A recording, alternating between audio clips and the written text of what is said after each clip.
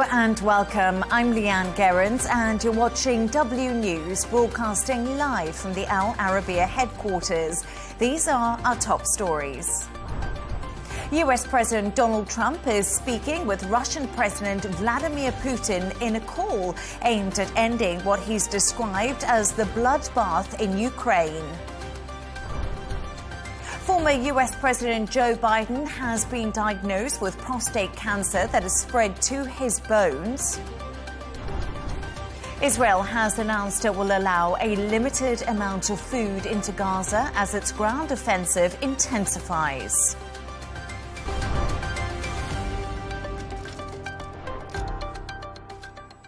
US President Donald Trump is speaking with Russian President Vladimir Putin in a call aimed at ending what he's described as a bloodbath in Ukraine.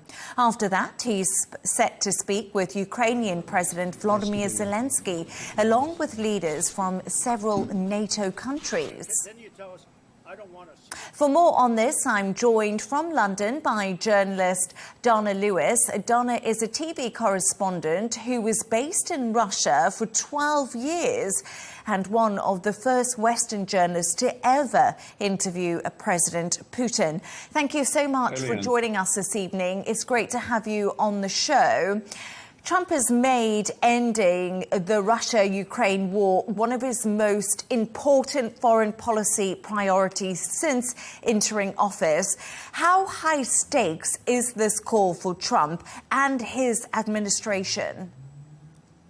Well, I don't think it's politically high stakes for Trump. I mean, he already is way beyond what he said during the political campaign where he would end the war in 24 to 48 hours. I mean, we're months beyond that. So I guess we're really at a pivotal moment, though, in the sense that the Trump administration, whether it be led by his Secretary of State, or whether his Rubio or his Vice President J.D. Vance, or whether it be Trump himself or his negotiator, Witkoff, they're simply kind of reaching their wits' end in terms of trying to get the fighting stopped, trying to get Russia to agree to a 30-day ceasefire, which Ukraine agreed to. And they kind of feel like this is one of the last diplomatic moves for America to have a long one-on-one conversation with Trump, where Trump believes that his sort of personality and charisma may somehow convince President Putin to stop the shooting. Many people are pretty dubious of that notion, but it's an important call because President Putin's going to have to say yes or no, or give some kind of sign to the Americans that he's sincere himself when he says that Russia wants to end the war. From your experience interviewing Putin and covering the Kremlin, what's your sense of how he's likely to respond to this kind of direct pressure from the US President Donald Trump? Well, I would say it's interesting, first of all, the way that this unfolded in terms of diplomatic theater today, because President Trump was supposed to talk to President Putin and then brief Ukrainian President leader Zelensky afterwards. And in fact, we know now that, according to the White House, that Trump spoke to Zelensky first, and then he got on the phone with President Putin, and they've been on there for more than an hour. We don't know the exact minute the call started. But I think when you look at President Putin, he's just very good at stringing Trump along, stringing the Americans along and saying, yes, he wants to end the war, but he won't end the war because the longer the fighting goes on the ground, the more the Russians are able to take territory in those four regions. And they believe that maybe towards the end of this year, the Ukrainian lines could collapse and they'll completely occupy the four regions that they have publicly announced that they want to annex, Kherson, Lugansk, Donetsk, and Zaporizhia, and then they'll have what they want anyway. So I think that they want to go on fighting, but they don't want to anger the American administration, which has talked about more possible sanctions, stronger sanctions. And so, Putin will flatter Trump and appear not to say no to President Trump. But that's exactly what he's doing. He is saying no, and he's continuing to fight, and he's not very sincere in terms of ending the war. Or if he is sincere in wanting to end the war, his conditions are so harsh that Ukraine simply will not meet those conditions. And do you think that you said Ukraine might not meet those conditions, or certainly won't meet those conditions that Vladimir Putin is putting on the table? Do you think we could see the US pressuring Ukraine to accept those red lines from Russia to end what Donald Trump is calling the bloodbath in Ukraine? You know, compromise is one thing, capitulation is another. And Ukraine is not prepared to completely do away with its armed forces now. It will never trust Russia in a peace agreement or go through full demilitarization or agree to a much smaller force. Maybe they'll shelve plans to join NATO. It's possible that Zelensky will have to let the Russians have 20% of Ukraine under American pressure. It's possible that Ukraine may agree to international recognition of Putin's invasion of the Crimea and illegal annexation there. But they're not going to surrender after all of this. And I don't think Zelensky has the power to tell Ukrainians he would do that anyway. So there are all sorts of problems in the negotiations. And even Russia's put forward another major demand, and that is that Ukraine give up demands for reconstruction of Ukraine paid for by Russia, and that could amount to trillions of dollars. Trump and others, notably J.D. Vance, have said they will walk away from ceasefire talks if either side aren't willing to compromise. We've heard this time and time again. But will this be seen as a defeat for Donald Trump, who is, given so much to trying to end this war between Russia and Ukraine? Yeah. I mean, it's a good question, Leigh Ann, because I think that Trump is already positioning himself to say that this wasn't his war, that this was Biden's war, and that therefore he's not responsible for it. And therefore any failure, the implication is that any failure on his part to get the guns to stop firing there is not his problem or wasn't his defeat there. So he's already kind of laying the groundwork for walking away from these negotiations. It's interesting also that, in connection with your question, that Vice President J.D. Vance said yesterday that Putin doesn't know how to get out of the war, quote unquote. That he doesn't know how to get out of the war. I mean, that's a very interesting take by the Trump White House, that Putin really wants out of the war and he doesn't know how to get out of it. I mean, a lot of people, especially European leaders, would say that Putin doesn't want an end to the war. It's not that he doesn't know how to end the war. Yes, and we also heard J.D. Vance speaking today once again when he was just coming back from Rome, because we know he was at the Pope's inauguration and Zelensky was also there, and they held a meeting. So we are seeing things happening on the sidelines, if you want to put it that way. Well, I mean, it's certainly an interesting meeting where you see Zelensky and J.D. Vance sitting around with other European leaders and smiling at one another after that blowout in the White House 2 months ago, where they basically were throwing Zelensky out of the White House. So, yeah, I think they've paved the road back. That is seen as something positive for Ukraine.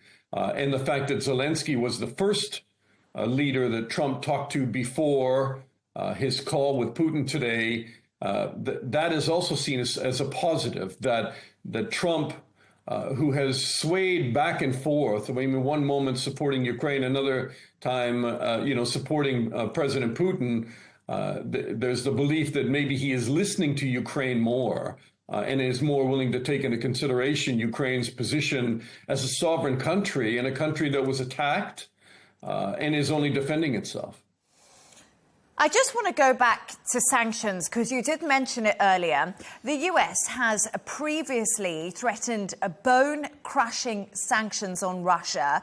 So has the EU, if we have a look at things. And as you mentioned, is this the only way, do you think, possible to pressure Putin into peace or into a ceasefire? I mean, that's a key word, pressure, right? I mean, what's the leverage on Putin if he really is not sincere in stopping the war? If he wants to take more of Ukraine, if he wants to go further in Europe into the Baltics and Latvia, Lithuania, Estonia, possibly attack Poland, to reestablish Russia as an empire, as he's talked about it, like Peter the Great. I mean, what is the leverage that America or anybody else in Europe has to stop Putin in his tracks? So, lifting sanctions and promising some kind of economic prosperity, that hasn't worked so far.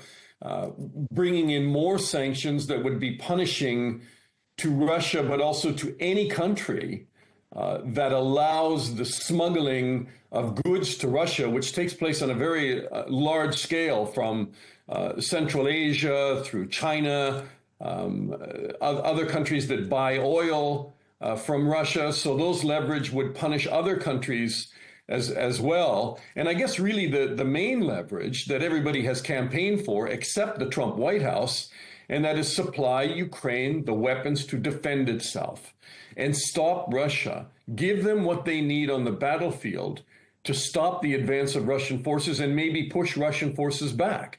But Trump decided early on that he wasn't going to follow the same path that President Biden did, and he's largely stopped those weapon shipments, and that's going to affect the front lines of Ukraine as the months roll on in 2025, and Ukraine is in a very serious position because of it. But yes, sanctions are probably the one thing that Trump might levy, unless he's just going to totally withdraw from these talks. And so what is Putin offering him on the call right now? It'll be very interesting to know what Putin offers in terms of ongoing dialogue and painting some kind of picture where he tries to convince Trump that he's sincere in talking and ending the fighting. I mean, what's he going to promise the Americans? Well, we still haven't had any clarification that call has ended. So it's actually fairly long call, Dana Lewis. I'm not sure what you think of the fact that it is going on for a little while. Well, I think that they've known to talk quite long in the past, and I think their last phone call took 2 hours. So that would give us at least another 30 minutes of President Trump talking to Putin. These are not generally video calls, they're audio calls with translation, which takes a long time because President Putin can speak English. But when it comes to negotiations, then he talks, because they're technical, he'll speak Russian and there'll have to be translations. So they take a long time. I think maybe the fact that they go on a long time is a good sign that they have something to talk about. And there are some issues that Trump feels that he can make some kind of headway on with President Putin.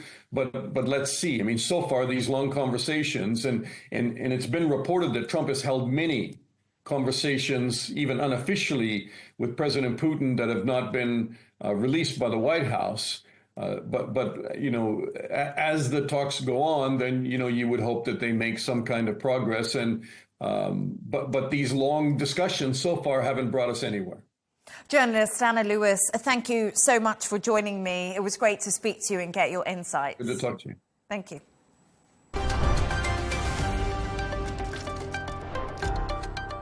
Now, a win-win. That's how Prime Minister Keir Starmer is describing a major new deal between the UK and the EU. The agreement covers everything from food and defence to fishing and even travel. President of the European Commission, Ursula von der Leyen, said the agreement opens a new chapter in the UK-EU relationship. Let's take a listen at what they both had to say shortly after unveiling the agreement. We're turning a page. We're opening a new chapter in our unique relationship. This is the story of historical and natural partners standing side by side on the global stage, facing most of the same challenges, pursuing the same objectives, like-minded, sharing the same values, and thus we are looking for solutions that are beneficial for both our people and standing shoulder by shoulder when it comes to really getting to the solutions. This is the first UK-EU summit. It marks a new era in our relationship. And this deal is a win-win. It delivers what the British public voted for last year.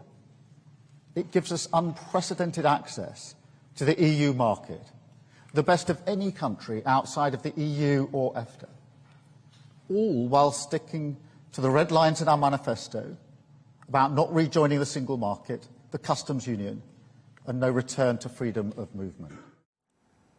For more on this, I'm joined by Al Arabiya senior correspondent Karina Kamel.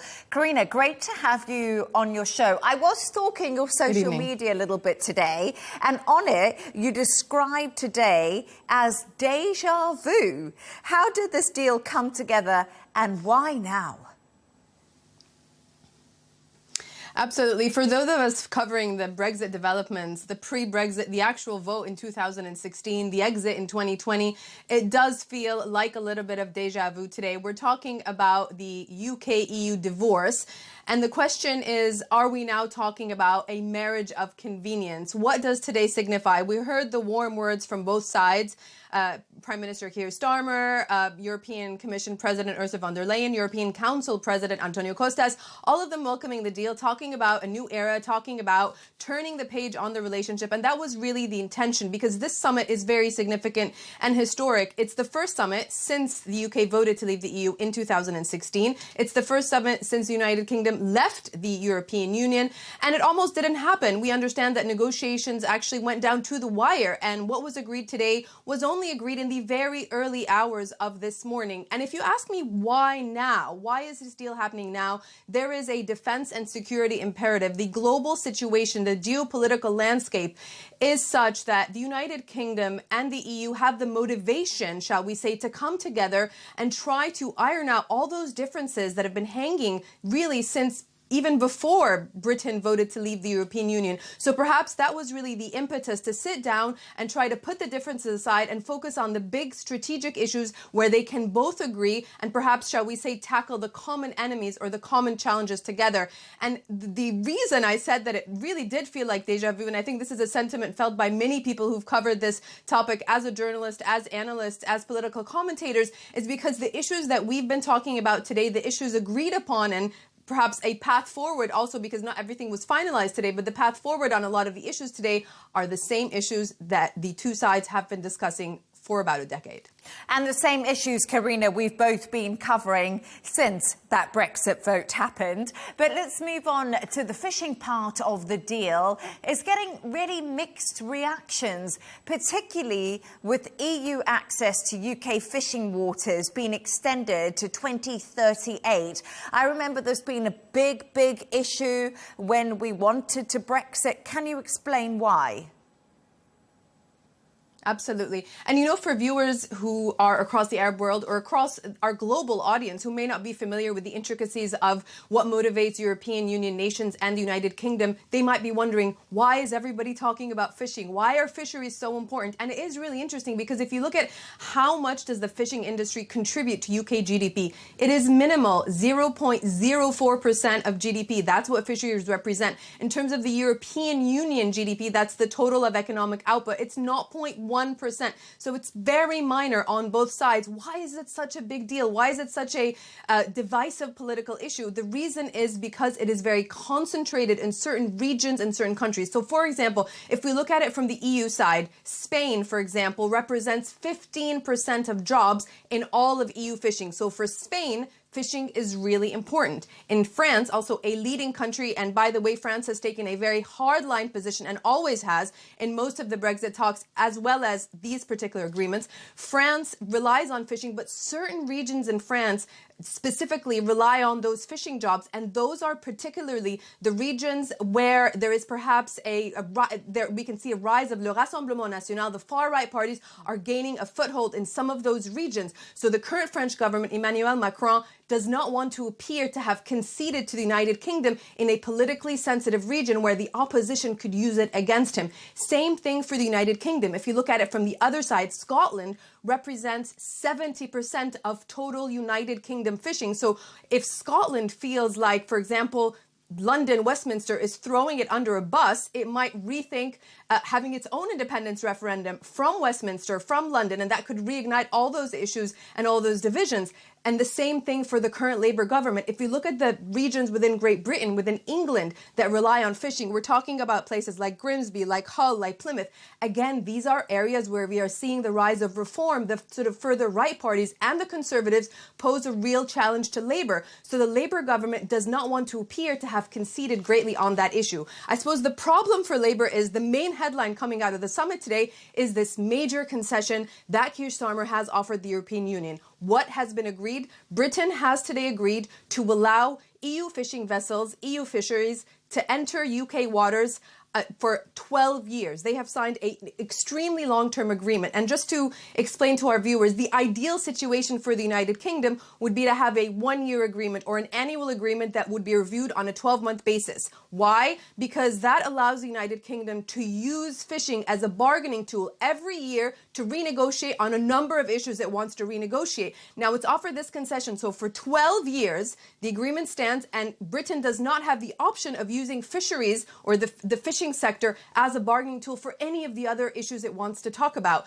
The other thing is the quotas. They will remain as they are for 12 years. Some representatives, for example, of the Scottish fishing industry are describing this as catastrophic because it means that they can't lower the quotas for 12 years. Obviously, it's a big win for the European Union because that was one of their absolute top priorities. So far, if we look at that particular issue, it looks like perhaps the UK has conceded more than the EU on this particular topic.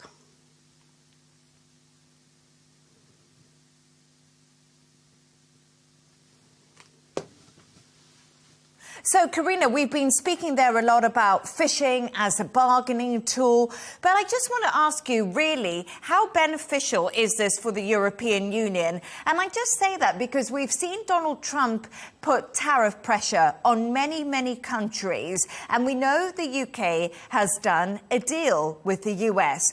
Are the European Union now looking to the UK where they can get trade and they can benefit from, because they don't know what's coming when it comes to US tariffs?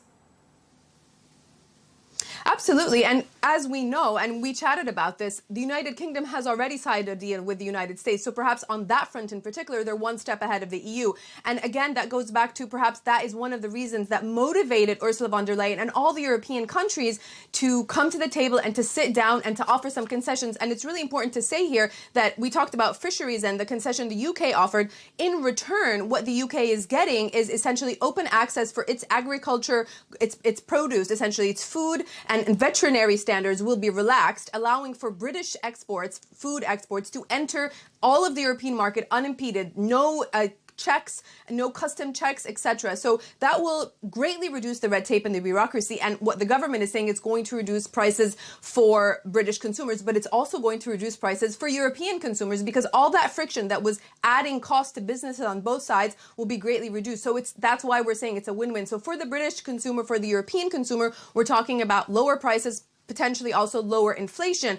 And in terms of the sort of wider picture, it is in the European Union's interest to have a better frictionless relationship with one of its nearest neighbors with whom it's had this very close trading relationship over decades that has obviously suffered greatly. So on the food topic, for example, since Brexit, the volume of food exports from the United Kingdom to the EU has dropped 30%. That's a really big drop. Now, if the agreement is in fact implemented quickly, we're going to see a lot more trade from the UK to the EU, but also vice versa. And the youth mobility scheme is extremely important. Although it wasn't agreed in fine print, the parameters of it were announced today. That is something that the EU is also greatly asking for. The Erasmus University scheme, again, if we look at the figures in terms of mobility, at the end of the day, previous experience showed us that when you look at the numbers, there are historically been more European youth and students coming to the United Kingdom versus British people going to the European Union. And so that is also something that the EU has been really fighting for, and one of their top priorities along with fisheries. So that, again, is another win, shall we say, for the EU. And when they're looking at the bigger picture and they're looking at all the challenges they're facing in terms of terrorists from the United States, etc., they're saying, you know what, we're going to look to the UK, we're going to improve our relationships with them, because in the current situation, that's our best bet right now. Karina Camel, always great to have you on. Thank you so much for joining me.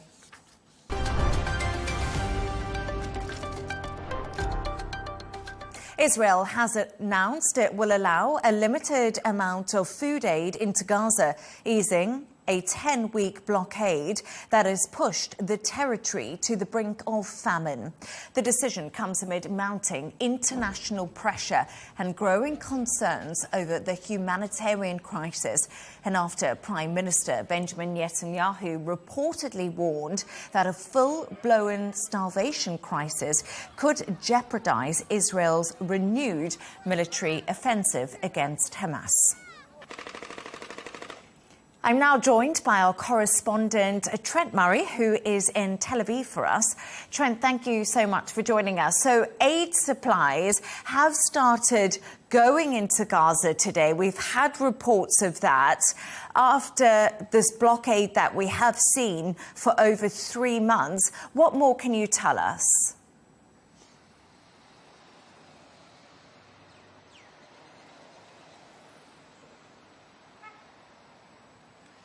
Yeah, Leigh Ann, about 20 minutes ago, we got official confirmation here from COGAT, which is the official Israeli body that oversees Palestinian affairs, that the first of that aid has now entered the Gaza Strip. That would represent the first aid into the besieged strip since March 2nd. We're not being told exactly what it was, but earlier today we got some insight from the Foreign Ministry, who said that the first batches of aid are going to prioritise flour, baby food and medical supplies. Now, what we are not getting answers to questions around is just how much of this aid will enter and how quickly it will get there. All the Israelis are saying today is that over the coming days there will be dozens of aid trucks. Now, of course, we know this comes after almost 3 months of this blockade being implemented against a backdrop of criticism, concern about the welfare of people in Gaza. Estimates by the UN that around 500,000 people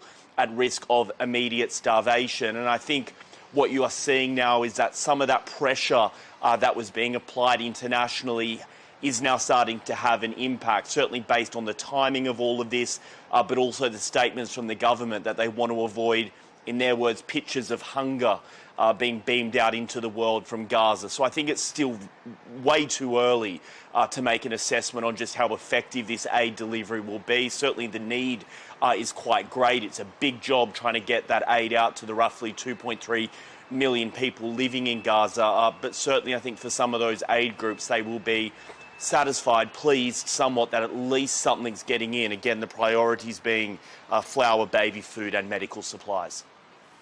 Yes, indeed, Trent. I'm sure some much-needed relief for everyone. But Israel has also ramped up its offensive in Gaza. And we also heard from Prime Minister Benjamin Netanyahu earlier. What more did he have to say?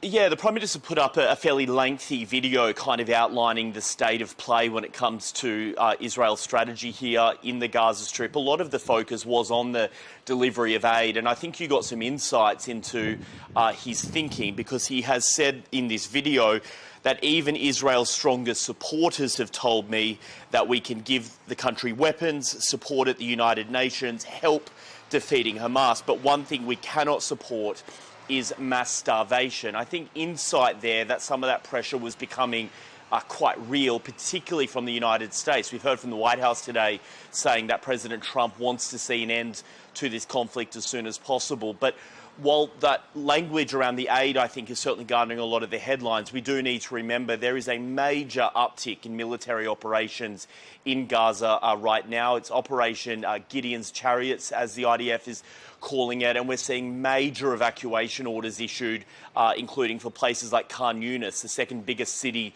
in Gaza in the south, where hundreds of thousands of people have been sheltering. Those warnings are coming with some quite serious language around unprecedented and imminent attacks coming from the IDF. So I think right now, the situation on the ground does remain quite tense. We certainly are seeing the airstrikes continue, as well as those ground operations. It will be a crucial few days for the Gaza Strip.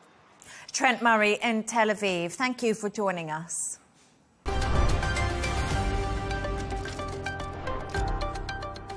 Former US President Joe Biden has thanked well-wishers for their support after revealing he's been diagnosed with prostate cancer that has spread to his bones. According to a statement, the diagnosis was made on Friday after the 82-year-old saw a doctor last week for urinary symptoms. Biden, who left office in January, is now undergoing further evaluation and treatment planning. For more on this, I'm joined by oncologist and president of Atossa Therapeutics, Dr. Stephen Quay. It's an absolute pleasure to have you on the show, Dr. Stephen. Thank you for joining us. So I just said there, Joe... Happy to be here. Great to have you. Joe Biden has been diagnosed with an extremely aggressive form of prostate cancer. And it said that this was diagnosed recently. Why was this not diagnosed any earlier? Well, I think, I mean, in medical school, they tell you when you hear hoofbeats, think of horses, not zebras. So there are some very rare cancers that could operate as fast as this did. But the 98% probability is that this was known at the time of his physical last July and wasn't revealed. It's simply not credible to have cancer be in your bones 13 months after having any sort of prostate examination. The prostate cancers that do not produce a PSA, which is the blood test, also are not hormone sensitive. So we're told that this cancer is hormone sensitive. So it rules out the 2% of cancers that wouldn't be detected by a blood test. So I think in all likelihood, he has known that he has had prostate cancer for about a year. Now, I've gone further, and I'm certainly speculating here, but the treatment for prostate cancer of this type is something called ADT, androgen deprivation therapy. And the two major side effects are cognitive decline and falling down. You lose skeletal muscle, and about 37% of all men will fall down during the first year of treatment there. So now I'm beginning to wonder whether perhaps he was under prostate cancer treatment in the last year, and some of the things we saw on camera were the side effects of that treatment. Doctor, you've just basically answered the second question I was going to talk to you about, because Joe Biden's health has been under the spotlight and really intense scrutiny, especially his cognitive ability. So, as you said, you think that this diagnosis could explain some of the former president's behavior that we have seen, and we also know he dropped out of that election race quite late on. Yes, I think, and I'm being specific about the fact that the treatment for metastatic prostate cancer has side effects that include cognitive decline. It's not the cancer itself that would necessarily cause cognitive decline, but I suspect it was known that he had pretty advanced cancer. The treatment would have been put in place, and then some of the falling and some of the cognitive decline would be attributable to that. There could be multiple causes of the cognition even before the prostate cancer, but this level of metastatic disease is probably a 5 to 7 year process. Potential treatment and next steps have been revealed. Hormone therapy has been suggested. How effective is this in helping what Joe Biden has been diagnosed with? Yeah. So for your viewers who, many of the men will eventually have prostate cancer. It's the most common cancer in men. So the treatment for hormone-sensitive cancer is really good for 2 to 3 years, and it absolutely stops the disease from progressing. But Darwin sort of raises his head, and the tumor evolves to be independent of testosterone, and then it starts to grow again. The treatment no longer works. You're then in the chemotherapy zone, which is a little harsher, a lot harder to take. But for an 82-year-old man, I think this will be part of his final chapter, but may not be the final endpoint. And just for everyone watching and the men out there that you just said to yourself, how easy is it to diagnose prostate cancer? Well, you can get into the high triage area very quickly. A blood test for something called PSA and a digital rectal exam to feel the prostate through the rectum. Those two tests will find 95% of all cancers. They will also find some inflammation or infections or just benign prostate enlargement. So you do have further diagnostic tests. But to end up with metastatic cancer in your bones, you usually see that in clinics where people don't have insurance and they show up in the emergency room. So that this is not a finding for a presidential, for a person who has been a president for 4 years, a vice president, a senator. It's just not credible that this wasn't known. And King Charles has actually written to Joe Biden after his cancer diagnosis.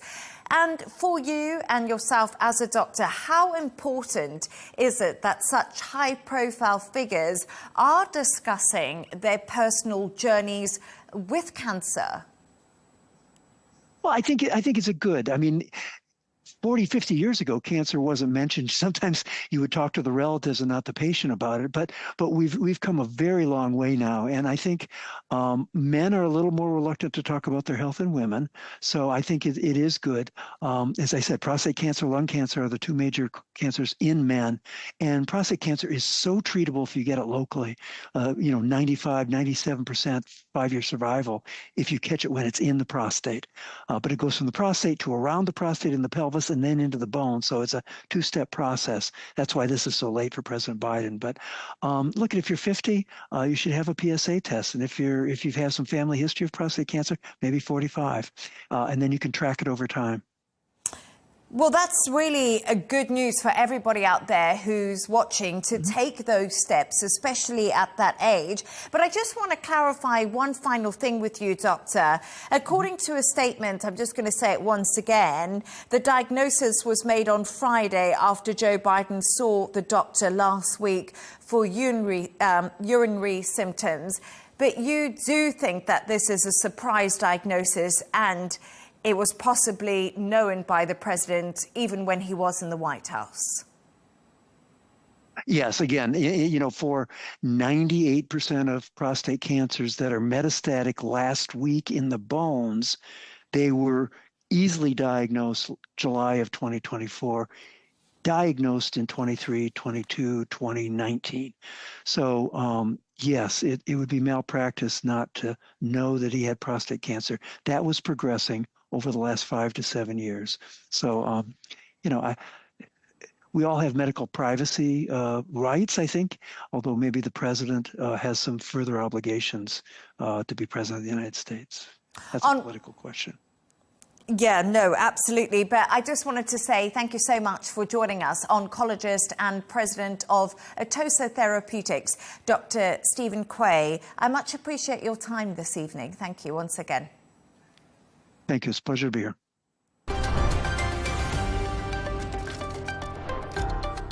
Let's take a look at the top business news now. Finance leaders from G7 countries are seeking unity on economic security, Ukraine, and artificial intelligence cooperation. According to experts, officials meeting this week in Canada will be looking to keep the powerful Western policy alliance from fracturing amid US tariff pressure. G7 members Japan, Germany, France, and Italy all face a potential doubling of US reciprocal taxes to 20% in July. Spain has ordered Airbnb to withdraw more than 65,000 listings for holiday rentals that violated existing rules from its platform. The Spanish government is targeting listings that lack license numbers or owner details. This is part of a general crackdown on a business blamed for contributing to the housing crisis in the country. Turning to all the sports news now, and Scottie Scheffler has collected his third major and his first PGA championship at Quail Hollow on Sunday, shooting a final round 71 to take home a 5-shot victory. Scheffler joined Tiger Woods and Jack Nicklaus as the only golfer to win 3 or more majors and 15 or more PGA Tour events by the age of 29. And Carlos Alcaraz has beaten Jannik Sinner to win the Rome Masters in straight sets.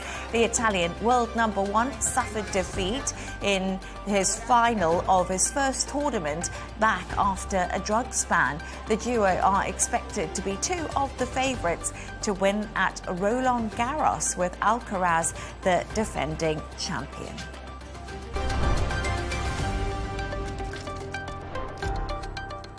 A reminder of our top stories. US President Donald Trump is speaking with Russian President Putin in a call aimed at ending what he's described as the bloodbath in Ukraine. Former US President Joe Biden has been diagnosed with prostate cancer that has spread to his bones. Israel has announced it will allow a limited amount of food aid into Gaza as its ground offensive intensifies. And that's all from us on W News. Don't forget to subscribe to our YouTube channel and also follow us on X. The rail deal is coming up next. Plus, we'll be back in just a couple of hours with W News Extra. Goodbye and thank you for joining us.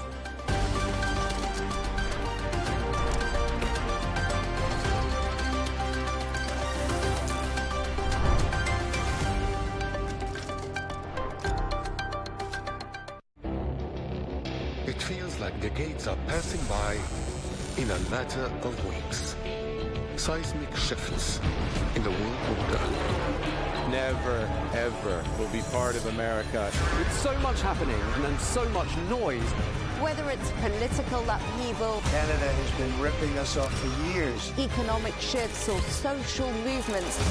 And no one wins from tariffs. I think America can be more friendly to the rest of the world. The in-depth analysis and all the latest developments across the globe. To have an inclusive policy together. The meetings with Hamas gave me some hope. We're in another nuclear arms race. The most important development straight to your screen. Welcome to the dressing room. I'm on my own. I need backup. And an insightful look at the issues shaping our world today. It was not going to happen, that war, and it happened. Join us on Arabiya News,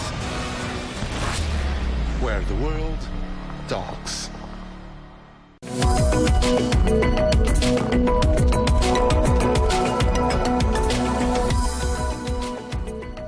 Hello and welcome to The Real Deal, coming to you from the Arabiya English headquarters. This is your weekly bulletin, bringing you all the latest business news headlines and analysis from Saudi Arabia. Coming up, the US President Donald Trump visits Saudi Arabia, mixing diplomacy with some significant business deals.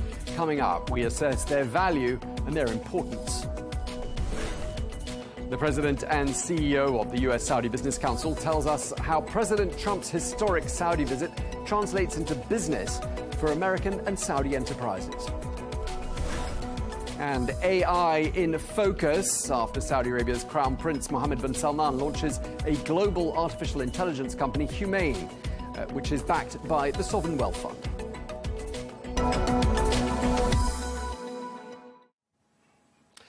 Hello and welcome. We begin with an in-depth look at the visit to Saudi Arabia by the US President Donald Trump. Well, this visit was the first major foreign trip since he took office in January. In addition to discussing a host of geopolitical issues, economics and defense partnerships were very much under focus during the talks between President Trump and the Crown Prince Mohammed bin Salman. Well, during this visit, the US received a commitment from the kingdom to invest $600 billion in a series of deals, which include nearly $142 billion in defense sales. Well, this marks the largest set of commercial agreements ever between the United States and Saudi Arabia across multiple sectors, including energy, infrastructure, health, and defense. Well, here's President Trump speaking at the US-Saudi Investment Forum in Riyadh. And with this trip, we're adding over $1 trillion more in terms of investment into our country and buying our products. And, you know, nobody makes military equipment like us. We have the best military equipment, the best missiles, the best rockets, the best everything. Best submarines, by the way. Most lethal weapon in the world. See, we've never had anything like this happen. It's an explosion of investment and jobs, and great companies are coming in. Never seen anything like it. There's no better place to make a future or make a fortune. The US President speaking there in Riyadh. Well, let's listen now to what Crown Prince Mohammed bin Salman had to say about the deals. The strength of economic relations between our two countries has been reflected in the growth of trade, which reached $500 billion during the period 2013 to 2024.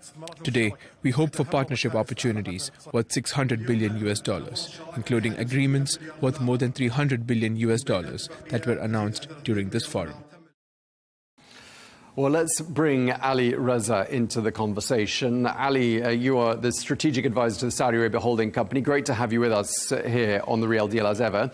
We were just listening before we crossed you to the Crown Prince Mohammed bin Salman outlining these enormous deals that have been struck there in Riyadh, and President Trump before him.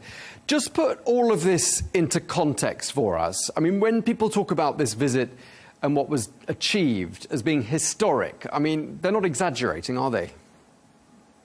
Not at all, Tom. I mean, we're calling this a visit, but really this was a $600 billion geopolitical event, we could argue. And the flurry of announcements that we saw over the 24 to 48 hours, nothing short of incredible.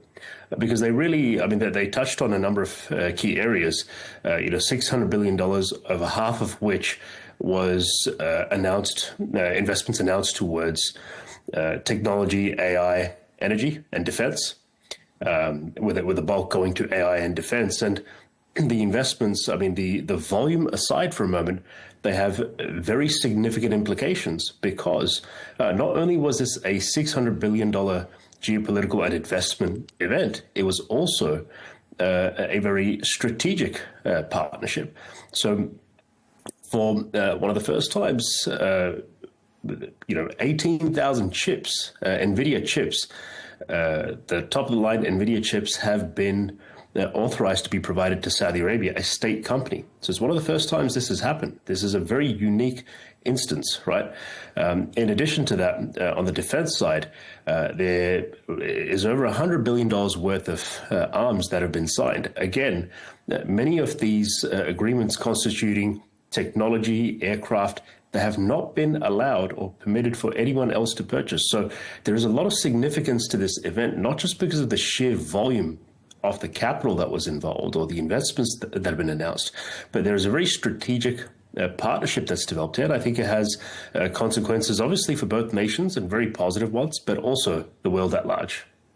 Okay, so you mentioned tech and defense as being perhaps the key sectors in which big deals were struck. I don't know if you've got anything more to say about that, but there were some other sectors as well, weren't they, as well as tech and defense? Yeah, well, I mean, first of all, in tech and artificial intelligence, it's you look at just take a look at the footage of the people walking through and greeting in the ceremony. We had from the likes of the Qualcomm execs to Elon Musk to Jensen Huang. I mean, the extent of the deal making or the relationships that were developed here are quite broad and extensive. The new AI initiative called Humane was just announced earlier this week, and on the back of this forum, we saw Humane sign deals with Qualcomm, NVIDIA, with a number of enterprises to really activate that overall AI strategy. NVIDIA is underway on a $10 billion joint partnership with Humane off the back of this. So definitely tech was very exciting. As I mentioned earlier, I mean, defense was in focus, but there's a bit of attention on energy as well. So Aramco is expected to be investing somewhat in the US. And there was a partnership that DataVault signed, which is a $20 billion partnership with Supermicro to build sustainable AI-driven data centers with a big focus on energy sustainability in the US as well. So it was quite far-reaching and it was very broad in its nature. Okay. Obviously, a huge delegation of US CEOs. You mentioned some of them. I mean, the CEOs of Boeing, Amazon, OpenAI, Coca-Cola, Uber. I mean, it was more a case of who wasn't there, wasn't it? Yeah, that's certainly one way to look at it. I think, this was really, if we step away from the investments and the programs for a moment, I believe this was extending an olive branch. So it was an expression of trust and relationship and a desire to work together, partner, trade together, and really share the best of both worlds. I think both sides came to the party wanting to create a real and lasting relationship. Absolutely. There were executives from a number of major U.S. enterprises, but all of that can really be boiled down to the expression of trust and relationship. That's what this event was. Right. And so, the tone that was struck there, and again, you mentioned it with the example of the NVIDIA chips. A considerable amount of trust invested by the United States in Saudi Arabia. Do you think, trust and reciprocity, that sort of sums it up, doesn't it, in terms of the buzzwords and the tone in the discussions? Most definitely. And, once again, if you've been following the engagement and the coverage of the event and the forum, you can see, I think at least you can see the body language of the leaders that are involved there, particularly His Royal Highness, the Crown Prince Mohammed bin Salman and Donald Trump. Yes, there were, a little bit of, there were some niceties exchanged and some gestures, but I felt, there's a very genuine expression of friendship there. And the keywords trust and reciprocity, yes, they're correct. That was the tonality throughout the whole event. And as I mentioned earlier, the granting of NVIDIA chips, this is a huge point of contention. This is something that's been in discussion for many years now. Not many regions in the world have had the privilege of securing such high caliber technology. And the reality is, at least in the current age, for the foreseeable future, NVIDIA is really the only one who is able to design or manufacture such technology. And given everything that's happening in the AI race, it's, the access to such technology, in my opinion, is the equivalent to the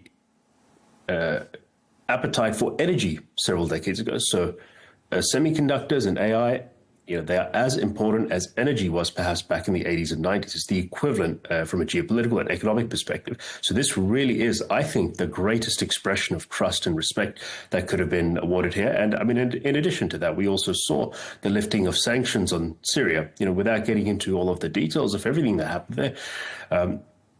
Trust and reciprocity were absolutely the frontline thematics. And the granting of this technology was just, I think, one expression of many. Okay, and you touched on the exchanges between the US President Donald Trump and Crown Prince Mohammed bin Salman.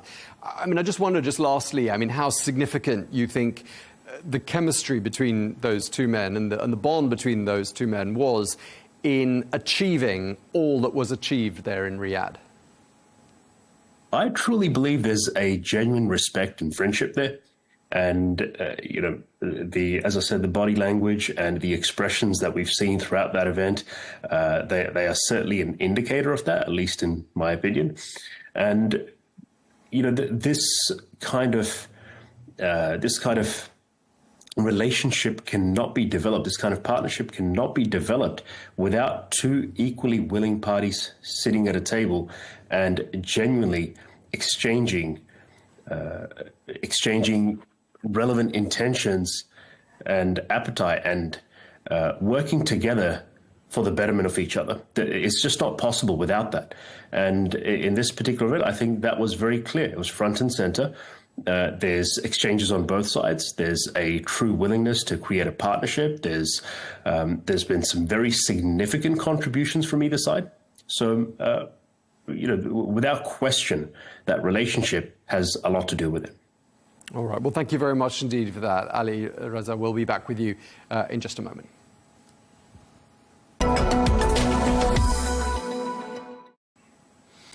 Well, as President Trump's visit to the region continues to send ripples right across the political spectrum and global markets as well, let's take a closer look at the actual beneficiaries of the agreements and the policies agreed to by the leaders of the United States and Saudi Arabia, notably the businesses and the entrepreneurs that run them. Well, one group that enables cross-border collaboration between firms in both countries is the US-Saudi Business Council. We're joined now by Charles Halab, who is the CEO and the president of the US-Saudi Business Council. Thank you very much indeed for joining us, Charles. You're in Riyadh, I see, and I'm told you were at the investment forum, which was held at the King Abdulaziz International Conference Center there in Riyadh earlier in the week. How would you describe the mood in that conference center? Well, first, thank you so much. Great to be with you today. The mood is easy to describe. It was absolutely electric.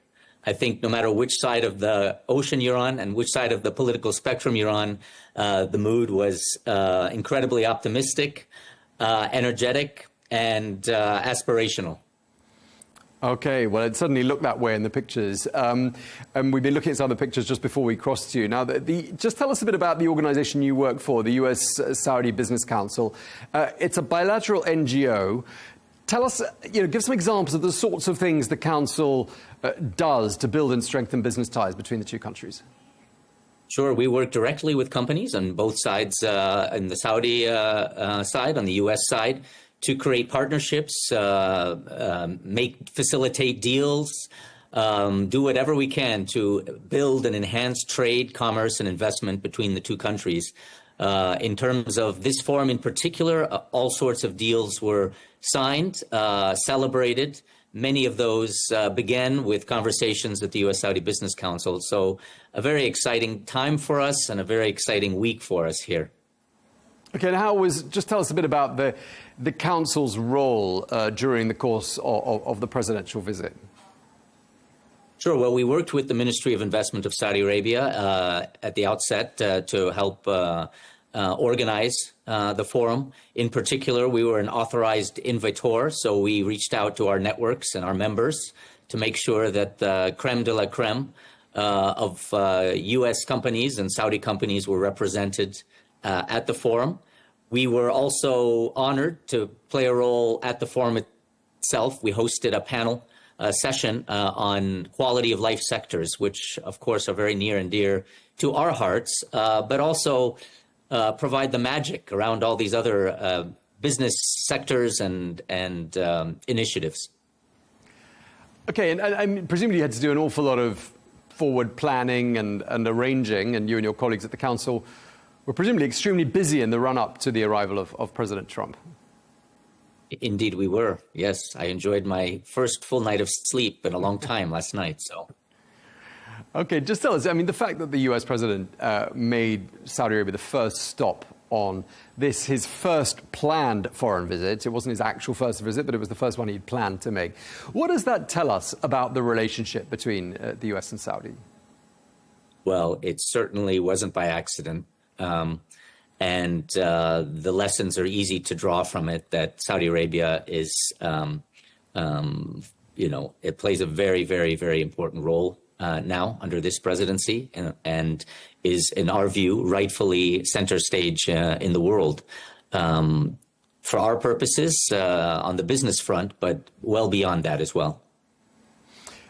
So where does this then take U.S.-Saudi relations? I mean, where do we head to from here as a result of that visit and that historic forum? Well, I think this is the beginning of a new chapter. We like to think of it as the chapter of true partnership. You know, the relationship between the United States and Saudi Arabia is very, very strong, has been strong.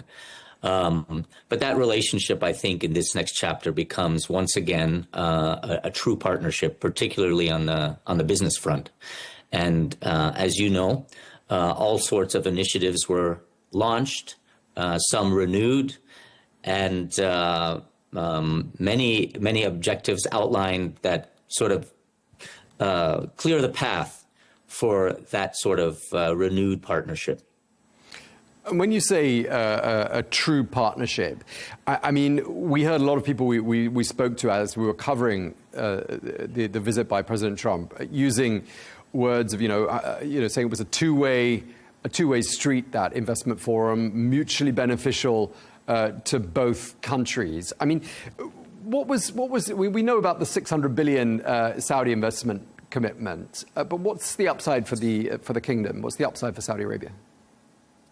Well, I don't think it's just 600 billion, without any strategic purpose or intent around it. I think about Vision 2030. That's very, very important to the kingdom.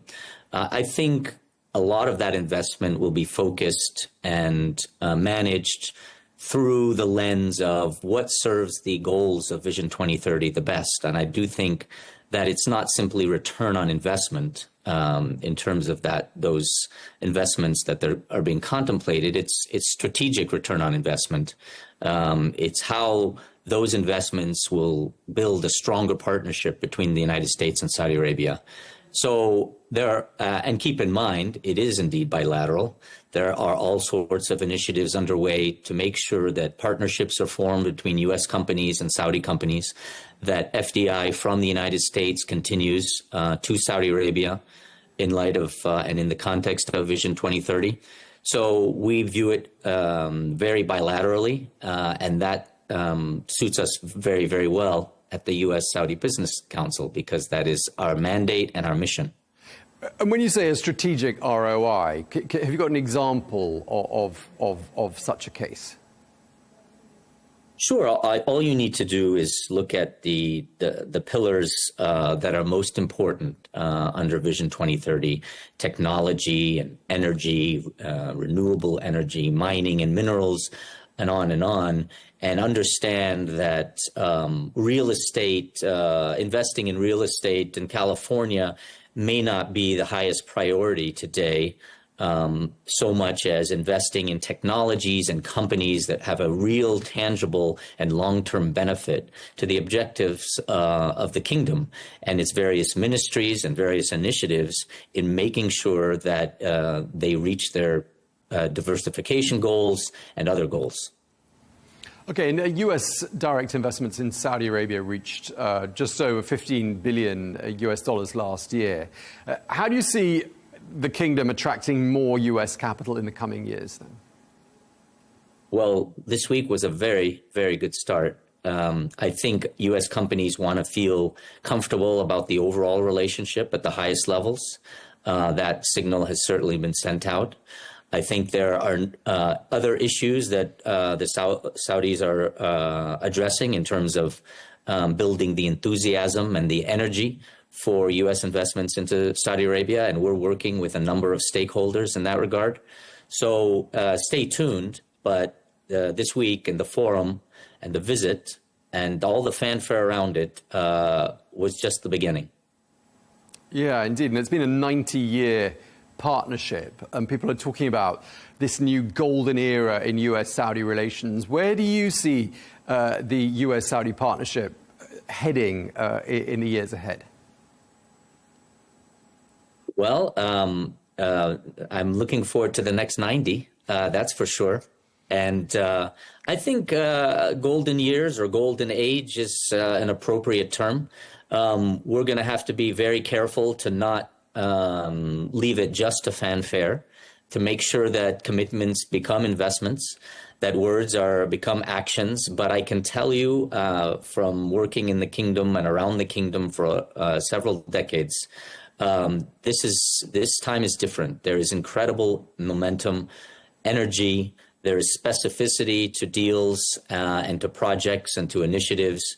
And we view ourselves as on point to make sure that all of this becomes the true partnership that we seem to be celebrating here today. Yeah, and obviously your role, as you've been describing it, is to facilitate business in both directions. We've been talking to a lot of people on this channel the last few days about how to do business in Saudi Arabia, and We've heard from Saudi economists and experts telling us, there are certain things you shouldn't do. And then, there's a sense in Saudi Arabia people are fed up with people viewing Saudi Arabia as being a kind of an ATM machine. They don't like being patronized or preached to. I mean, have you got any golden nuggets of advice that you give your clients, your partners, when they want to enter the Saudi market? Yeah, not unlike what you just described. Those days are long gone, if they ever existed in the first place, where people could come here and just expect the kingdom or any of its stakeholders to pony up money for this investment or that investment. It all has to have a story related to it, and a story that is in furtherance of the objectives of Vision 2030. And you don't need me to talk about those at length, probably, but they're very clear and very ambitious. And those are the kinds of decisions that will be made with respect to Saudi investments going forward. And you're absolutely singing our tune when you say this is not a time to come and simply view Saudi Arabia as a cash machine. Saudi Arabia enjoys incredible prominence on the world stage these days. And for the United States and for U.S. businesses, they deserve the respect and recognition as a strategic partner. Just going back to the deals that were struck during President Trump's visit to Saudi. I mean, obviously lots of sectors affected, the obvious ones being energy, defense, tech, space to a certain extent as well. Which sector do you think holds the greatest long-term potential for collaboration, do you think? Oh, you're going to get me in trouble. This is like asking about children. I love them all equally, Tom. Greatest long-term, I really, probably technology, if I had to pick one. But there are others that are very near and dear to my heart. The session we did was on quality of life sectors, for example. And I think that's where some of the magic resides. In tourism and culture and sports and entertainment. That creates the magic that, in my view, enables great initiatives in energy and technology and other areas. Right, and there's an argument, isn't there, that they all feed each other, and there's, once you've got an ecosystem going, it becomes a self-fulfilling prophecy. Picking you up on tech there, I mean, obviously artificial intelligence very close to the hearts of a lot of people around the world, but it seems like Saudi Arabia is really keen on developing AI. Obviously, US chips are going to be used there in Saudi Arabia, and that involves a lot of trust, doesn't it? Because the United States doesn't give that kind of trust away very easily. Well said, yes. In this particular area with respect to chips and in other areas, you can see the flavor of the week, and even behind the scenes, there's trust on show. Just two quick questions before we wrap up. I'd like to take you back to the forum and the mood there. And I just wanted to ask you, what do you think stands out for you from there, or maybe another element of President Trump's visit as being the photo moment of the whole time that he was there? Well, the photo moment is the moment with MBS, or the moments with MBS and Trump together. Those symbolize the new chapter, the friendship, the partnership, and so on and so forth. But what was different about this, and I've been to many of these forums, as I'm sure you have, the electricity was genuine. The skepticism was not there. I mean, skeptics were converted over the course of the last few weeks, and that was really interesting and eye-opening for me. And what was the loudest moment in that forum? I mean, we had a glimpse of, obviously clips and footage of the forum taking place in Riyadh. But, in terms of the audio, what was the moment where people gasped or clapped the loudest? Maybe hard to say, but my sense was the announcement about Syria. was figuratively and literally the loudest moment in the room. Yeah, that tallies with what we were told. Well, thank you very much. We're going to have to leave it there. Really appreciate you taking the time to speak to us. Charles Halab, the CEO and the President of the US-Saudi Business Council. Thank you for your time, sir. Great to be here. Thank you.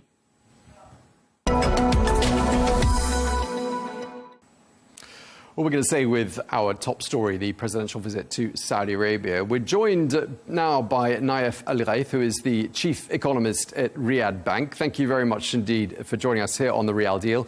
We're also joined by Ali Raza, the strategic advisor to the Saudi Arabia holding company, who's with us every week. Thanks to you as well, Ali. I just really want to talk to you both about the impact and the fallout of a visit like this by President Donald Trump, all those deals that were struck, that large delegation of sort of an A to Z of CEOs of all the big companies anyone's ever heard of in the United States. I mean, let me start by asking you, Naif, I mean, what is the impact of those kind of announcements, that kind of a visit on the Saudi economy, do you think? Well, thank you very much, Tom, for having me. Definitely, this visit is very important, and we saw so many key people, including Elon Musk, Sam Altman, Jensen Han. These are the top individuals in the world, and we saw so many deals coming. If anything, this signals the important relationship between the Saudi Arabia and the U.S., and also signal the importance of the Saudi economy. And this gives also a confidence to investors to Saudi Arabia as a great place to invest and sustain their investment. And Ali, I mean, just picking up on what Naif was just saying there, I mean, there's a lot of symbolism, isn't there, having those sorts of people in those sorts of numbers all descend on one country at the same time? Most definitely. I'll pick up on a keyword Naif used, confidence. And the confidence, I believe, is international, but it's also local. You know, the presence of such industrial champions in any economy is a huge signal to the international investors, but also to the local economy. Platforms like this, you know, NVIDIA is joining hands with Humane to build infrastructure in region. Platforms like this have a cyclical effect. You have enterprises that are created. You have the people that work in these enterprises. There is capital that circulates through the economy that's then passed on to other future entrepreneurs. And so the cycle goes. So the confidence, I think, is a very important aspect of this. It's a big thematic takeaway from this. But I think it's also important in this kind of conversation to acknowledge it's international, but it's also local. It's a win-win for all. Naif, I mean, in terms of takeaways, in terms of the numbers and looking at the deals, what for you are the biggest takeaways of those eventful 24 hours that President Trump was on Saudi territory?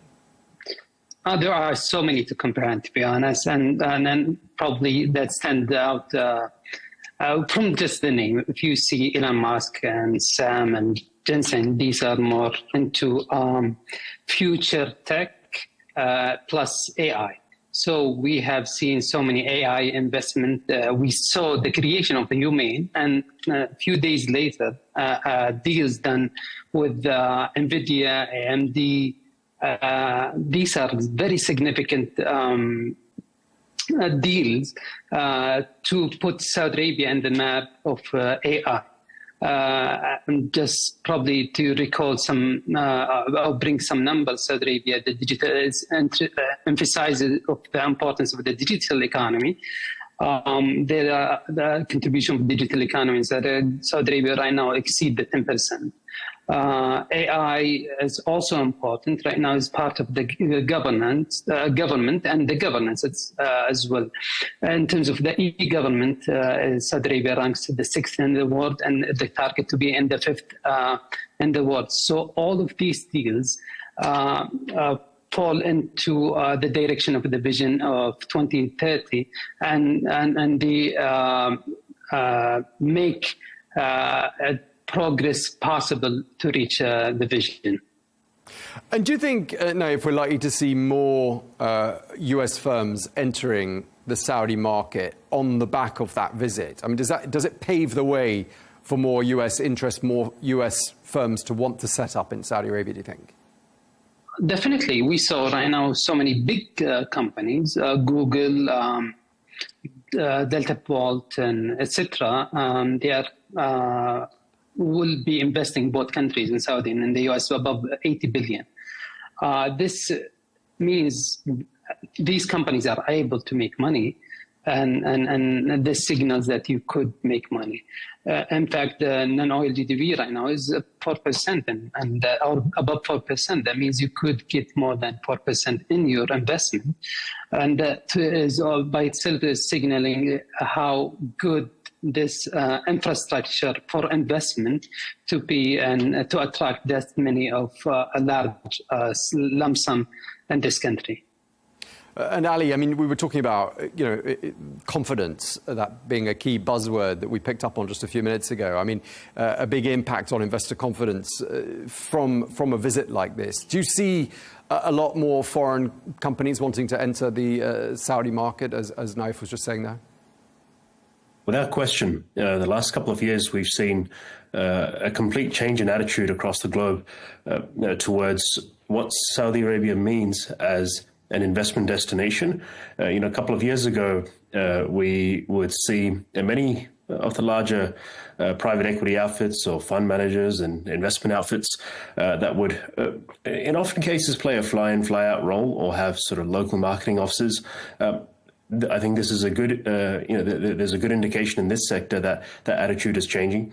KKR recently appointed a new chairman of the Middle East and committed to putting an investment team in place there. We're seeing a lot more of the private equity outfits very seriously considering deploying in region rather than just raising in region.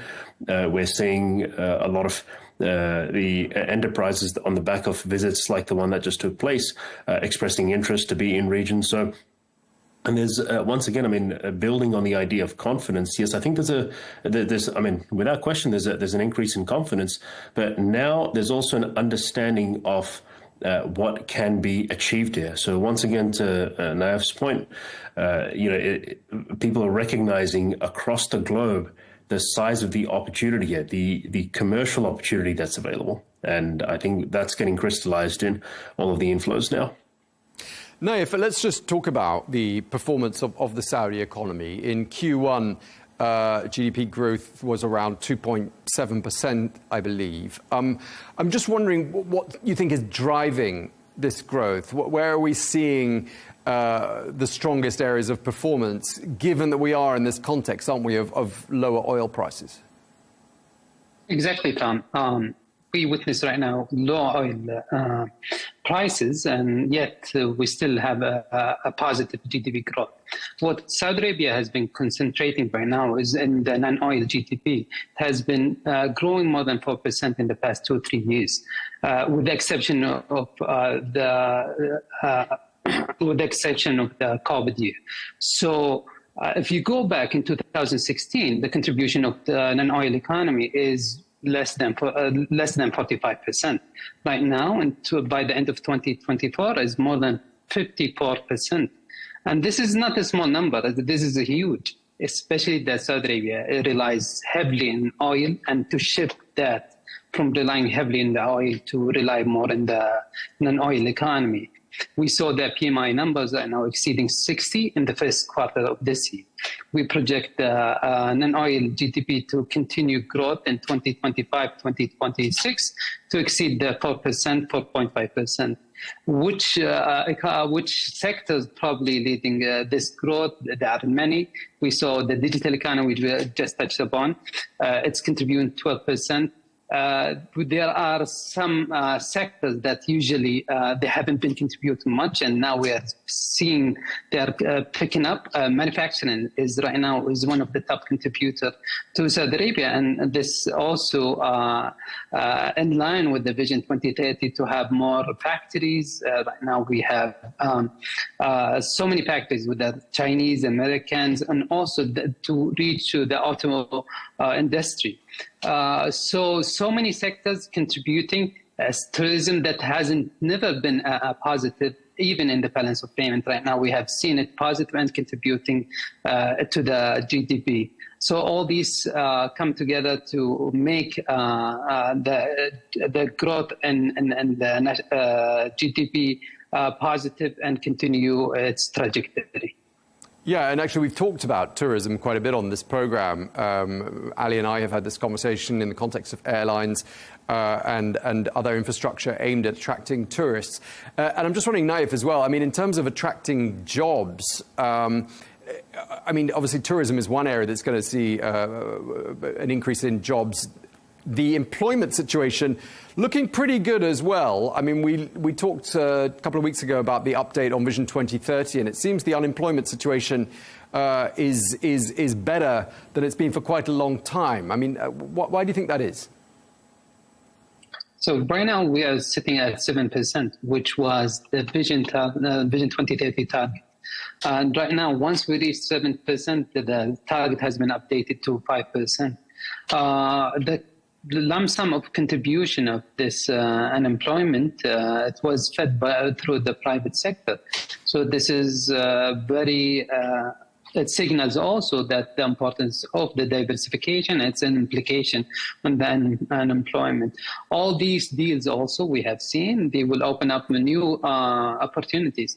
We need to remind ourselves it's quite challenging for a young nation to sustain and decrease the unemployment, because every day we have new comers to the labor force. So the new graduates, they look for opportunities in the market, in the labor market, and they find these opportunities. And you need to increase the opportunities more than the number of the new graduates to reduce the unemployment. So it has been challenging, but with these initiatives and opportunities, the number has been got to the target, and now we have a new challenge to reach into a new target. Ali, just to bring you back into the conversation, in terms of one of the things we've noticed, and I think we've talked about this before as well, you and I, is how small and medium-sized enterprises are also quite a big part, aren't they, of the growth in jobs. I mean, are they affected, do you think, by all of those big deals as well that we were talking about that happened during the presidential visit? Well, once again, Tom, these kinds of platforms, investments, initiatives, they have a cyclical effect, right? And with all of the economic development underway, all the different industries and sectors being developed, as Naif just said, there's a very large pipeline of factories being built. Yes, of course, there are new opportunities. SMEs and the SME attitude is changing. People want to start businesses. They want to do more. There's opportunity to do more. And the creation of these platforms, the introduction of these investments, they create opportunity and they create capability and they bring knowledge and IP to the region. So, of course, capital aside, all of these elements have a cyclical effect throughout the economy, and we're seeing that reflected in the numbers and the activity on the ground.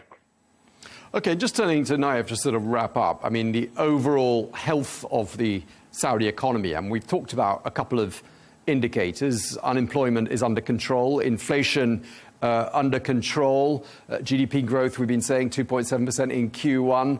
I mean, overall, things look pretty good, don't they? Any other key indicators you think we should be keeping an eye on? Perfect. Most of all the indicators you have mentioned are excellent. We also watch for the PMI. Right now, also the optimistic of investors are quite high, and we see it in the expansion territory. Right now, we have talked about the non-oil economy, but right now also there is a large segment of the oil economy. With the recent adjustment of the tariffs, there is expectation we have seen the few days before that Brent prices picked up slightly, so there might be also an increase in the oil economy. Okay, thanks, Naif. And Ali, your final thoughts on the overall health of the Saudi economy and the key indicators we've been talking about? Well, I think the most important thing to acknowledge here is that if the Vision 2030 progress report is an indication, the leading indicators are all in the green. They're showing positive momentum. Oil prices have been down recently, but oil prices go up and down. It's not the first time we've seen this movie. This is one of the reasons the Vision 2030 initiative is underway. It's to insulate the economy and diversify it away from reliance on any one source of income, and to create prosperity that transcends fluctuations from just the price of one single resource. So all in all, the leading indicators are in the green. They are positive, and I think the economy is on a positive track forward. All right. Well, thanks for that, Ali Raza. And thank you as well to our guest today, Naif Al-Ghaith, Chief Economist at Riyad Bank. Thank you both very much indeed.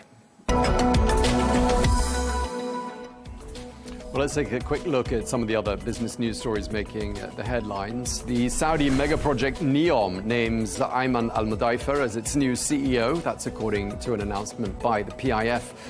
Al-Mudaifer has been NEOM's acting CEO since November, when he succeeded Nathabi Al-Nasser. Well, the new chief will be responsible for taking over the development of the ambitious project. The Saudi energy giant Aramco has signed agreements worth $90 billion with American companies. While coinciding with President Trump's visit, Aramco signed 34 MOUs to cover sectors including LNG, chemicals, and AI. Well, Amazon, Nvidia, and Exxon are amongst the US firms that entered into an agreement with Saudi Aramco. The interim CEO of Lucid Group, Mark Winterhoff, suggests levying tariffs on foreign cars to boost domestic manufacturing. Well, the interim CEO of the Saudi PIF-backed automaker says that the lack of tariffs may run the risk of, quote, killing the industry in its infancy. Well, Winterhoff called for more support for local players in the saturated auto market. And the US chipmaker NVIDIA has agreed to ship 18,000 chips to Saudi Arabia to help power a new data center project. Well, cutting-edge Blackwell chips, which is amongst the most advanced NVIDIA chips, will be used in a 500-megawatt data center in the kingdom. That's according to remarks at the Saudi-US Investment Forum in Riyadh. Well, staying with artificial intelligence, and at the center of this initiative between NVIDIA and the PIF is Humane. That is a global AI powerhouse recently launched by Crown Prince Mohammed bin Salman. And it's not just NVIDIA that's working towards this Saudi initiative. AMD, another leading American chip designer, is also set to partner with Humane as part of a $10 billion collaboration. Well, the CEOs of both tech giants were in Riyadh with President Trump. Here's what the CEO of NVIDIA had to say. As you know, artificial intelligence has been a revolutionary technology, the most transformative technology of our time, maybe of any time. And you've heard plenty about the capabilities of artificial intelligence. You've also heard how AI is going to transform every single industry, meaning that it's going to be the infrastructure of every single industry. And Humane is going to be building the AI infrastructure here in Saudi Arabia. AI is also in itself an industry. It is a manufacturing industry. It's a manufacturing industry that requires energy. And as you know, Saudi Arabia is rich with energy. Transforming the energy through this giant versions of these NVIDIA AI supercomputers, which are essentially AI factories. Okay, the CEO of NVIDIA speaking there. Well, Saudi Arabia has been working to develop its artificial intelligence capacity and strengthen its cloud computing infrastructure, pouring millions of dollars into the effort. Let's bring Ali Raza, strategic advisor to the Saudi Arabia holding company, back into the conversation. I mean, Ali, as we just heard there from Jensen Huang, AI is transforming every single industry. I mean, that goes a long way, doesn't it, towards explaining why it should be such a key focus of Saudi investment. Most definitely. AI itself is an industry, but AI is also the infrastructure to industry, as Mr. Jensen Huang just shared. This is the equivalent of, we could akin this to the internet. The internet or telecommunications itself is an industry, but it's also the infrastructure to all industry.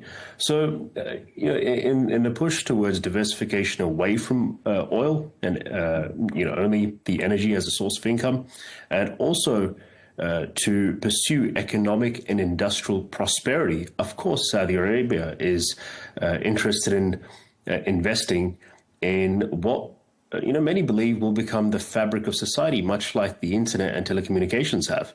So Humane has been, one of the most exciting, I think, developments towards this effort. Last year, we heard about ALAT, which is the Advanced Manufacturing and Semiconductor Investment arm of the PIF. Similarly, Humane has been established as what we expect will become a platform and a national champion for AI.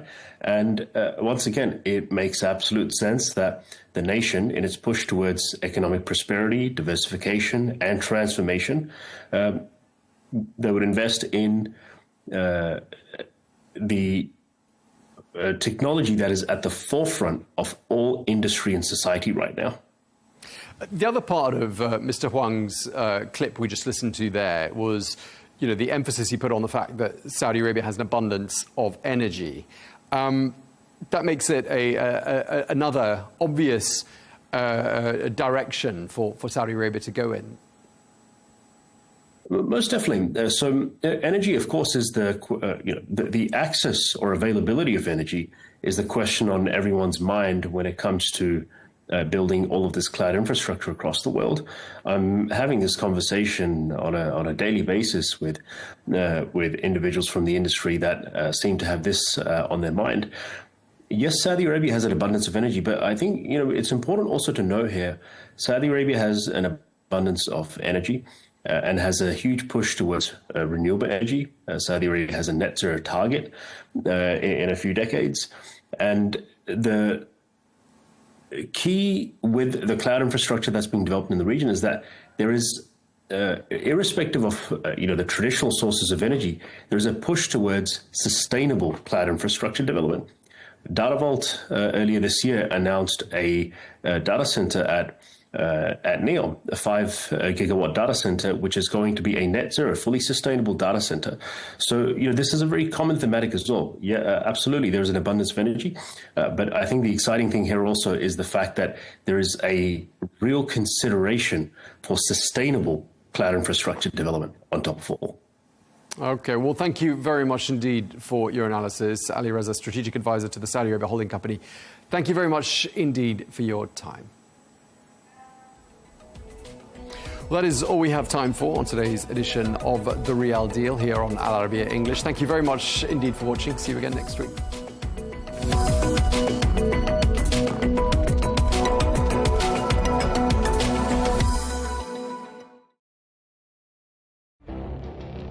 It feels like decades are passing by in a matter of weeks. Seismic shifts in the world order.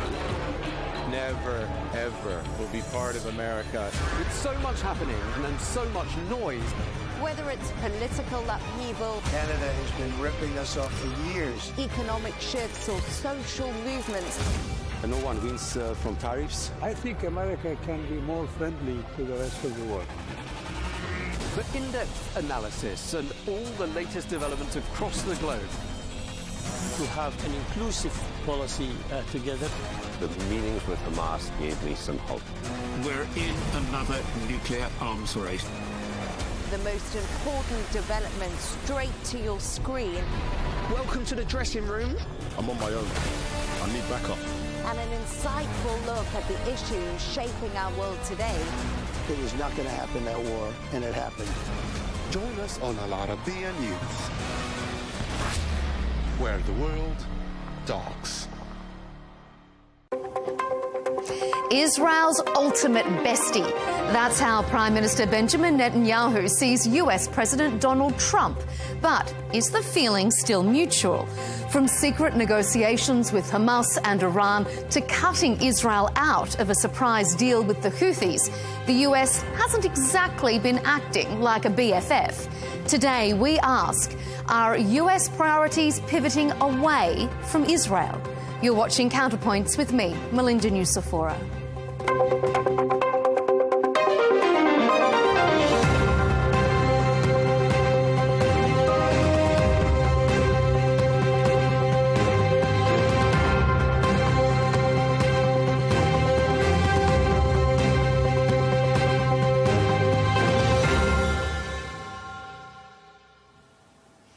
Benjamin Netanyahu was the first foreign leader invited to visit US President Trump when he returned to the Oval Office. But that house call isn't being reciprocated. Israel didn't make the cut for Trump's highly anticipated Middle East tour. It doesn't matter how many times Netanyahu says this. President Trump is the greatest friend that Israel has ever had in the White House. And the visit in Washington reflected that in every way. Actions speak louder than words, and the US has been making pivotal diplomatic moves without taking Israel into account. For example, during his visit to Saudi Arabia, Trump relaxed the timeline for normalization with Israel as a precondition of broader economic agreements. Indeed, the transactional nature of the president's Middle East tour points to a major diplomatic shift. If you've got something to offer Trump, he's ready to do business, and that could turn regional alliances on their head. The big question then is what all this could mean for Gaza. If America is entering a new phase of Middle East relations, could that weaken Israel's hand? And could it strengthen the push for negotiations and a firm day-after plan? On this episode of Counterpoints, we'll debate, is the US now sidelining Israel on key negotiations?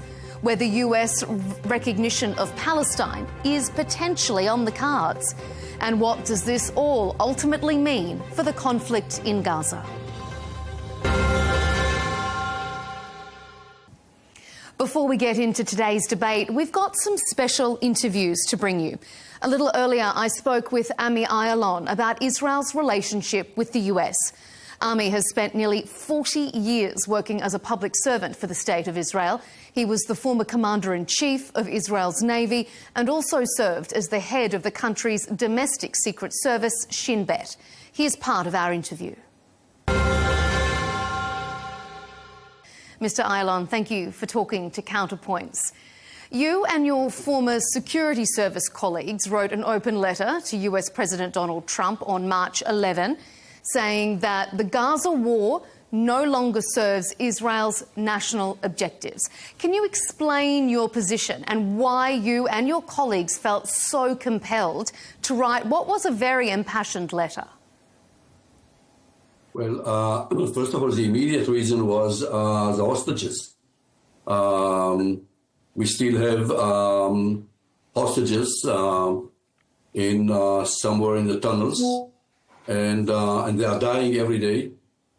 And I think that for us Israelis, we believe that the old concept, we rely on each other.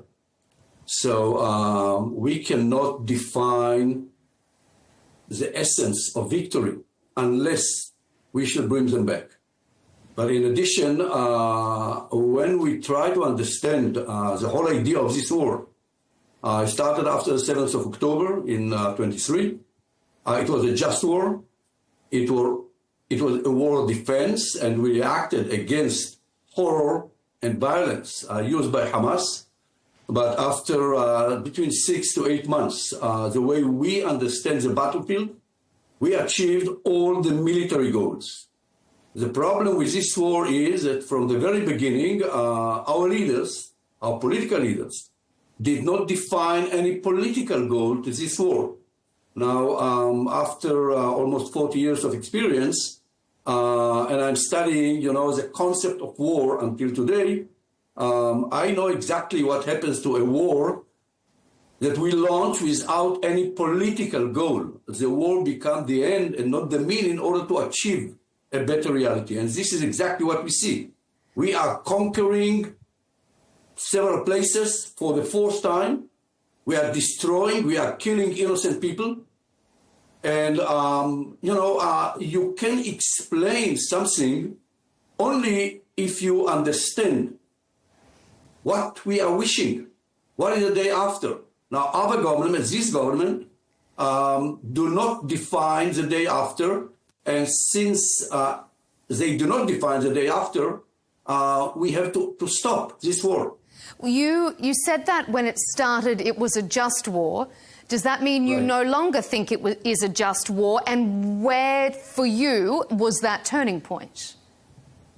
The turning point, first of all, I said from the first day that to go to war without a clear definition of the political goal is a huge mistake. But, you know, as all of us understood, it was a war of defense. It was a reaction against the horror and the violence that we never could understand until today. But the way we understand this war, it took us several months. Some people will tell you 8 months, some people will tell you 12 months. But we are fighting for the last 18, 19 months. We achieved all the military goals, which is to destroy the military capability of Hamas. Hamas are not acting as a military unit. They are acting because they are terrorists. But there is no way to eliminate all Hamas activists. We have to understand what we are facing is a very, very violent ideology. So do you believe then that effectively... we shall kill? Sorry? Do you believe effectively then that Hamas has been defeated in Gaza? From the military point of view, yes. We can measure it. And they do not act as an organization.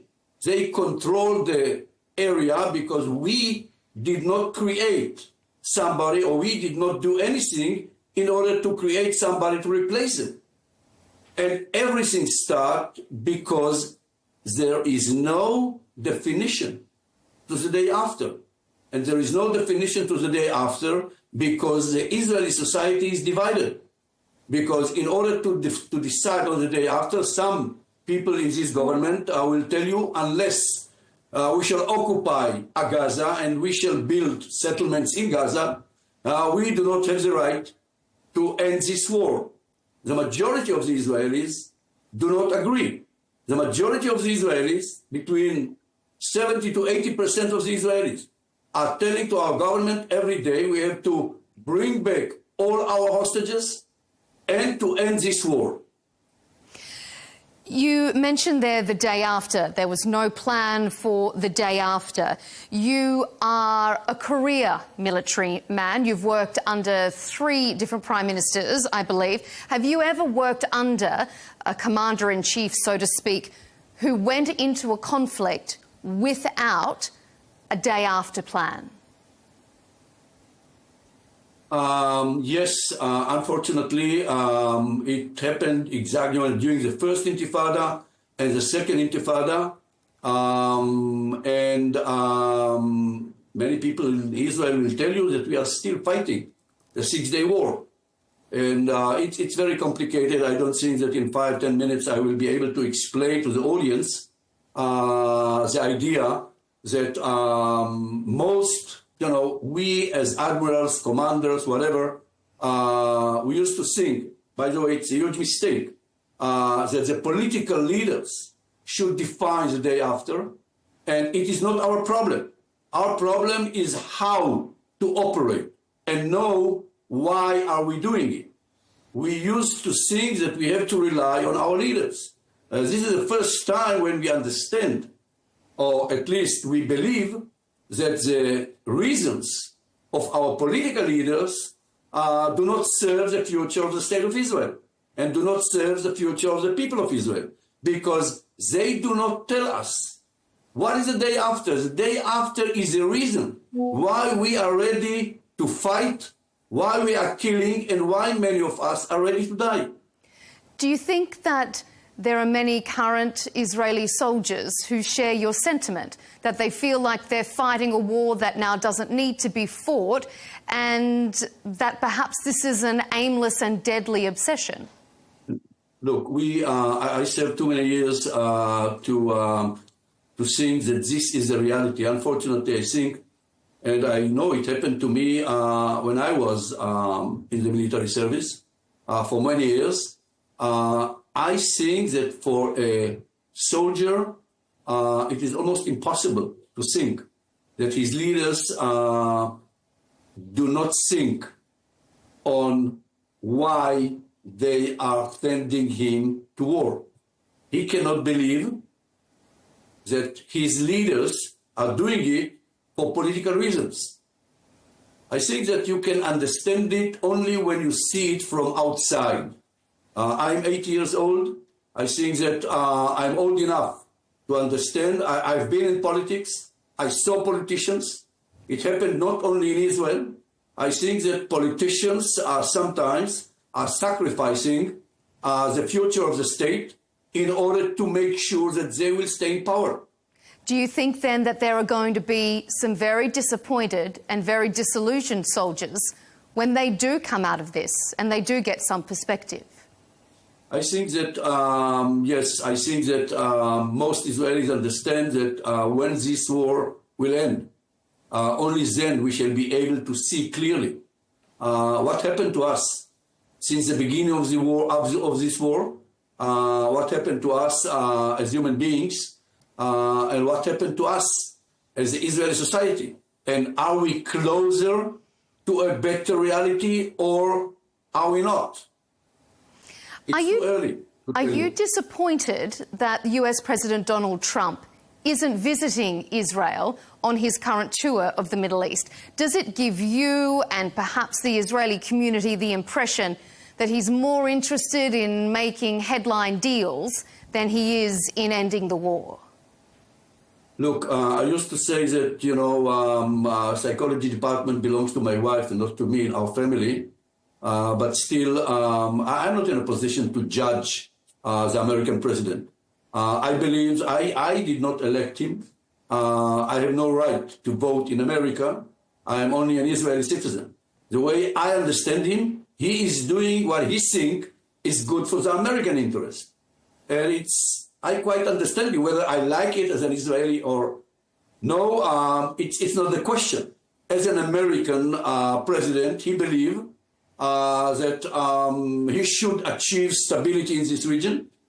I think that the only way to do it is to fly to Saudi Arabia and to try to persuade Saudis to go forward and to try to achieve a nuclear deal with Iran instead of going into a new war.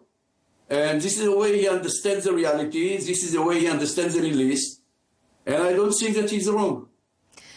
Do you think, though, how is it being portrayed domestically in Israel, though? There was this big hope that after the difficulties, perhaps, that Netanyahu faced under the presidency of Joe Biden, that Donald Trump returning to the White House gave the Israeli community the feeling that the full support of the US would be returning militarily, diplomatically. Domestically, are people still feeling that way? Or is there a sense that they're feeling abandoned? Again, Israel is a divided society. And I think that most people from outside, when they see us, they do not understand the rifts between the Israeli tribes. Many Israelis were very happy when Trump was elected because they used to believe that from now on, you know, we will be able to do everything and nobody will limit us and he will support us, whatever we should do. I didn't think so. And I think I even wrote several articles about it, explaining that finally, the way I understand the American president, if I have to predict, he will adopt the vision of Biden, but he will use another ideas in order to execute it. And if you ask me, this is the way I understand what he's doing now. The problem is that our leaders do not understand it and are not playing part. They are out of the game. So when he will go, he came to the, it's the first, after Obama, he is the only president, and even before Obama, who came to the Middle East and did not visit Israel as part of his visit. So I think that the Israeli government made almost every mistake, and we are isolated, not only in the world, but in the Middle East as well. It's not too late to change this course of action. And I want to believe that with the pressure from the international community, and especially if we shall understand, if the Saudis and the Egyptians and the Jordanians and the American president will tell us loud and clear, this is the future that all of us offer, a coalition, or a coalition that will bring, a regional coalition that will bring Saudis, Egyptians, all the stable states of this region, and we shall create the economy. We shall ensure our board, etc. It's a totally different future. I think that the Israeli society will have to listen, and this is a democracy. Finally, this coalition will not survive forever. You know, we'll always bring you all sides of the story here on Counterpoints, so we also spoke to Hamas about the current situation. Bassem Naim is a senior political official within the organisation and joined me a little earlier.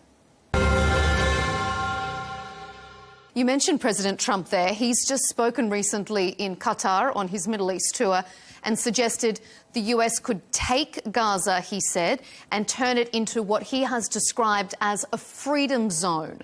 What does Hamas make of those comments and that suggestion?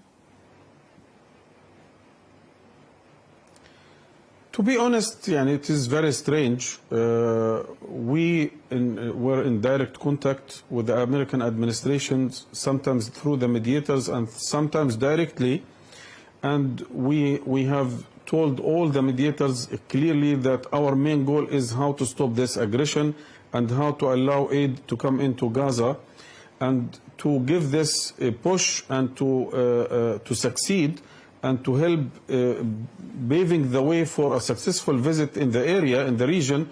We have made this gesture to the President Trump by releasing the Israeli-American soldier Alexander Aidan.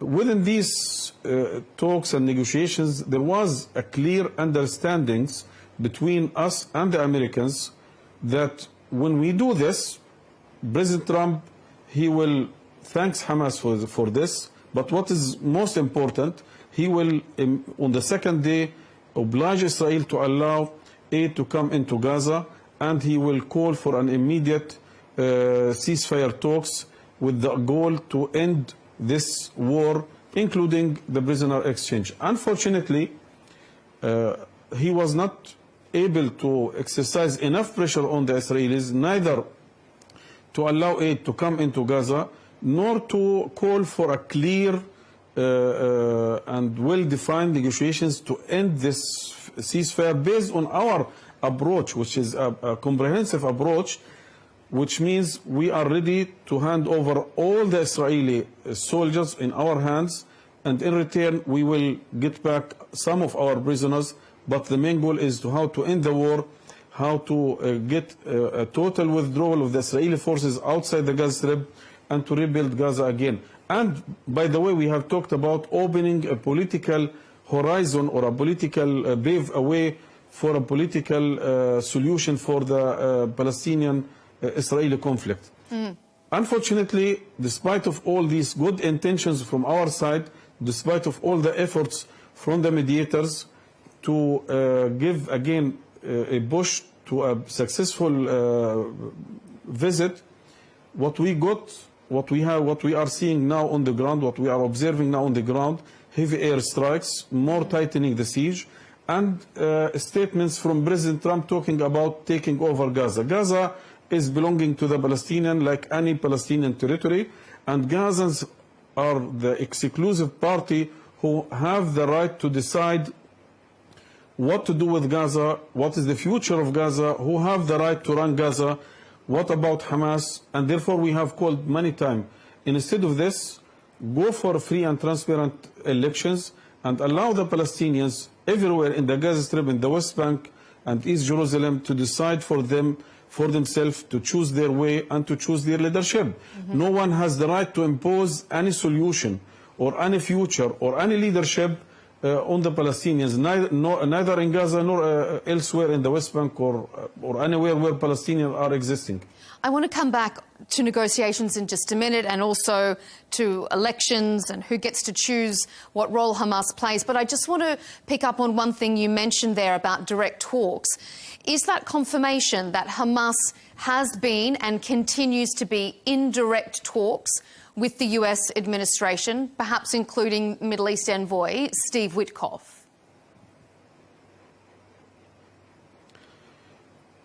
Yes and no. We were in some stations in direct talks with the American administrations, and we have met with some representative of the American administrations. One of the well-known cases was Adam Boehler and his team. And in some cases, we have talked to the American administration through the mediators, mainly the Qataris. So yes, there has been direct talks with the American administration, but yes, there was direct talks with the American administration. Again, Adam Boehler was one of the cases, but there are other stations or cases where we also were in direct talks with the Americans. And do you expect those direct talks to continue? Do you think they've been more productive than when Israel has been involved in the negotiations? Look, our enemy is only one. It is the Israeli occupation. And we have heard a lot about the vision and the intentions of President Trump to de-escalate the situation in a lot of areas around the world. He is doing this in Ukraine, he is doing this in Yemen, he is doing this by adopting negotiations with Iran instead of going towards war based on the wishes of Netanyahu. He is trying to do this, or he did it between India and Pakistan.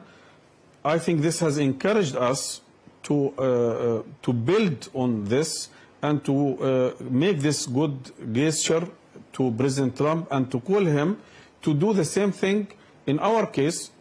First, to de-escalate the situation by ending this war immediately and allowing aid to go into Gaza, and then to call for opening a political path or a political way for a political solution of this conflict. We believe that President Trump can do it. He said repeatedly he is committed to peace. He is looking for a peaceful region, and we have said it many times. There will be no peaceful or stable or prosperous region without solving the Palestinian question. And in the core of this, and which is urgent, is to stop the war on Gaza and to end this genocide and to give the Palestinians in Gaza Strip to rebuild their life again by the aid and the support of all people around the world, including the Americans. Therefore, we believe that he can do it. If he wants, he can exercise enough pressure on Netanyahu, and he has all the tools to do it. He did it in different areas, as I mentioned. Do you think that, as far as Hamas is concerned, the Trump administration has been more effective to deal with than his predecessor, President Joe Biden?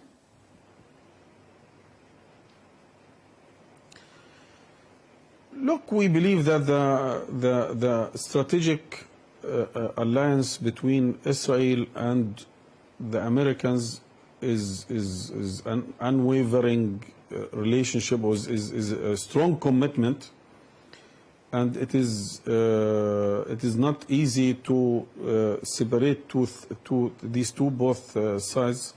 But at least we believe if President Trump and his team are looking for a more peaceful and prosperous region and in different areas around the world, I think they have to put their hand here in this conflict and to exercise enough pressure on the Israeli and the Israeli government and to put an end of this humanitarian disaster and genocide. Maybe President Trump is more clear about his intentions, and I was just going to ask, do you feel that the US is potentially frustrated with the US administration, as has been widely reported? Sorry, I beg your pardon. Do you think that President Trump has been frustrated with the Israeli administration, as has been widely reported, that there is frustration that Prime Minister Netanyahu isn't moving quickly enough on negotiations? Do you think that will allow the US to put more pressure on Israel? Again, if they have this vision to have a peaceful and prosperous region, they have to solve this question. Without solving this question, the Palestinian question, there will be no prosperous or peaceful or stable region. We believe that President Trump is looking for this and working hard to achieve this goal, but at the same time, we believe that he is surrounded by a lot of politicians, consultants, employees who are strongly committed to the Israeli vision and to the Israeli narrative and to the Israeli project. And therefore, we have seen this up and down policies or statements. Therefore, we believe, yes, if there is a clear, if he is upset with Netanyahu, this will help us to move a little bit forward. But without being strict and committed to solve this question, and to be sure that without solving this conflict in the region, all other steps to de-escalate the situation in Yemen, in Syria, in Lebanon, with Iran, it will be useless, or the outcome will be very, very minimal to reach the main goal of, again, a peaceful and prosperous region. There are reports that say Prime Minister Netanyahu has set today, Thursday the 15th, as the deadline to reach a deal. If nothing is agreed to, he intends to launch his expanded operation. Is this make or break day for the future of Gaza? First of all, Netanyahu and his radical extremist racist government, they were in Gaza for 17 months, and they have besieged and attacked Gaza for 17 months by all the capabilities they have, supported by the international community, especially the Western countries, in particular the United States, by all means, politically, diplomatically, weapons, financially, and so on and so on. And he has failed. He has failed along 17 months to crush the resistance, to retrieve his captured Israeli soldiers because of military pressure, and to forceful evacuation or expulsion of Palestinians. He failed. Therefore, he can do it again, but he will fail again, because as I said, what he failed at the beginning, he will not be. It will not be successful with divided Israeli political situation at the level of the army, at the level of the politicians, at the level of the society. He will not be able to do it, while the international community day after day is exercising more pressure legally and in the media.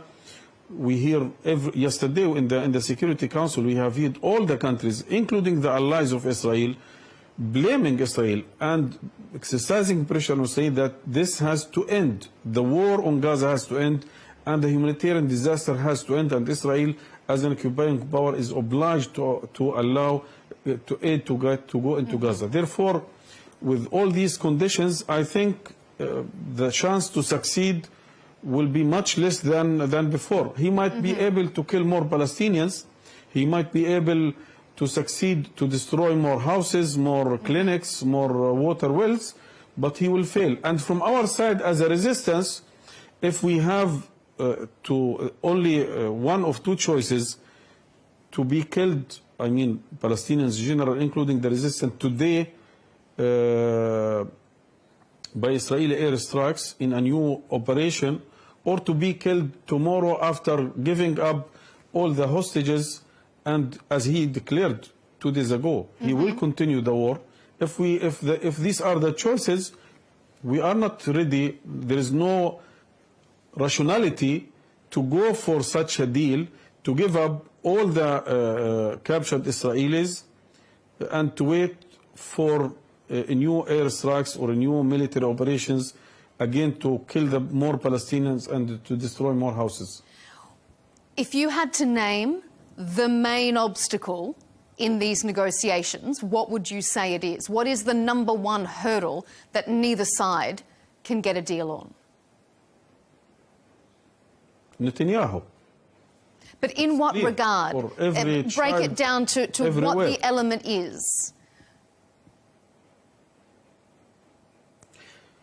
The main obstacle is that we are insisting on ending the war. We are not ready to be engaged in any negotiations or any deal which is not leading to end the war. Allowing aid to come into Gaza, this is not a negotiation issue, because this is an obligation of Israel and is an occupying power, and this is a genuine right, a fundamental right of Palestinians inside the Gaza Strip. This has not to be negotiated at all. But the main block, the main obstacle is we are calling for ending the war, and Netanyahu is calling for getting back the Israeli soldiers, the prisoners in the hands of the resistance, and he is declaring to continue the war again. And you can find the full version of both of those interviews on our Arabiya English YouTube channel if you want to hear more. But for now, let's get straight into our debate and welcome today's panellists. I'm joined by Avi Meir, the founder of Jerusalem Journal and the former editor-in-chief of the Jerusalem Post. And Ahmed Eldon is back with us, host of the newly launched Out Loud podcast and a journalist who writes on Substack. Gentlemen, thanks for being here on Counterpoints. The US has always said its support for Israel is ironclad. But is that ironcladding maybe starting to look a little rusty, maybe even corroding around the edges a little bit? There are reports that the Trump administration is becoming increasingly frustrated with Prime Minister Benjamin Netanyahu. Although it's unlikely that the US is going to abandon its ally altogether, it does appear to be changing the way it prioritises its regional relationships. Avi, let me ask you, is the Trump administration sidelining Israel? Well, Melinda, I don't think that the Trump administration is sidelining Israel. I do think that there are certain differences of opinion between the administration and the Netanyahu government, as is natural in any relationship. And we, of course, saw that he has chosen to visit the region and yet not make a stop in Israel, which I think raised some eyebrows, not only in Jerusalem, but around the world. But the president has reiterated his support for Israel's right to defend itself. He did so just today, saying that what happened on October 7th was abhorrent. And of course, Israel does have the right to defend its citizens. I think that that is an ironclad commitment that every president will continue to maintain no matter what administration. I'm very hopeful that will continue. Ahmed, what do you think? Avi says, obviously, it has raised some eyebrows. Is it making people question whether support for Israel is as ironclad as they thought, or is there going to be more pressure on the Israeli government to start negotiating with the Palestinian cause? Well, Melinda, I think both those things can be true. I mean, the so-called rift between the U.S. and Israel under Trump seems to me like political theater, a distraction. I mean, while some in the West dissect the optics, Netanyahu's continuing his war of annihilation. He's using U.S. weapons and U.S. cover. And let's not forget, Trump long ago moved the U.S. embassy to Jerusalem, cut off UNRWA funding, and legitimized settlements, even though we know, of course, they're illegal under international law. So let's be clear. I mean, Trump's not interested in justice, only loyalty optics. And I think Netanyahu knows it. He even said recently that Israel, I think it was today, may soon wean itself off U.S. military aid. I don't think that's because Israel, wants to be independent. It's because the U.S. has given them everything, including political blank checks.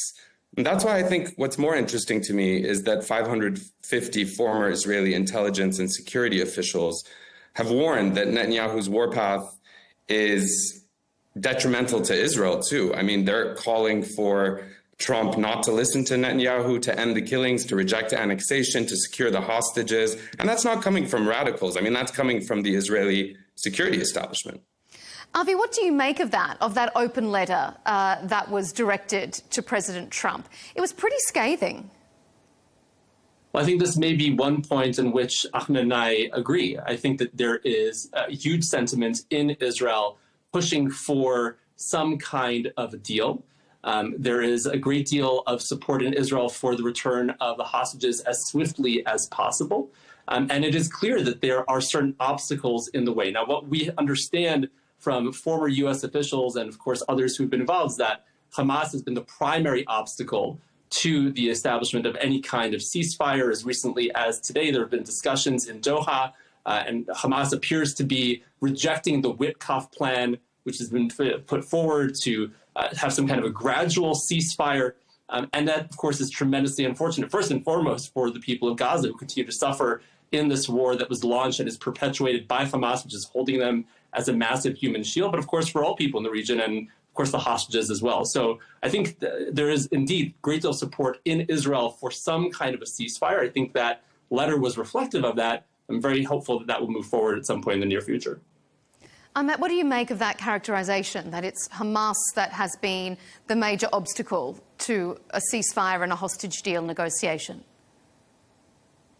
I mean, I'm not surprised that Avi's saying this. He says this often on X. He's one of those that somehow defies logic and rationale to always blame everything entirely on Hamas, even when Israel kills children, for example. Ahmed, would there be a war were it not for October 7th? It's very simple. Would there be a war were it not for the massacre of October 7th? Yes or no? I would like to continue answering Melinda's question because I think it's laughable. But you say that I'm the usual suspect. After 700 days of genocide, you're asking me about October 7th and hypotheticals. I contend that Hamas is responsible for this war, which it launched with the massacre of October 7th.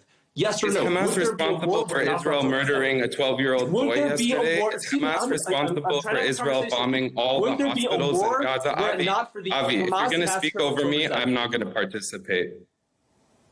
All right, so I'll ask.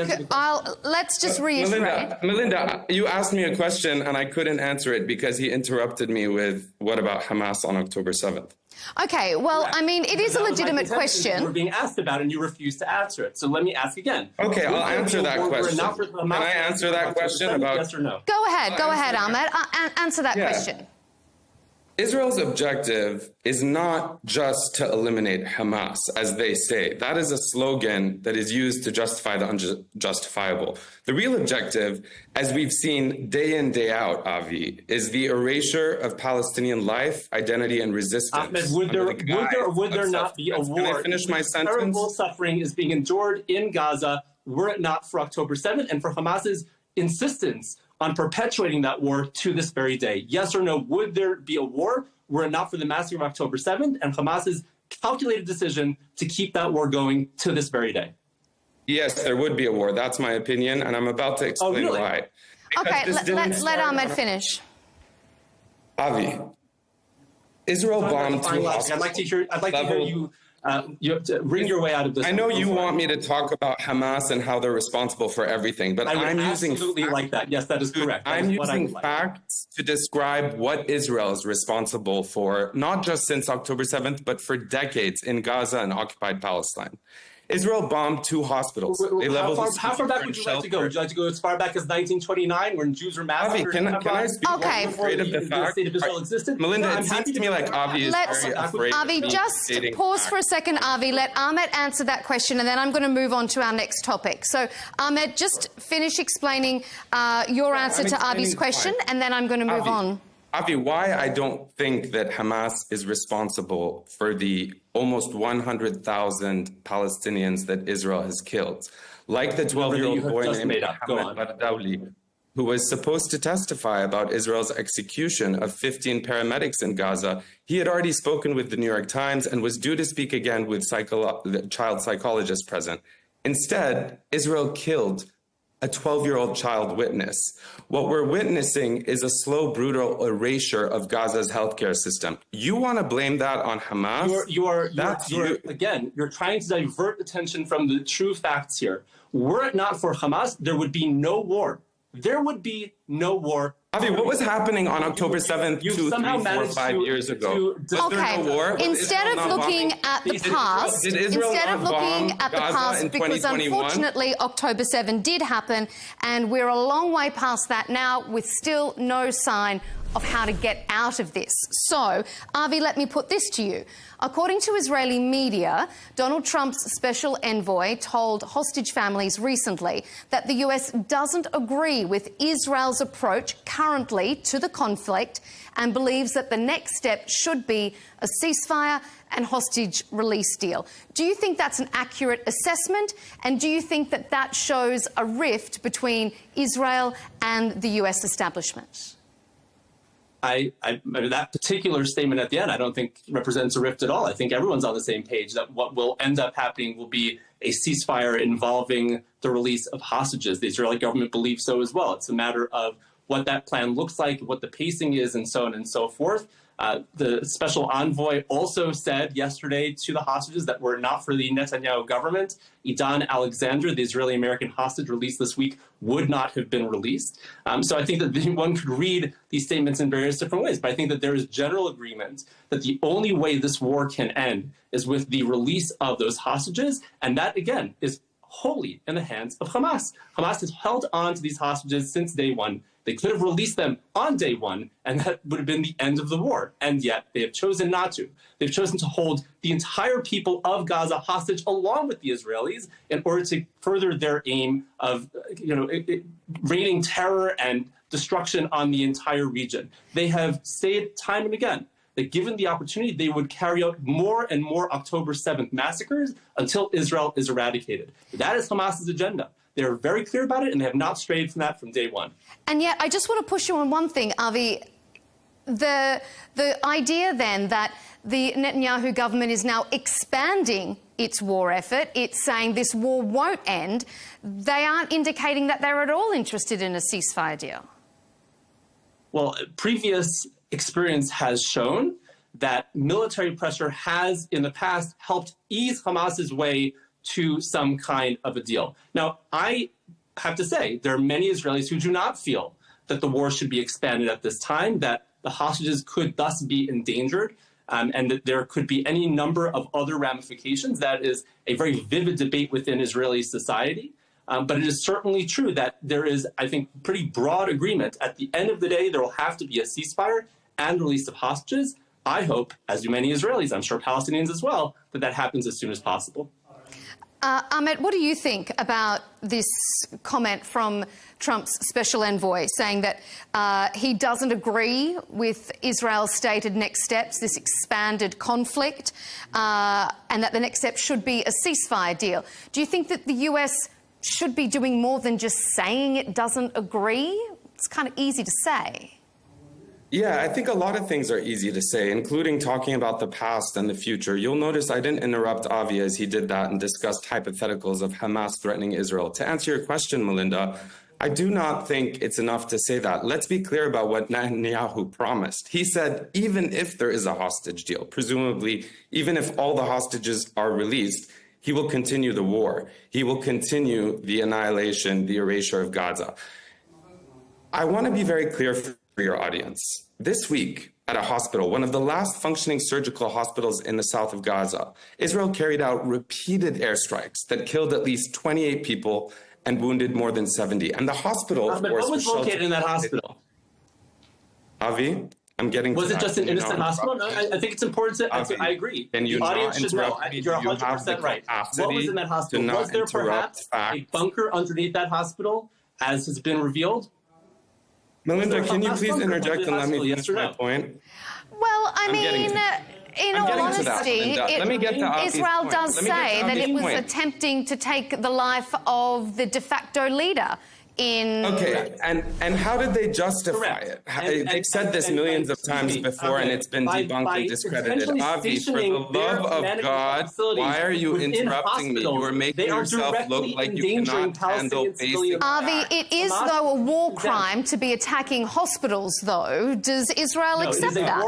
Can I make my point? It is a war crime to operate militarily from within hospitals, which is what Hamas does, transforming them into legitimate military targets. You are lying. The justification that Israel provided was a video that was superimposed. Be very careful before accusing someone of lying, because Avi, you accused me on Twitter of being a psycho. I don't know why you're telling me to be careful of accusing you of being a liar. Can I explain?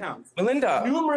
Okay, gents. I'm going to move on to... held in Israel in Palestinian hospitals that they have seen. All right, Avi, I'm going to let Ahmet finish his answer. I did not interrupt your... Avi, hold fire just there. Ahmet, I want you to finish the question we had to you with regards to... well, now I've lost my place too, fellas. Melinda, the ceasefire. He's claiming, no, Melinda, he's claiming that there was some command center under yet another hospital. The IDF released a video that superimposed... I am not claiming that. Avi, just let Ahmed finish. Just let Ahmed finish so that we can move on. Avi, are you 5 years old? Can I make... Ahmed, continue.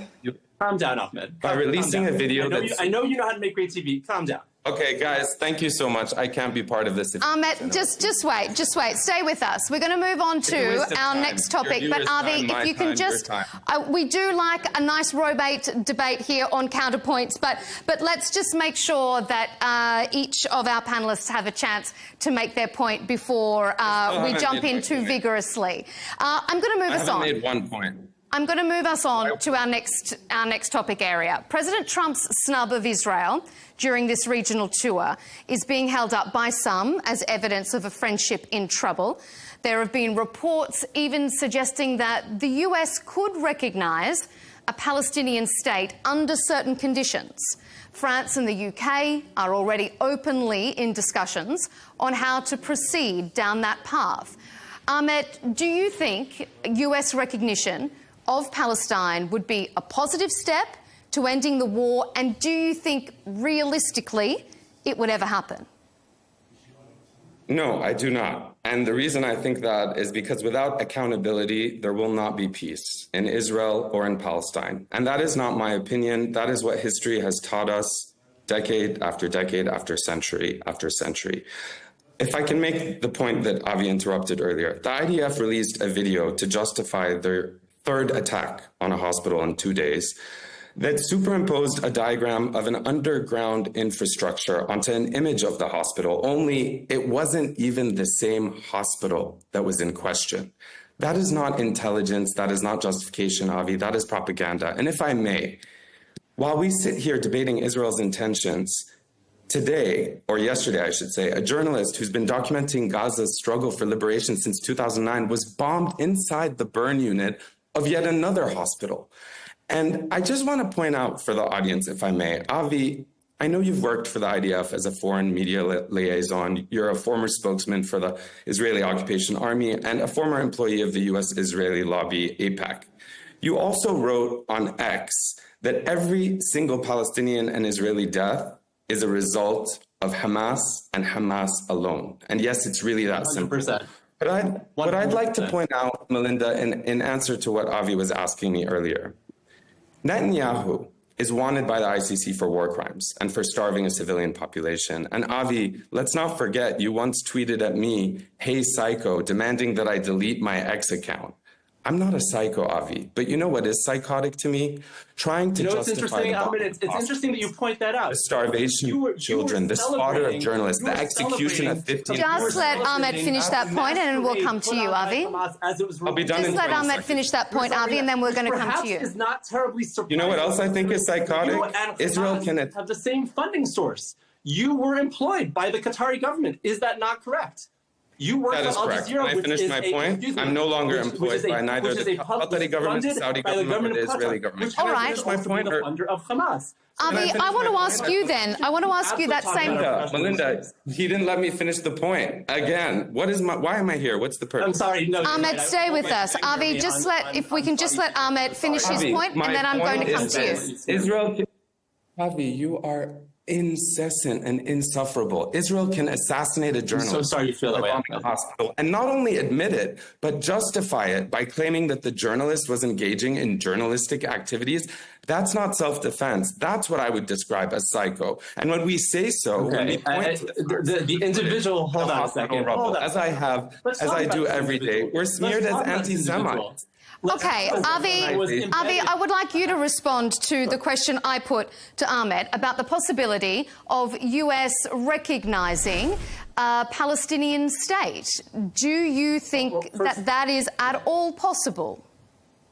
So I'd like to just first respond to Ahmed's point about the so-called journalist. That journalist was embedded with Hamas on October the 7th, documenting Hamas's atrocities for propaganda purposes. He took a joyful selfie with Yahya Sinwar, the leader of Hamas, to claim that he is an innocent journalist is absolutely preposterous and does... What about the other 215 journalists that have been killed? To actual journalists who put their lives on the line in order to... What about the other 215 journalists that Israel has killed? He was a propagandist in service of Hamas, and let's be very clear about that. Now, I'm sorry, Melinda, in answer to your question, no, I do not think that we are likely to see the recognition of a Palestinian state by President Trump. Those reports have been flatly denied by the Trump administration. That is the sort of thing that can and should only happen in the context of an agreement between Israel and Palestinian leadership. I'm very hopeful that that happens sooner rather than later. I would like Palestinians to have self-determination as Jews do. And the only viable solution is a two-state solution agreed upon between both parties. At that point, I would welcome the recognition of a Palestinian state by this administration or any other. What about the idea of whether or not you subscribe to it, the reports that the US is losing patience with Israel if it pivots its attention and its affections elsewhere in the region? Do you think Israel stands to lose out, and who else would stand to benefit, Avi? Do you think it's likely that the US will pivot away from Israel and focus its attention elsewhere, perhaps in the Gulf? Well, I think different administrations have different foreign policy priorities. And it's certainly possible that this administration will not view the Israeli-Palestinian conflict as a top priority, and in fact views the continuation of the war as an unneeded distraction from whatever it's trying to pursue. So that is certainly possible. If that were to happen, I'm certainly hopeful that this relationship would maintain its special status in both countries, as it has been, again, the case for 77 years now. But certainly, if there were to be any diminution of the U.S. presence or U.S. involvement in this region, I think it's fairly clear who the beneficiaries of that would be, certain malign actors, including Iran and its various proxies. I don't think we're likely to see that. I'm hopeful we're not going to see that. And I guess the coming weeks we'll see exactly what happens. Ahmed, what do you think? If the US is pivoting away from Israel, who else could benefit? Well, I think we shouldn't get swept up in the headlines. I mean, the fact that the U.S. is talking to Hamas isn't a sign of peace. It's to me, a sign of pragmatism. Washington knows, like Trump knows, that Hamas is not just a political reality in Gaza. It's much bigger than that. No deal happens without them. Recognition doesn't mean endorsement, Melinda. It means realism. And I think we need to be real for a minute. What country thinks that it can bomb a people, cage them behind barbed wire, and then pretend that they have no political voice? I mean, if these talks lead to open borders, a ceasefire, and end to mass starvation, then yes, it's a good thing. But under Trump, any deal will be shaped to serve American and Israeli interests first. So I agree with Avi on that fact. And I just want to mention, justice is needed in this case. Without justice, without accountability, as I've said, history teaches us there will be no peace. And Israel knows this, Avi knows this. There are 57 Palestinian children who have already starved to death, Melinda.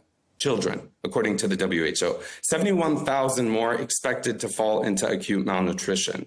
And yeah, world leaders are beginning to speak here and there. Macron who Netanyahu called shameful and said that he's standing on the side of Hamas simply because he is, like me, condemning Israel's mass killings and mass murder of journalists, doctors, nurses, teachers, children every day, which is being documented. But even the Financial Times, The Economist, The Guardian, The Independent, we're starting to see editorials that are finally naming this what it is, what the ICJ found it to be plausibly many, many, many months ago, which is genocide.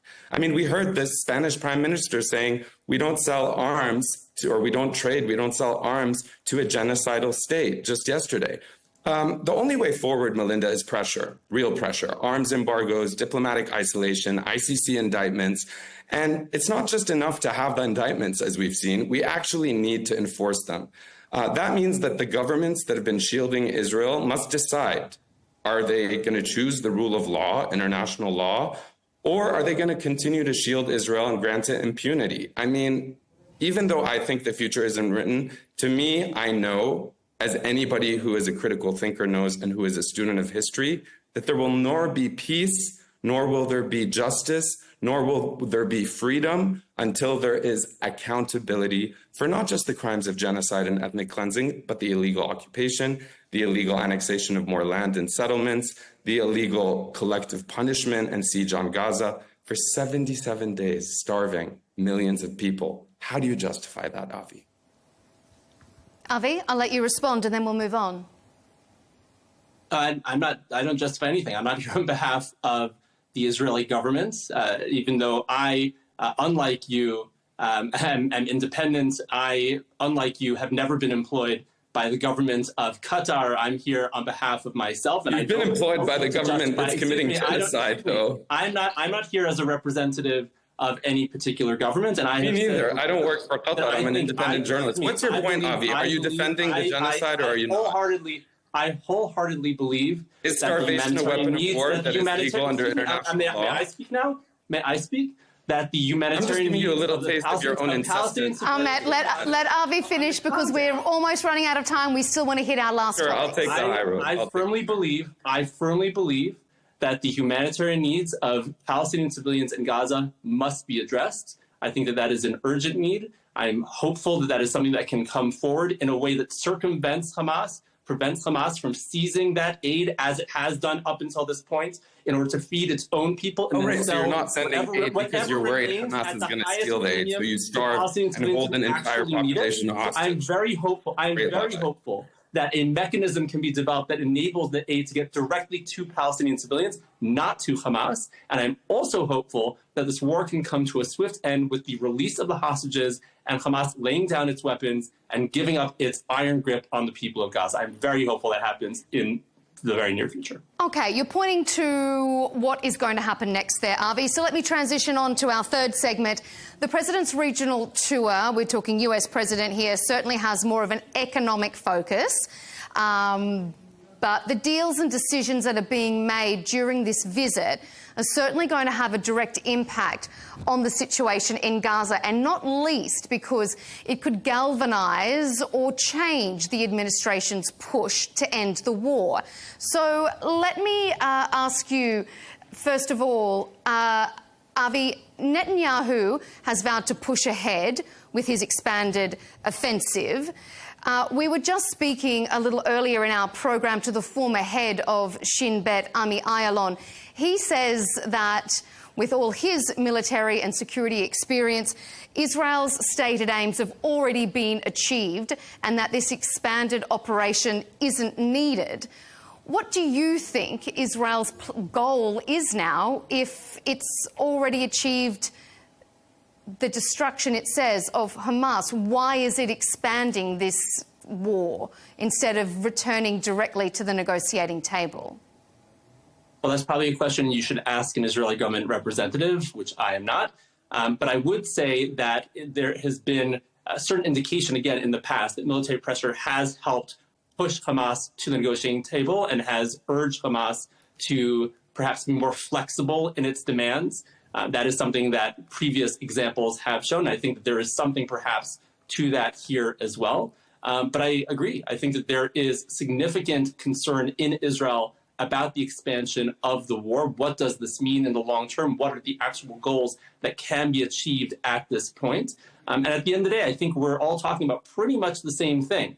We're talking about the return of hostages. We're talking about an end to this war and the establishment of some kind of ceasefire, the entry of humanitarian aid to the Gaza Strip, and the establishment of some kind of governance structure in Gaza that prevents Hamas from taking hold again and threatening both the people of Israel and the people of Gaza. That ultimately needs to be the end game here. And I think figuring out how we get there, what the path forward is, that is what we need to be focusing on right now. I certainly hope that that's what decision makers are engaged in at this moment.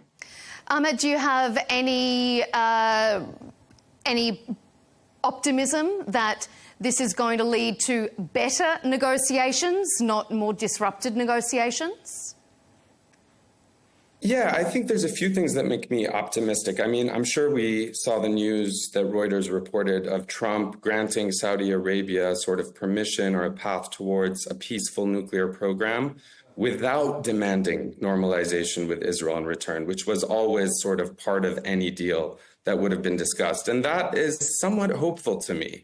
Perhaps Israel will get left behind, as it should, much like apartheid South Africa was, for all the crimes it's been committing. And I just want to say, it's strange to me that, Avi's trying to assassinate my character by associating me with Qatar and Al Jazeera. I mean, here we are on Al Arabiya, which is funded by Saudi Arabia. I wonder if he has the same issues with that. But where I find hope... No, I don't. I don't think that the Saudi government has played nearly the same nefarious role that the Qatari government has. Let's stick to the topic that we're on. I think we should. You brought it up.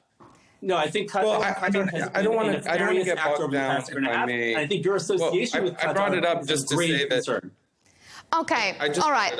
Yeah. Can I make my point about hope?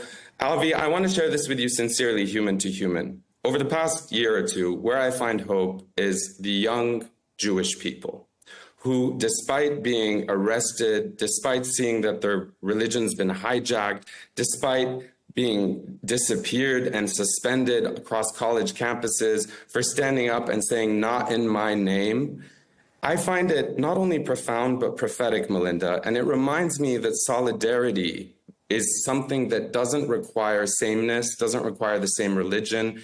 These students are rejecting the binary that says if you support Palestinian life, you're somehow against Jewish people or against Israeli people. These Jewish people across the world are embodying the truth that liberation is collective. And to me, that's the deepest form of anti-racist, anti-Zionist, and pro-human hope. That's a source of hope, because even when the systems that profit from pitting us against each other are working overtime to do that, they are Jewish people standing up to say what Israel is doing is obscene and must stop, and we should no longer be funding it or defending it. Okay, last question to the both of you. Avi, I'll start with you. We've heard from President Trump's Middle East envoy that Hamas could play a political role in Gaza if it disarms. Is that a prospect that you think Israelis would accept? No. Why? I think a leopard doesn't change its spots. I think Hamas has been dedicated in word and deed since the day of its establishment to the eradication of the state of Israel and the murder of all Jews. It says so extremely openly all the time. I think it's about time we started taking them at their word. They are very, very clear on what they want to do. They said no matter what happens with this particular war, they will carry out more October 7th massacres time and time again until Israel is erased from the map. So no, I don't think an organization, a toxic, repulsive, anti-Semitic, genocidal organization like Hamas should have any role to play in a peaceful future in Gaza. I very much hope that Palestinian society is able to generate the kind of leadership, the brave leadership necessary to reach a peaceful settlement with the state of Israel, one that would see both nations living side by side in peace, harmony, and security. And that can only happen if Hamas is sidelined and pushed off the scene. A response from you, Ahmed? I would agree on one issue, which is, Hamas has been around for about 20 years. Israel has been around for 70. It is in the very early literature and policy papers of Zionism everything that Avi mentioned and said Hamas wants and is threatening to do with Israel, that is what Zionism and the Jewish state... That is a simple... Avi, we're almost out of time, so just let Ahmet finish his response. All I'll say is, you don't want to hear it from me, Avi. Listen to your own Israeli leaders and ministers. You're lying. Avi, you're lying. It's not true. Zionism is about the establishment of a point that I want to say. The Israeli military itself... Avi, just one at a time. Avi, I'll come back to you to get a response, but please just let Ahmet finish his answer. Thank you. The Israeli military itself, the IDF, said that over 80% of those killed, Palestinians being killed since March 18th when the ceasefire ended, were civilians. That's the Israeli military's number.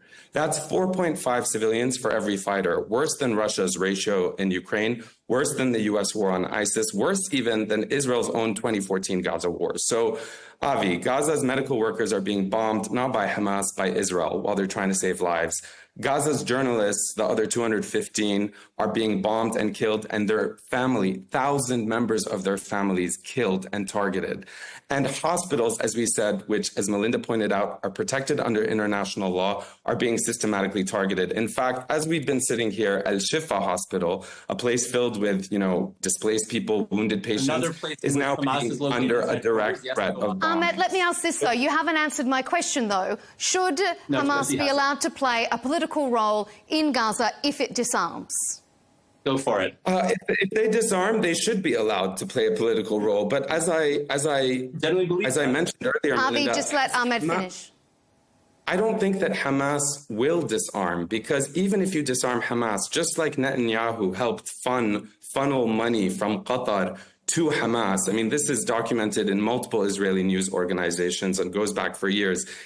It's not as though Hamas popped out of nowhere, right? So if it's not Hamas as we know them now, it will be another group that will resist Israel's occupation, apartheid, and collective punishment. That's just what history teaches us.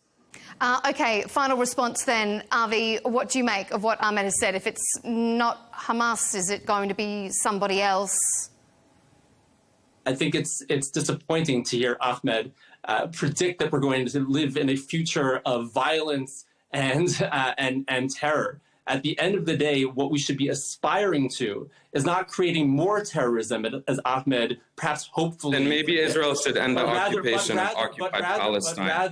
Maybe Israel should stop sexually assaulting children. Now you can let Avi finish, Ahmed. No, he's spewing lies. Why would I let him finish? I'm trying to say I want a Palestinian state. It's weird that you wouldn't want that. You think that Ahmed, please let Avi finish because we're almost out of time. I believe in the establishment of a peaceful and democratic Palestinian state alongside the state of Israel. That is, I believe, the only equitable solution that is possible here. I believe the Palestinian people have the right to self-determination, just as the Jewish people do. And the only way that can come about is through peaceful reconciliation. The notion that an organization like Hamas can't have peace without accountability for genocide, engage in terrorism in its own means could be a... You can't have peace when you have an aggressor that is acting in violation of international law. Deeply troubling. You can't have peace, Avi, in a Palestinian state when you continue to take more Palestinian land. Let Avi finish. Ahmed, let Avi finish because we're out of time. I have to say, it's really dispiriting to hear. It's not dispiriting. It's offensive to see you defend a genocidal state. It is offensive. We should be doing whatever we can. It is perverse, and to use your word, it makes you sound like a... Okay, gentlemen, that is all the time we have. Advocate for peace and reconciliation. It seems very angry and unable to... Really sad to hear Ahmed trying to fight for a future of violence and terror. It's really sad. I don't want to fight for a future of violence. I want all people to live on the land of the Holy Land to have equal rights. And as you know, Avi, the Israeli government has been depriving any person who's Palestinian of having basic human rights for 77 years. All right, Ahmed, just respond to Avi and then we'll wrap. I'm sorry, what was that? I don't know what to respond to him, Melinda. I appreciate you having me on this segment. He talks about a two-state solution when Israel continues to annex more land and build more illegal settlements because they have complete impunity because of the U.S. Look, I hope this ends. I would think I would think that you would share my sense of urgency in reaching a solution as quickly as possible. Jewish people in Israel, and Christians in Israel, and Muslims in Israel, and Druze in Israel will not be free until Israel gives everybody basic human rights and dignity. All right, gentlemen. One thing we like here on Counterpoints is being able to bring together some very diverse and polar views, as this debate has just proven. Even though you both stand on completely opposite sides, we appreciate having both of you on to have your say and give our audience both sides of the story. Thank you to Avi Meir, the founder of Jerusalem Journal and the former editor-in-chief of the Jerusalem Post, and Ahmed Eldon, host of the newly launched Out Loud podcast and a journalist who writes on Substack. Thanks for your time.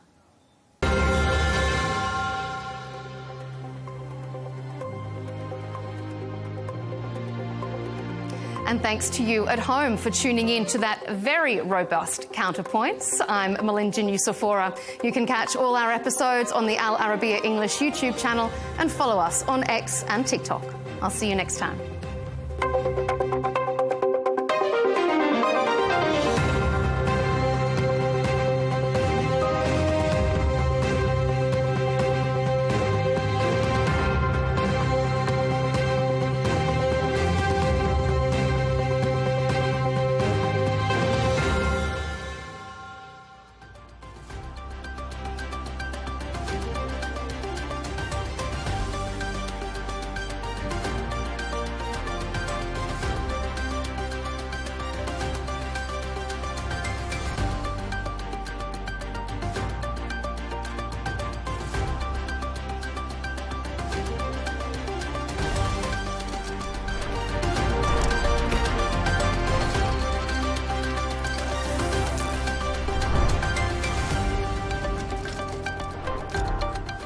Hello and welcome. I'm Leigh Ann Gerrans and you're watching W News Extra, broadcasting live from the Al Arabiya headquarters. These are our top stories. President Trump says negotiations towards a ceasefire with Russia and Ukraine will start immediately, following a 2-hour phone call with Vladimir Putin. Former US President Joe Biden thanks supporters after being diagnosed with prostate cancer that has spread to his bones. And 5 aid trucks into Israel, but the UN calls the supplies a drop in the ocean.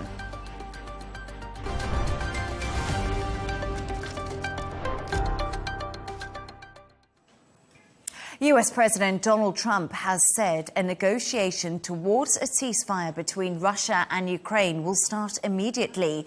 The two spoke for 2 hours on the phone following a previous conversation between Trump and Zelensky.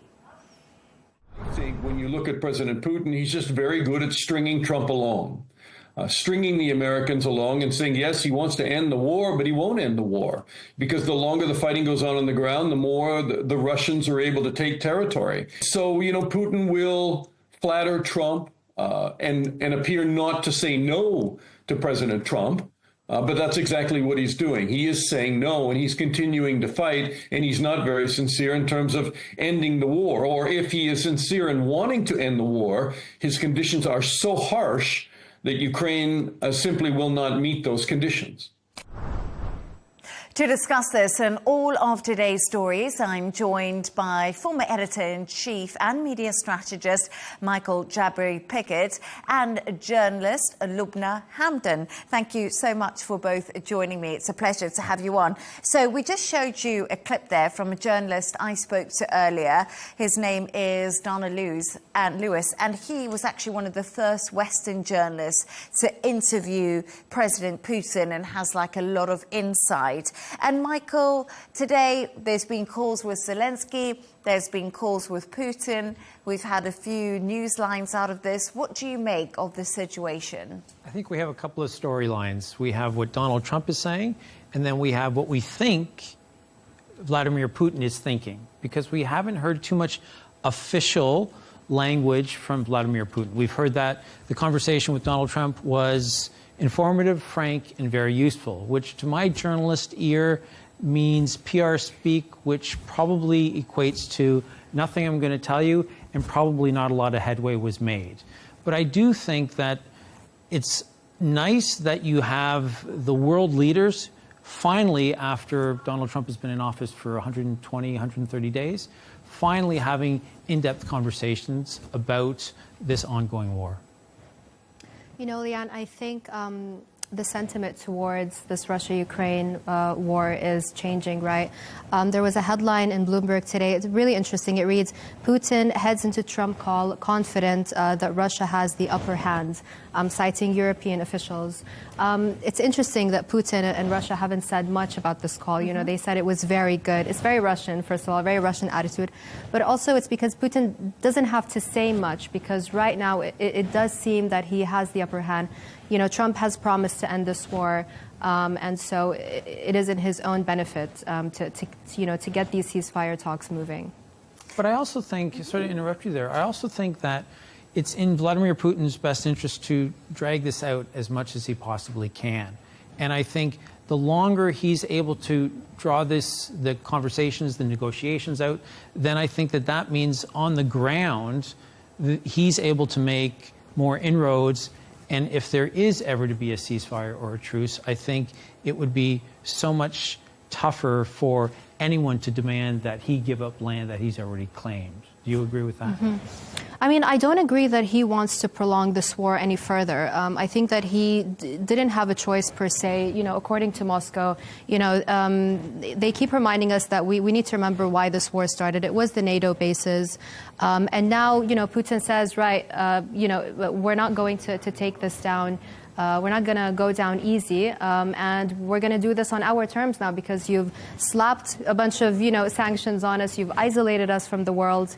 And I think now they're kind of fed up, and, you know, they're playing the game now because it's kind of in their favor right now, the conversation. So I think it's interesting. It's entertaining, to say the least, I think. I mean, the conversation. But you just discussed sanctions there, which I think is something that I really wanted to talk about, because the US itself said that bone-crushing sanctions could come in for Russia, and that was regarding those peace talks that happened where Putin didn't arrive. You remember he waited last minute, everyone was wondering, and then a lower-level Russian delegation went off, went instead of him in Turkey. And then it was quite interesting then, I thought, because the EU also said, are we going to put sanctions if a ceasefire is not reached? But that date has also passed. So are sanctions actually affecting Russia at all? I think we've seen that they're not very effective towards Russia, these sanctions. I would say, you know, statistically,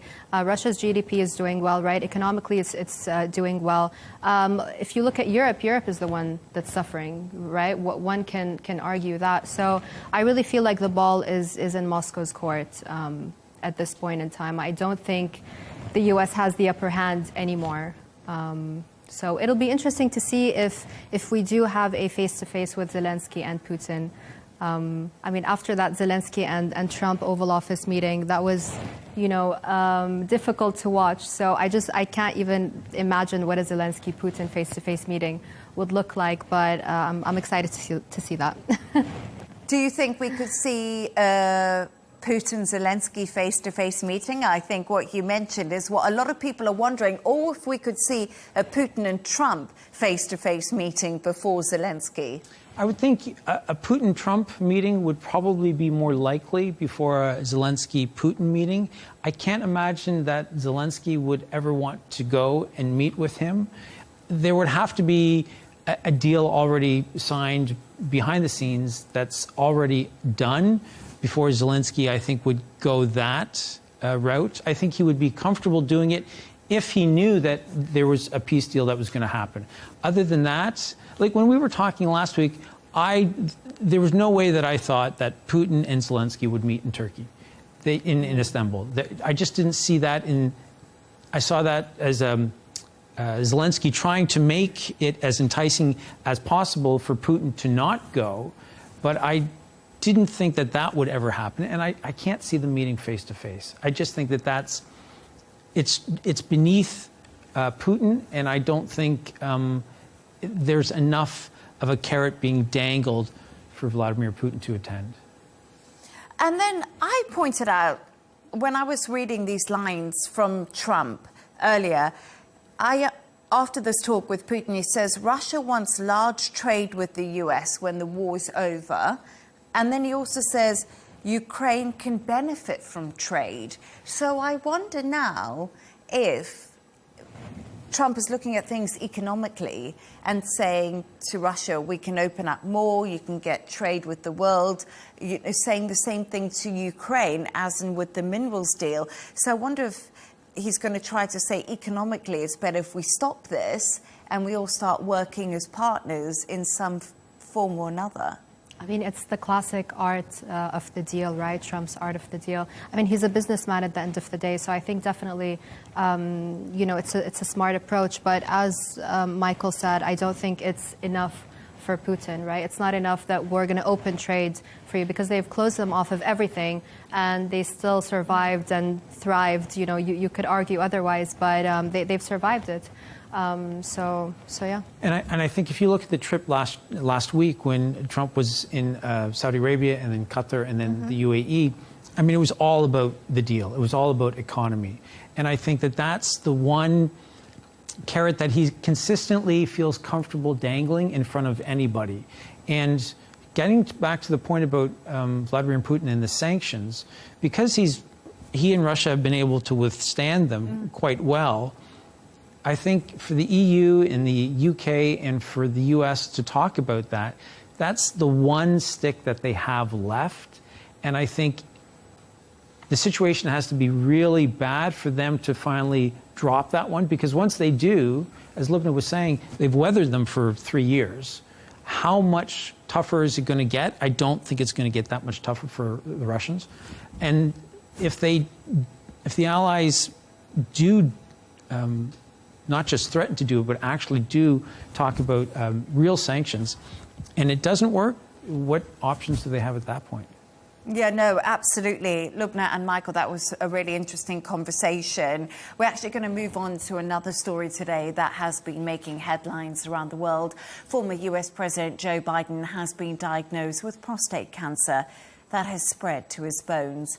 The diagnosis was made on Friday after the 82-year-old saw a doctor last week for a urinary symptoms.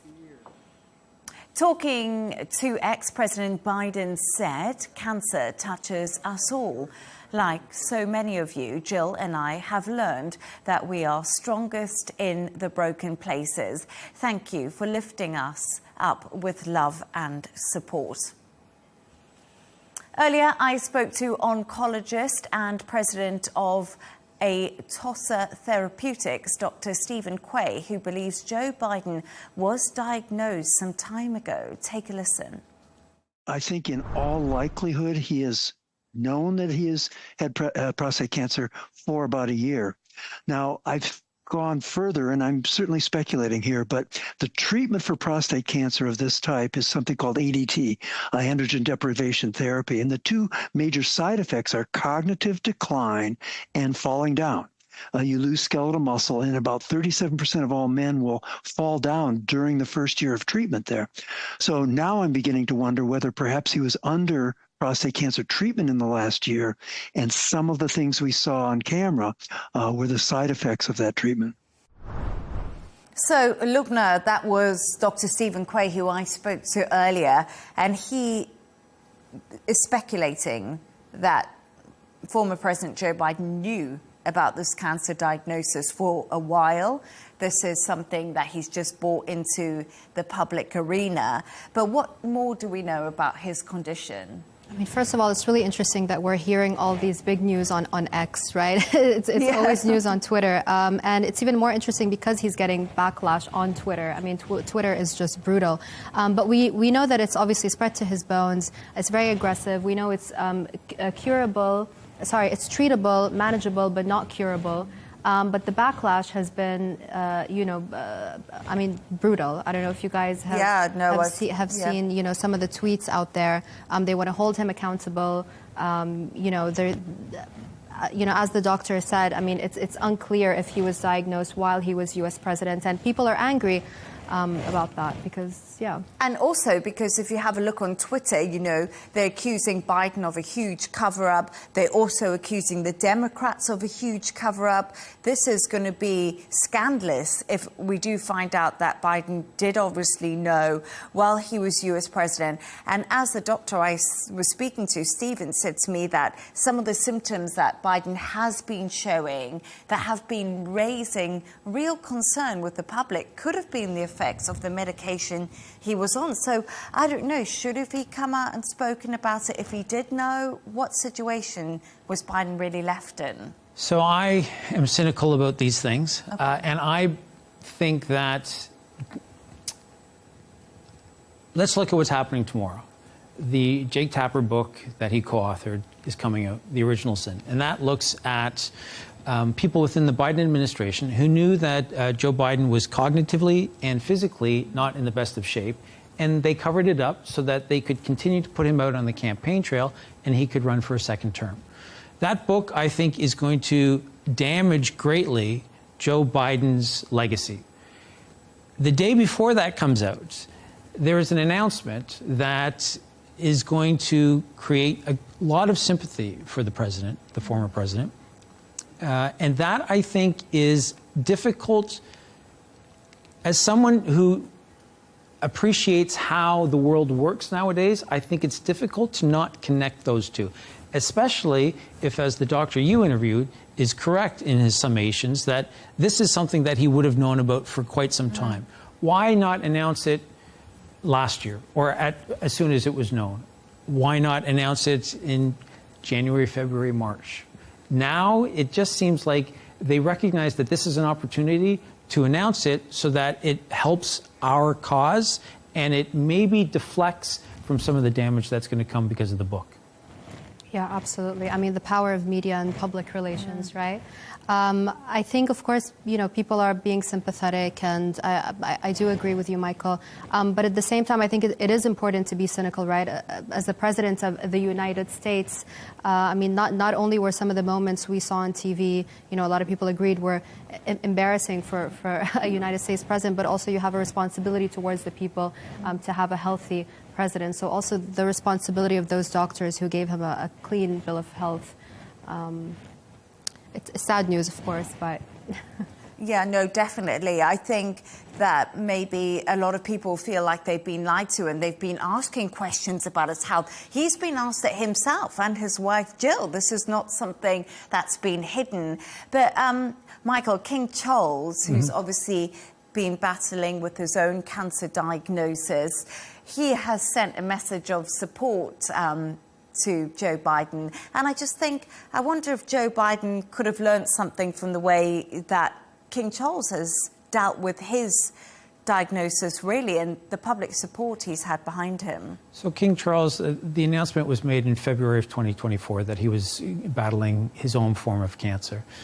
And just a couple of weeks ago, the King was being interviewed, and he spoke about how cancer and his experience with it has changed him, how he's chosen to look on the bright side of life.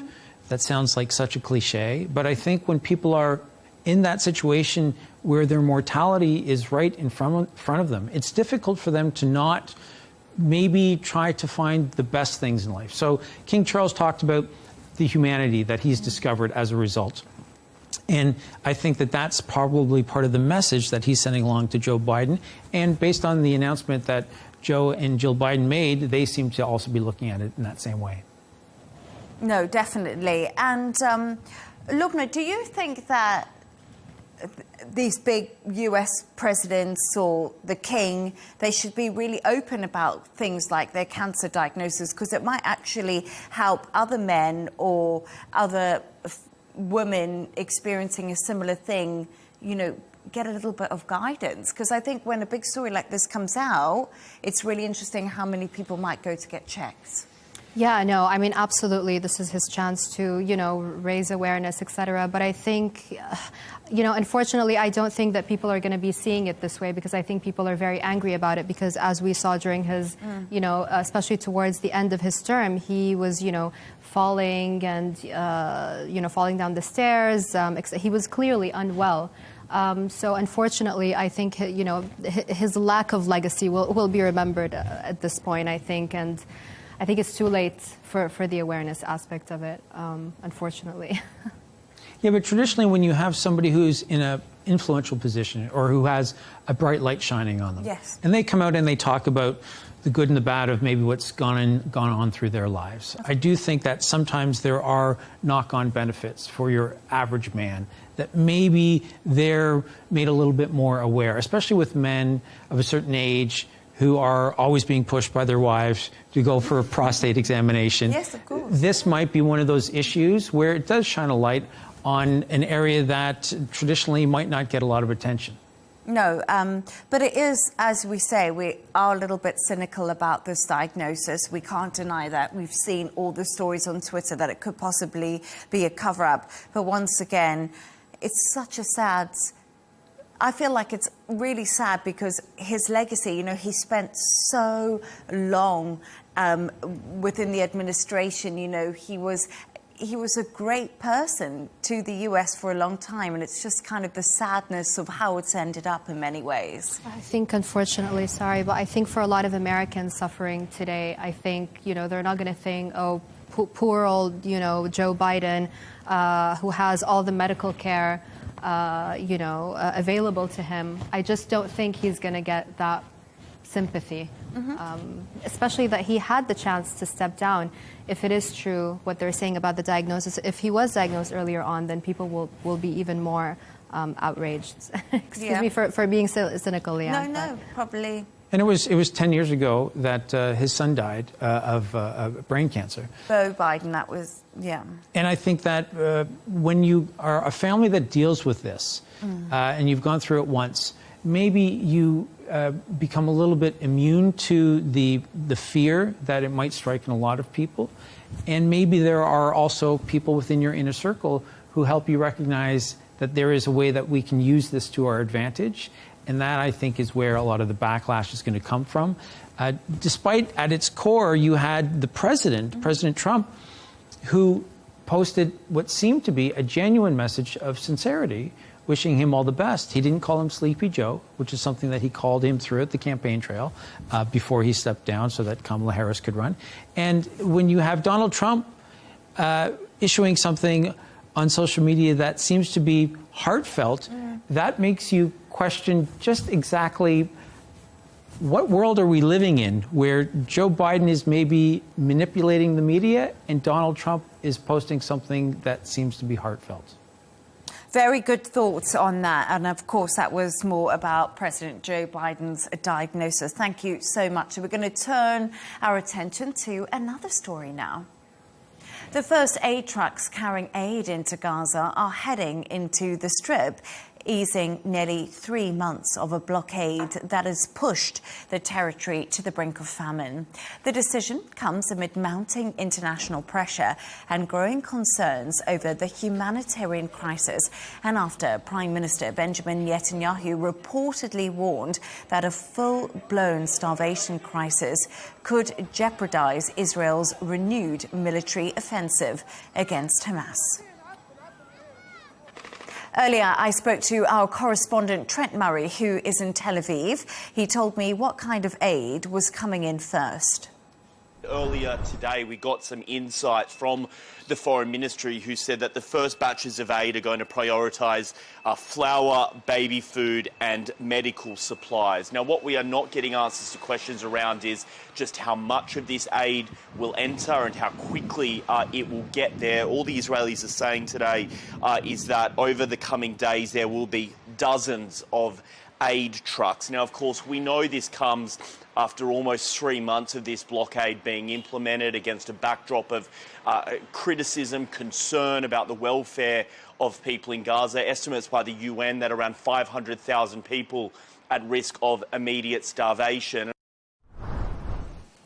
Oh, Michael, so we've seen these first trucks go in 3 months after the aid blockade was put in place.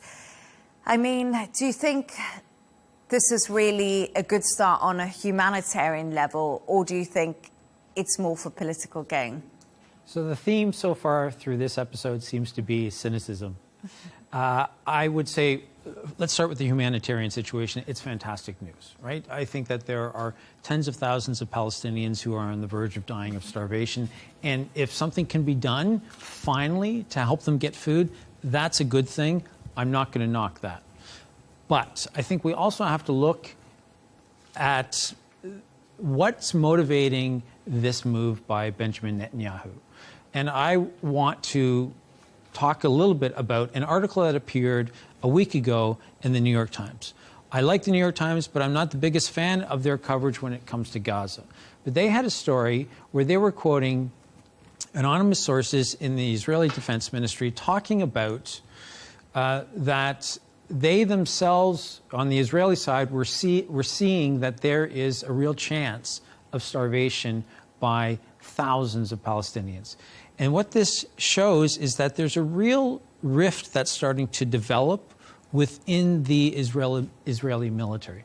So Benjamin Netanyahu is losing part of his military because they are not necessarily blindly siding with what he's doing. On that same day that report came out, Donald Trump landed in Saudi Arabia. And that was also the day when an American Israeli hostage was released because the Americans intervened and they negotiated with Hamas. Again, Israel was cut out. Then, on that same trip, Donald Trump is speaking to the Syrian president and vowing to lift sanctions if there are a few conditions met. Now, that is being done against the wishes of Benjamin Netanyahu. So I think what's happened here today is that the Israeli prime minister recognizes he has to do something to keep the international community off his back and to keep Donald Trump on his side. But we can't forget that while this is happening, he's also announced a new military offensive. So he's trying to balance the relationship he has to have with Donald Trump with the right-wing hawks within his own cabinet. And is this a humanitarian move that's good? Absolutely. But we also have to look at it through what this means from a political point of view for the Israeli prime minister. Look, now, I don't know what your thoughts are on what's currently happening, and especially we're seeing aid going in, very limited amount. I don't know if you feel like this is more a political reaction by Benjamin Netanyahu right now. Yeah, I mean, I completely agree with Michael. Unfortunately, the Palestinians are always collateral damage between the left and the right and the Israeli Knesset. Of course, it's great that they're going to get some humanitarian crisis and some humanitarian aid. Sorry. It's really sad that I have to say it's great because, as the UN said, it is a drop in the ocean. Of course, it's and the fact that we've started with limited aid is obviously not good enough. It's also worth noting, before we talk about medical aid, to talk about the medics, right? And the Israeli targeting of medics. So, and ambulances. We've lost over 1,400 Palestinian medics. So, is this time going to be different? What can we expect? I mean, I can't imagine anything good, but... But you know what's interesting? You say about the medics, and one thing that Israel, you mentioned that new offensive that's happening. A lot of the hospitals that were still operating are now once again under renewed attack. And the reason for that is because Israel say Hamas have tunneled underneath the hospitals. So we're also losing lots of hospital staff and vital units for people who desperately need it. Yeah, the Israelis are always accusing Hamas of having these command and control centers within the hospitals. And that's their reason for being able to target them so that the international community doesn't come back on them. But there's never the evidence from the Israeli side that proves that Hamas is using it as a command and control center. And that's where I'm consistently disappointed with the international community's response, where Israel will say something, they'll bomb a building or a hospital in Gaza, and of course there will be no proof, and then there's nothing that comes back on the Israelis. But what they're recognizing now is that Donald Trump doesn't have unlimited patience for what's happening right now. And I think the aid convoy coming into Gaza is an attempt on the Israeli prime minister's part to show the U.S. president that maybe something is going to be done, and that keeps Donald Trump on his side. But is it time now for Hamas to really release the remaining hostages and get an end to this happening? I mean, I don't think, Leigh Ann, it's about Hamas releasing the hostages. Hamas have already said that they are willing to release the hostages. But as we continually see in Gaza, it is humanitarian aid, right? And I completely agree with Michael because the Israelis have literally said this is a diplomatic move to guarantee continued U.S. support. They are now also finally starting to be held accountable. Macron, has said he's considering putting sanctions on Israel. So I think we need to hold Israel accountable. Yeah, I think that there are finally other countries besides just Ireland that's willing to stand up and consistently speak against the atrocities that are happening. And in the past, what would normally happen is anybody who criticized Israel for anything, you were automatically an anti-Semite. Mm-hmm. Mm-hmm. Now we're getting to the point where people can start to criticize Israel based on what's happening, and that accusation can no longer be leveled against you. But a slightly positive day, we must say, that a little bit of aid is getting in, and especially things like baby food and flour and medical resources, because it has been a really tough time for those people on the ground. But we are going to move on to another story right now. And Spain has ordered Airbnb to withdraw more than 65,000 listings for holiday rentals that violated existing rules from its platform. The Spanish government is targeting listings that lack license numbers or owner details. Lubna, I think the story is so interesting. Why are these holiday lets really being targeted in Spain at the moment?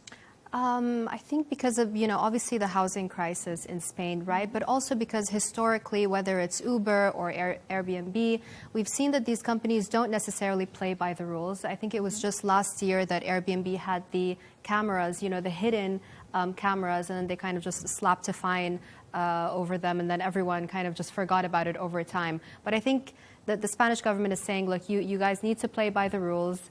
And it's not just a digital company, as Airbnb has claimed for the longest time.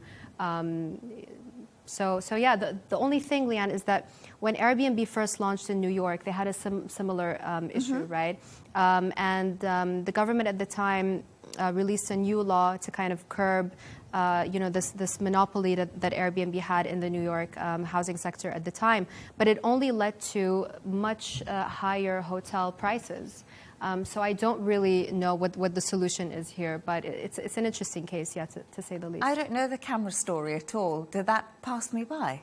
Yeah, they had a huge scandal where, honestly, I forgot in which countries it was in, but it was basically these Airbnb renters having secret cameras in bedrooms, in bathrooms, and it was a huge story, but somehow people forgot about it. Yeah, I forgot about it, and thank you for reminding all of us.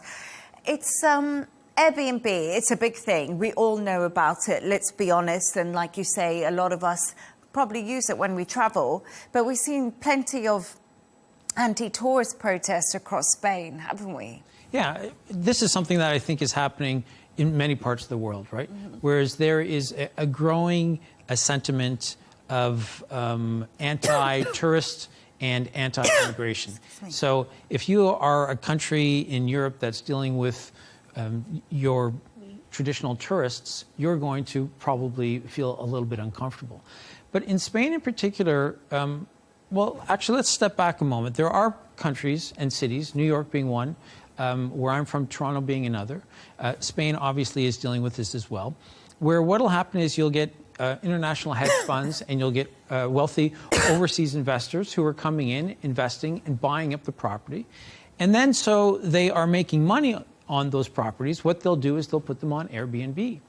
Now, according to the Organization for Economic Cooperation and Development, the 38 member states, what they have discovered is that the average percentage of rental properties in these countries, when you look at all of the residential homes, is 7%. Spain, however, is in a really tough spot, and I'll tell you why. In France, the average is actually above the 7%, it's 14%. In Britain, it's 16%. In the Netherlands, it's 34%.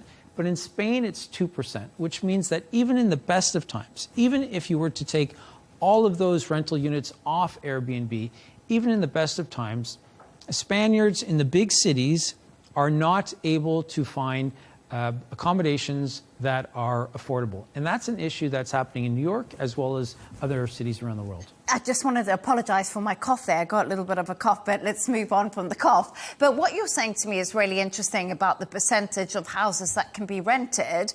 But I think we have to be realistic here. How many people are making money off Airbnb in the Spanish economy and benefiting from it? It can't all be bad. Yeah, I mean, I do agree with you, but I also, Michael made a really good point in that perhaps a lot of the, and, you know, excuse me, I don't have the statistics on that, but I do think I think one of the regulations is that you have to disclose who owns that apartment, yes. that Airbnb, yes. right? Yes, that's correct. So I think you made a great point, Michael, in that those may be wealthy investors and, you know, foreigners, etc. You also have the passports, you know, buy a property, get a passport. Business that's been booming for years and years now. So are the Spanish people actually benefiting from this? I think it's time that the Spanish government really came to the, you know, to the aid of their own people, because it is sad to see what's happening there. Yeah, and there are regulations that various cities around the world have introduced where if you own a property in a particular city, they might say if it's empty, then they're going to increase the percentage of tax that you have to pay on that property. Yeah. And that, I think, may be something that helps the government, in this particular case, in the big cities in Spain, but that's still not going to help the people who are out on the street protesting, right? Because their main concern gets back to the point where I'm a 25-year-old lawyer and I'm living with 3 other flatmates because I can't afford accommodation in the big city in which I live because there just isn't enough. No, absolutely. It's a really good point to make. And I wonder if this will spread to even... I wonder if Spain is like the epicenter of it and we'll see this spread out across more of Europe. And it'll be interesting to see, because you mentioned New York there too. I think they did that in Portugal as well. I believe a friend of mine told me that they had the same issue with Airbnb in Portugal as well. So surely if it's happening in Spain, I can imagine it's happening in other parts of Europe. I mean, Italy as well. I'm not sure exactly what the situation is there, but I can only imagine that to be the case. Yeah, and I think that rent is quite expensive in Italy. Once again, I'm not 100% sure, but I do know that I lived in London and rent is really high then. Like you say, it is difficult, even if you've got a good job and you are much older. A lot of people are still renting properties. Not in Sicily anymore, apparently. You know, we had this campaign a couple of years ago, and I just read another article about it. Of course, there are conditions tied to it, but you can buy homes in Sicily for like €1 or something. So it's quite interesting. But I'm sure rent is different, and, you know, these are specific towns, right, where all the young people have left because there aren't any employment opportunities. So maybe that's a new show we can do. We can go to Sicily and buy a house for €1 and do it up. There we are. And that's one of the conditions, right? Is that down for that? Yeah. You can paint the walls. You have to buy it for $1, but then you have to put usually hundreds of thousands of euros into it to renovate it.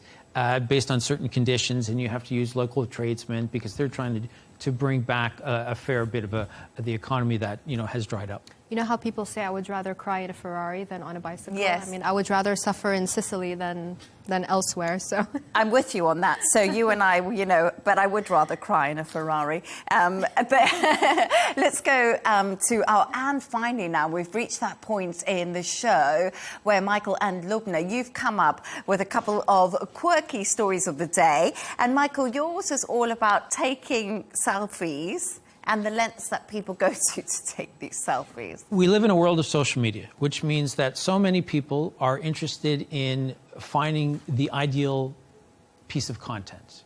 So in a national park in Shenzhou city in China, they have created what they call the cliff bed. For $13, you get a cup of coffee and an air mattress. And so long as you weigh less than 220 pounds and you're more than 4 feet 6 inches, you are able to sleep on what is essentially a bed that sticks out from the cliff and is 320 feet in the air. And Lubna and Michael, we're just seeing pictures of it, and it's putting the absolute fear of God into me. I don't think I could do that. But it's great content, and that's all that matters. Oh, I'm not sure. Would you do that for the gram? I wouldn't do it for the gram. I would do it for the thrill. Oh, really? I'm an adrenaline junkie, so I would absolutely do it. But Michael said, backstage that even if they paid you, you wouldn't do it, would you? I wouldn't either. There's no way. I'd be way too scared. It gives, even watching the picture.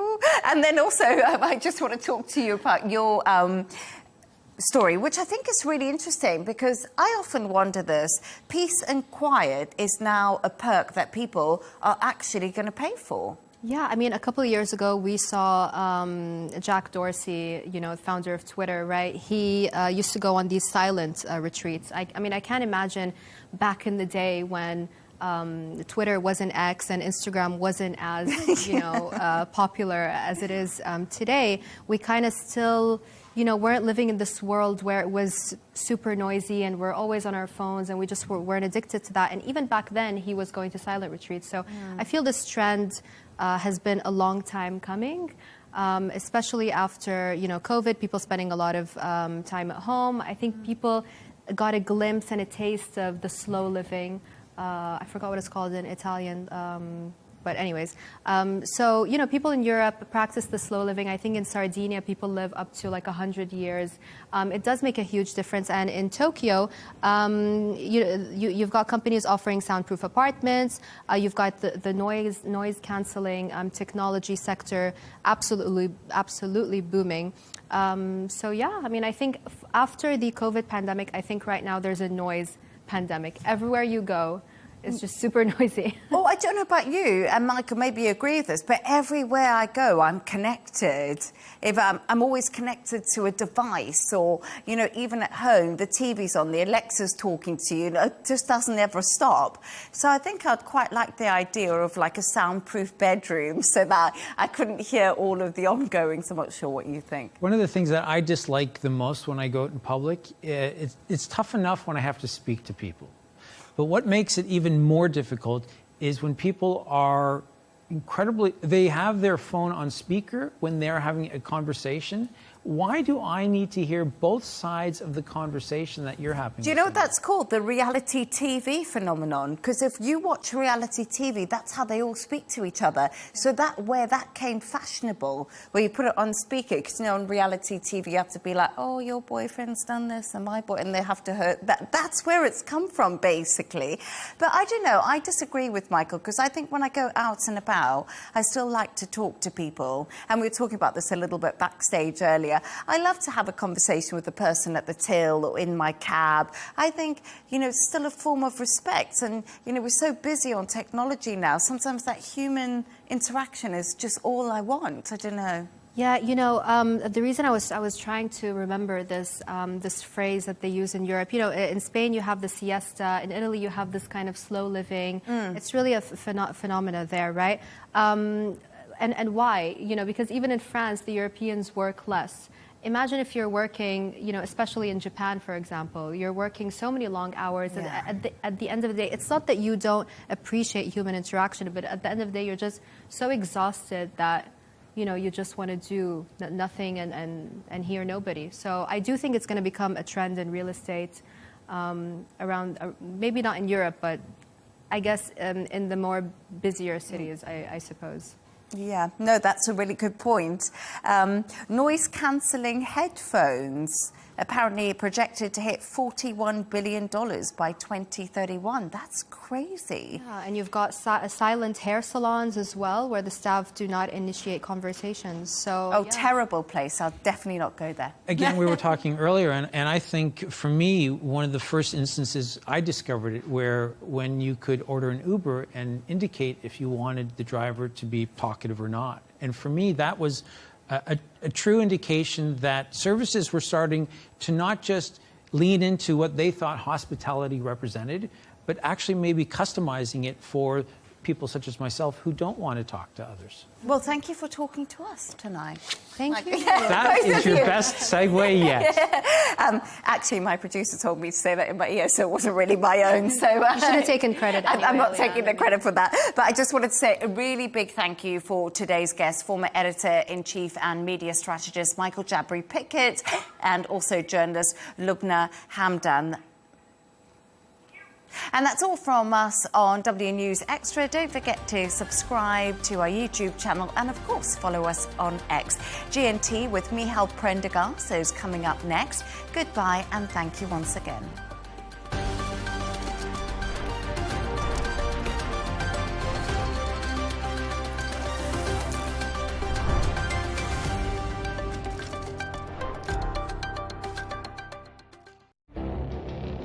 It feels like decades are passing by in a matter of weeks.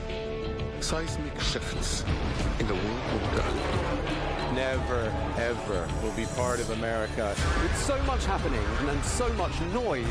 Whether it's political upheaval, Canada has been ripping us off for years. economic shifts, or social movements, And no one wins from tariffs. I think America can be more friendly to the rest of the world. The in-depth analysis and all the latest developments across the globe. To have an inclusive policy together. The meetings with Hamas gave me some hope. We're in another nuclear arms race. the most important development straight to your screen. Welcome to the dressing room. I'm on my own. I need backup. And an insightful look at the issues shaping our world today. It was not going to happen, that war, and it happened. Join us on Arabiya News, where the world talks.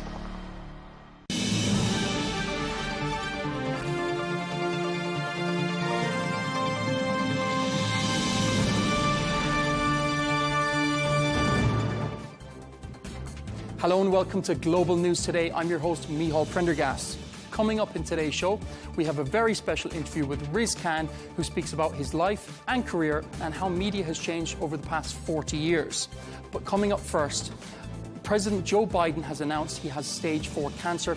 To speak on that, we've got Professor Carol Sikora, world-famous oncologist, to break it down.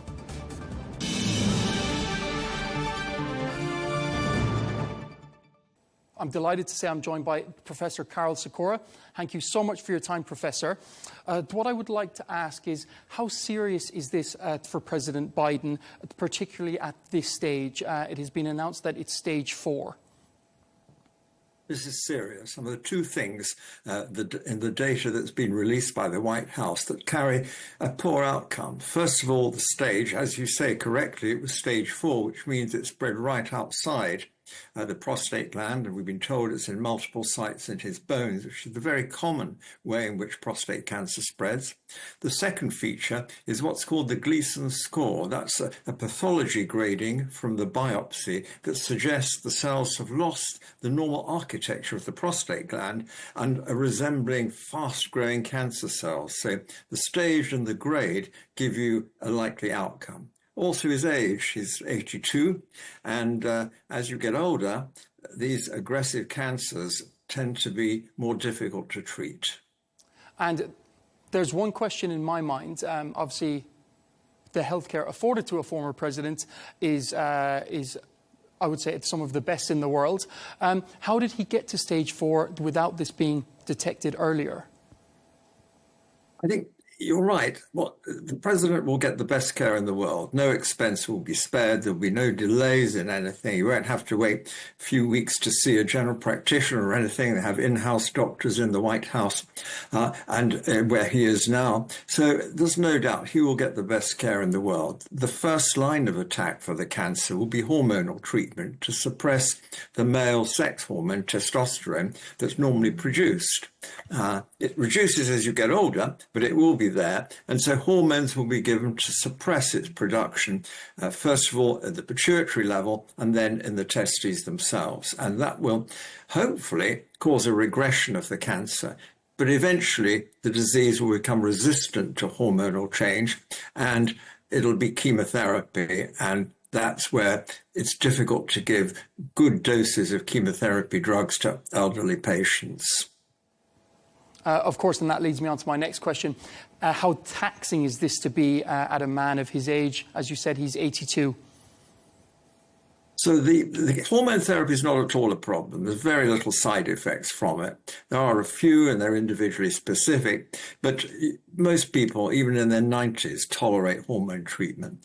Once hormone treatment is no longer working, it becomes much more difficult. There are treatments out there, drugs and radiation treatments that can be delivered right around the body, but they become more and more arduous for older people. I mean, quite frankly, looking at him over the last 5 years, he's deteriorated in his physical stance. I mean, at the moment, everyone says, well, maybe they knew he had prostate cancer, and maybe that was contributing to what seemed like a cognitive decline. But, you know, I doubt that. The Americans are so upfront with information about cancer. I think if he had cancer when he was president and they knew about it, they'd have made that public. I think it's unlikely that that's the case, although there are stories appearing in the global media that maybe there was some sort of conspiracy of silence. As you just stated, this could have a huge impact on his cognitive function. What is the risk going forward of someone of his age going through a harsh battery of chemotherapy? Does that have the capacity to cause a further decline? It could do. There's no doubt that giving chemotherapy to people over 80 is challenging, much more challenging than, say, someone of your age or even someone in their 60s. And the reasons for that are complicated. The liver and kidney doesn't work so well, and the general brain tolerance of external influences, such as the drugs to be used for chemotherapy, is poorer as people age. We tend to adapt it by giving more gentler doses and gentler types of drug. But the trouble is, once the disease becomes resistant to the drugs, then it grows out of control. And you know, the overall outlook for a high grade, which is what he has, and a high stage 4 cancer, is relatively poor in someone of his age. And someone with your wealth of experience as an oncologist, we've seen a growing level of cancers over the past 50 years. Is it processed food? Is it smoking or drinking? What is it in your mind that's driving this huge increase of cancers in the world? The biggest driver of cancer is age. The older the population gets, and that means they're living longer, so it's good news. Medical technology, even in poor countries in sub-Saharan Africa, allows people to live longer than they did a decade ago. And that means that the cancer incidence goes up. Some poor countries have a double dilemma. They have the diseases like cancer associated with age, but they still have the classical infectious diseases that kill: tuberculosis, malaria, and HIV. And it's really a balance. But in a country like the United States or in the UK, where I am, cancer and cardiac disease are becoming much more important because of their prevalence in the population as it ages. Are there any preventative measures against, as I said, there's these huge waves, these huge increases in cancer? What can an average person do to minimize the risk of getting cancer? The most important thing is look at your diet. Don't eat too much fat. Eat lots of vegetables and fruits. No need to go vegetarian, but just be careful with high-fat content meat. So lamb, although delicious, have a small amount. Don't eat a lot. When it comes to exercise, it's really good for you. Exercise actually reduces the incidence of cancer as well as heart disease. And then look at lifestyle. So alcohol is bad in excess. And obviously, in countries where there's so much sun, such as where you are, not to get red with the sun, because that can result in skin cancer. It's all about a balance, a healthy lifestyle, a healthy diet, and plenty of exercise. And it doesn't matter what the exercise is, swimming, snorkeling, gyms, doesn't matter. Just do lots of exercise and avoid getting overweight. There's a lot we don't understand about cancer. For example, young people are getting an increased incidence of a variety of common cancers. We don't know why. People under 40 are getting it. And we think it's due to dietary change causing the microorganisms in the gut, the so-called microbiome, to change. And that probably is one of the reasons for it. So there's a lot to be found out. But at the moment, the best advice I can say is exercise and diet, healthy diet, and lots of exercise all the time. Fascinating insights. Thank you so much for your time, Professor Carl Sikora. Pleasure.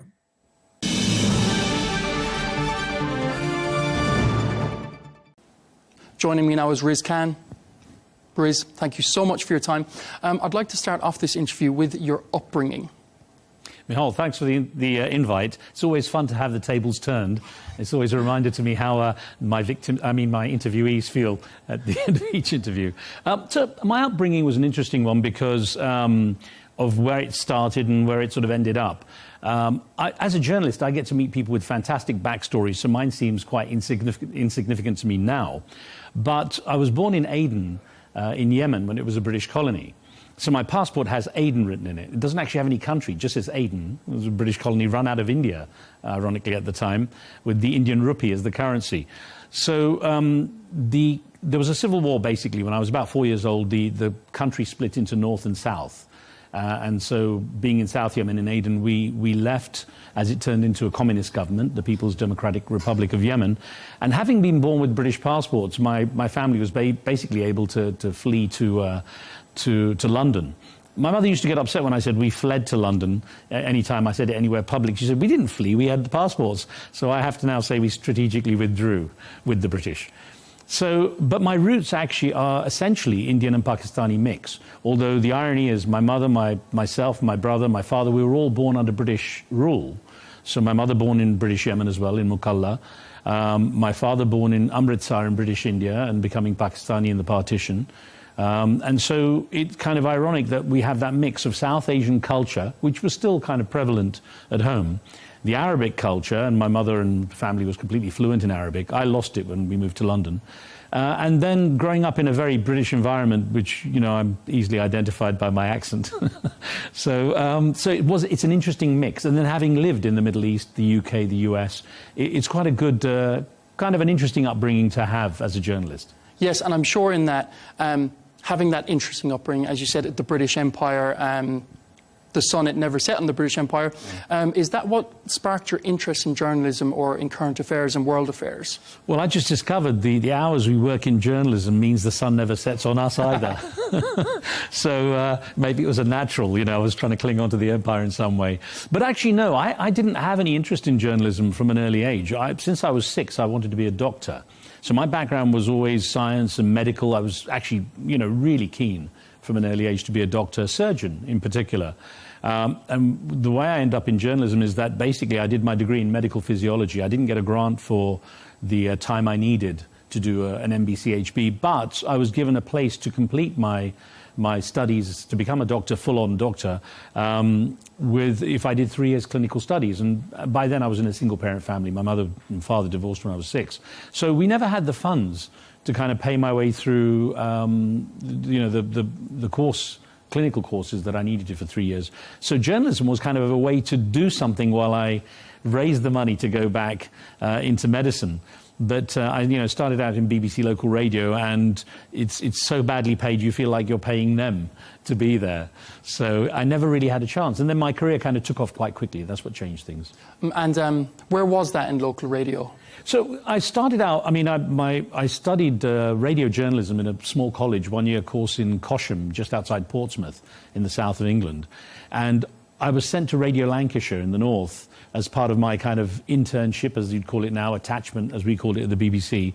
And that's when I first went north of Watford as a southerner in England. And Radio Lancashire became quite a big thing for me because apart from my first experience in a radio station, and I woke up at 6 a.m. and heard my first report on local radio, and it was quite absolutely fascinating as an experience. it was the fact that I discovered another part of the country, how cultures vary across the UK itself. And I actually volunteered at so many BBC radio stations while I desperately looked for work that I actually got to see a lot of the country too. So I was all over the place. And everyone speaks about their big break. What was your big break in radio and then into TV? So I guess, in a way, the break for me into radio was when I was at Radio Lancashire. I was basically unpaid. I was doing everything, volunteering and helping out. And the deputy editor at Radio Lancashire happened to be sent to fill in for 6 months or a year or so up in Cumbria, at Radio Cumbria, even further north, to take over while the manager was on leave. So I ended up being asked by her. She saw how much I worked hard for free at Radio Lancashire, so I think she thought he'll be cheap. So I ended up in Cumbria, and that was my first contract, actually, and it was just amazing to know I would earn something for 6 months. But while I was there, I was applying for pretty much everything under the sun, especially at the BBC, and ended up on something called the News Trainee Scheme. And that was an interesting one because they never took my kind of person, if you like. By that I mean I wasn't from privately educated schooling. I wasn't from Oxford or Cambridge, and almost everyone in the News Trainee Scheme was from that background. They had 9,000 applications and 12 places, so I don't know how I got on. But that was really the big break, because that's where I was trained for both radio and TV, and that was almost like a fast track within the BBC. The trainees were almost anyone on TV now, like Jeremy Paxman. Richard Quest was there around the same time as me. A whole bunch of people you would know came from that scheme. So, as you said, being of a British Asian origin, did you experience any discrimination? Obviously, being the first British Asian to be a news anchor as well, you broke the mould in a way. Well, it was funny. Again, when I think back to how I got onto the News Trainee Scheme, it was about a year later they actually started to look into, they did like a little commission to look into diversity at the BBC and started something called the Asian Afro-Caribbean Scheme. And I remember one day, this is before the Afro and Asia Caribbean Scheme, someone saying to me, "Oh, are you the token ethnic?" And I said, "Well, I never thought of that myself that way, but I was the first person, brown guy, as they called it around there." I think it's because I sounded British, and the BBC, and Britain in general, maybe a little less so now, but Britain in general is rather, it's still very classist, I guess, but it was very classist at the BBC, and someone had to sound like they were from the BBC, probably more than look like it. I mean, I guess they might have thought I'd be stuck on radio and never go in front of a camera. But did you practice it at home, or so elocution? No, nothing like that. Actually, that's an interesting thing. They never taught us at the BBC how to present. We were always taught how to write, how to produce, how to do journalism. We were taught law, legal stuff for journalists and stuff, and public administration, that kind of stuff. But actually, the one thing I had to do was slow down, because I still speak very quickly. But it was much worse, to the point where there were times I played drums with a band. On the weekend, we recorded on a cassette. Do you remember those little things we took? So just about. Yeah, just about in your case, I guess. And I heard the recording played back, and there was someone I couldn't understand. I said, "Who is that?" And they said, "That's you." I said, "I can't understand what I'm saying." I was speaking so quickly, So I did slow down. So what was the reaction in the newsroom? I guess because, again, I worked hard. I did long shifts, so, I would always fill in. I've always been committed to working.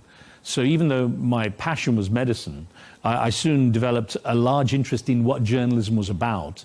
Always worked hard. I think work ethic is a crucial thing, whatever the job, really, whatever the job.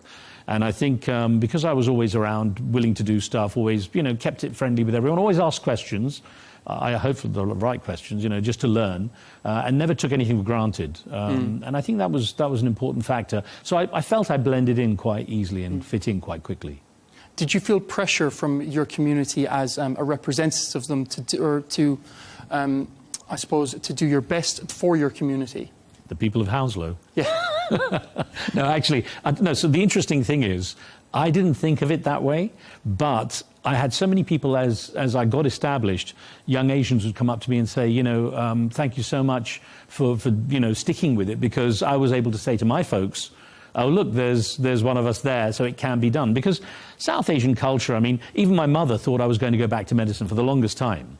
And she'd always ask me, by now I was doing radio and a bit of TV. And she'd say, when are you going to go back into medicine? Because I guess, those kind of jobs feel safe, secure and respected. But the only time she actually started to kind of question her pushing me back to medicine was when I appeared on TV, and her friends would start calling her and say, "Oh, we saw your son on TV." And then she was like, "Is that a real job?" So I didn't feel pressure to represent anyone, but I do take the trouble to talk to people, to mentor them as much as I can, for the simple reason that I benefited a lot from having mentors in the industry.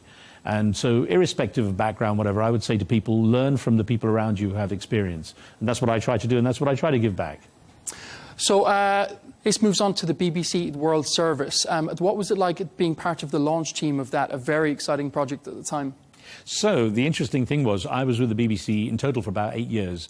I had 1 year out where I joined the independent sector. My only real experience in the BBC and independent were the two main players. And I was in the independent sector for a year at Central TV in Birmingham, which is actually where I met one of my closest friends, Neil Curry, whom you know because he's my executive producer. Of course. So we were in Lovely journalism man. then. You have to say that because he's nearby.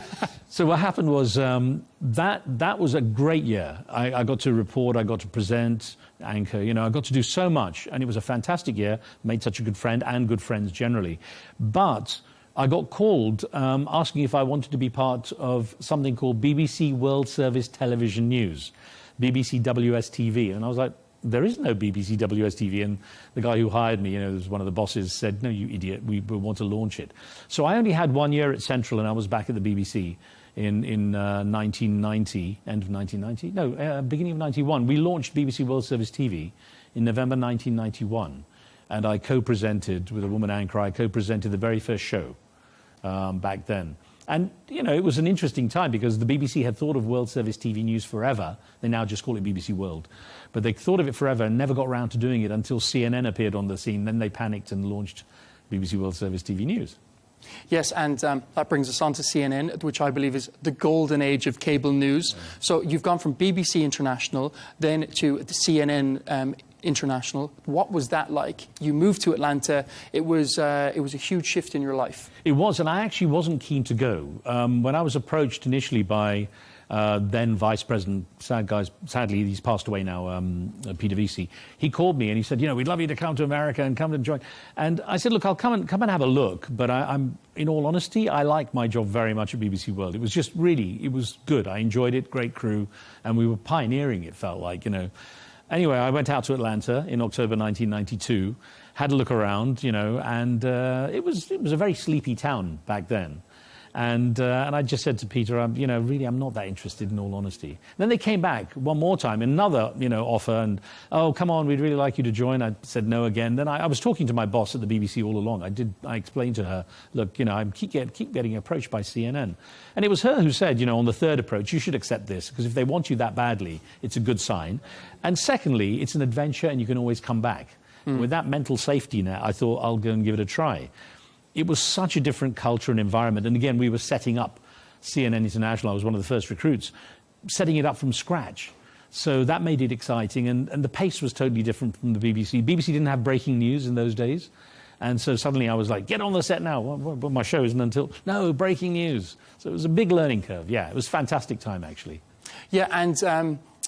what was your experience with Ted Turner? Obviously, him and the world of TV and news in general, as well as sport, a towering figure. Do you have any personal anecdotes of him? I love Ted. He was I don't consider him, a visionary, which is what people tend to call him. I think he's a maverick.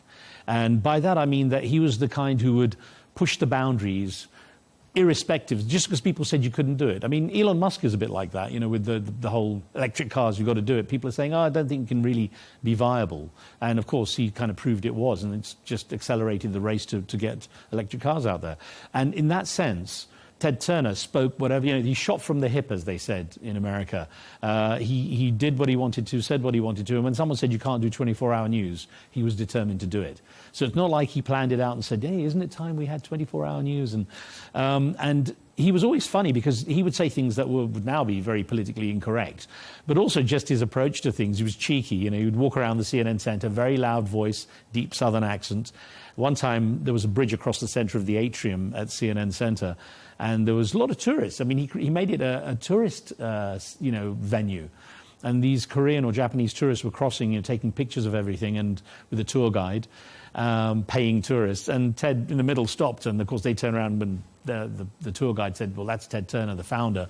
They were like, and he's like, "Hey, Riz, can you believe these guys? They make me $1 million a year." So he was, he was a character.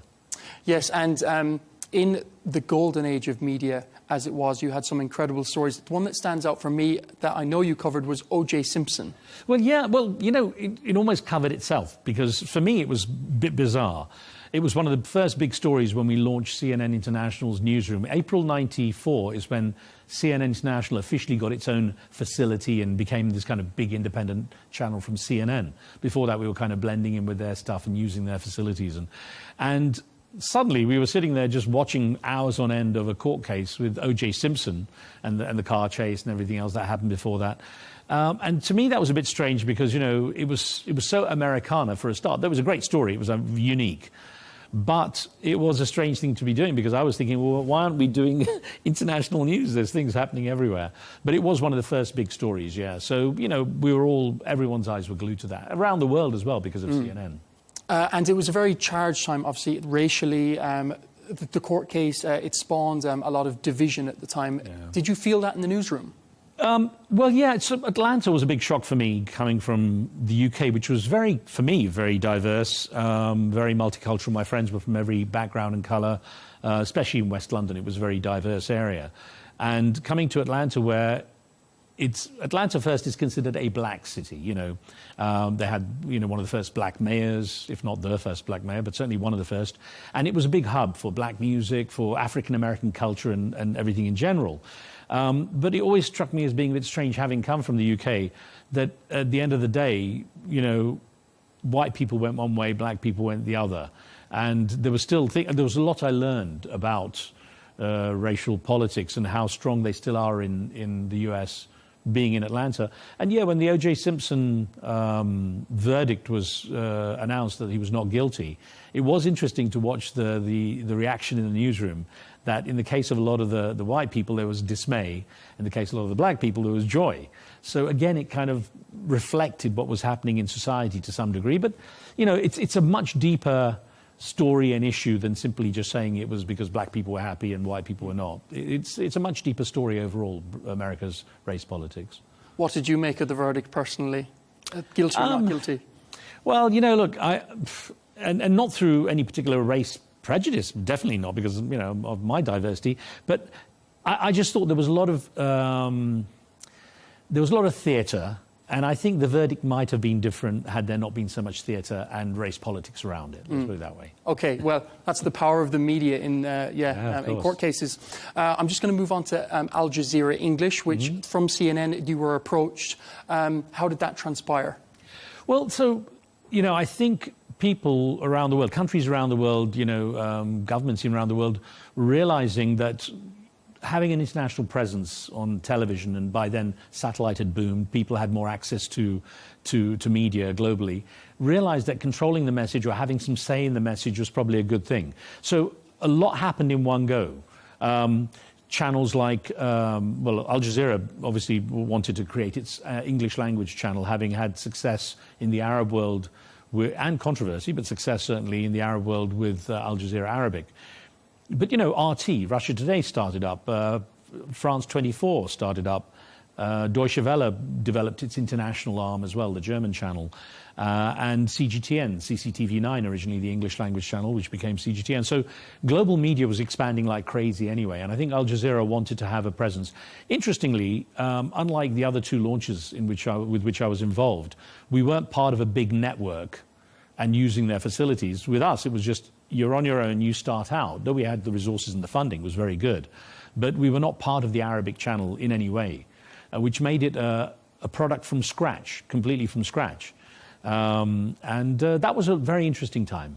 Probably the most interesting kind of launch I've ever been involved with. Yes, and having to build trust in a Middle Eastern news organisation in a time, obviously, the Gulf War, etc. What was the biggest challenge in actually creating an aura of integrity in a new source of media? What was interesting was I opted to be because we built 4 hubs. The headquarters was Doha, which was the main hub. There was Kuala Lumpur in Asia. We had London, an obvious place of it, and then Washington, D.C., because, of course, that's such a big hub for global power. So I opted to be in D.C. because I'm not a manager, so I wasn't involved with the management. I avoided it as much as I was a director, the founding director. But I actually ended up doing my shows out of D.C., so I would have more guests on set and have access to the U.S. Ambassadorial crowd, the U.S. government and people, and it worked out very well that way. But what was interesting was, of course, we were bringing the Al Jazeera brand in English to Washington, D.C., when George Bush was in power. And Donald Rumsfeld, all the people around him hated the Arabic channel. So Al Jazeera was always being described as Osama bin Laden's network, the terrorist network, and so on. And here we were as the English version. But the beauty of it was, I mean, I was with Colin Powell, General Colin Powell, who was, as you know, Secretary of State as well. He was with me at an event in Malaysia with Mahathir Mohamad, and he said to me, I haven't seen you on CNN for a while. I said, actually, I'm involved in launching the new English language Al Jazeera. And he said, oh, you guys gave us so many problems. I said, well, it wasn't us because we're not there yet, But then I saw him a year later, and he came up to me at a meeting where there was a big gathering I was moderating with Hillary Clinton and now the late Richard Holbrooke, and he actually walked up and said, it's excellent, it's the best thing I've seen. So, it was good that we could vindicate ourselves. I think people are learning to have less fear when it comes to, even with Al Arabiya. The name Al Arabiya is an Arab description of Arabia, if you like, the Arabian maybe. So it's good that the West is learning to become more comfortable with non-Western branding. So speaking of the Clintons, you have interviewed them. Is there a great deal of fear, or how do you prep for interviewing a president? I've been lucky. Obviously, there are protocols, there's respect that's needed, and I've learned to treat people as people, from the lowliest to the highest, as human beings. But obviously, I have to reflect in my work and my approach with them and to them that I recognize their position, the protocols that are needed around there. So I'm very respectful. I have friends who are ambassadors who I have dinner with and call by first name, and we're buddies, if you like. But I would never refer to them in that way in public presence, because I have to respect their position and not kind of bring it to our relationship. So my approach is to treat people as people, and the same even with presidents, even the US president. One thing that Bill Clinton, and to some degree Hillary Clinton, did was make it easy for the media. Bill Clinton had a gift of making a person feel like they were the only person in the room. When you stopped, hey, it's good to meet you, and you're there, locking eyes, and he maintains eye contact, and it's quite unique. I've not known many people who can do that.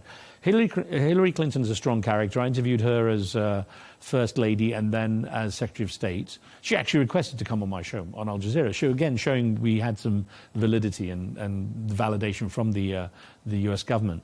But the preparation is always the same as for any interview. Learn as much as possible about the subject. Learn as much as possible about not just the person, but the subject, meaning the topics. And because, you could interview the same person 5 times, but you may have 5 different angles on 5 different stories with that person. So it's preparation and getting to know what would be the right way to approach the questioning to make it as unique as possible, because everyone's getting a chance, in some cases, to interview these kind of people. It's preparation is the big thing. And in terms of the media landscape, it's changed a lot over the past 4 decades. We're very much into the digital zeitgeist. How have you found your experience at Al Arabiya English? You've interviewed the likes of Andrew Tate, RFK Jr., these people who comprise most of the comments, especially on YouTube. They're very divisive characters. How have you found the transition from, I suppose, traditional legacy media into the digital zeitgeist? Well, in all honesty, I don't think I've undergone any transition in every sense. I think what it is that I've stuck with my tenets of journalism, which is to do the job properly.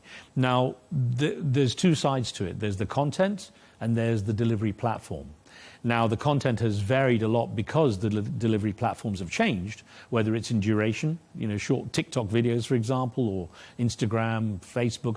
All the methods of delivery, YouTube has provided the opposite, 3-hour interviews, and podcasts.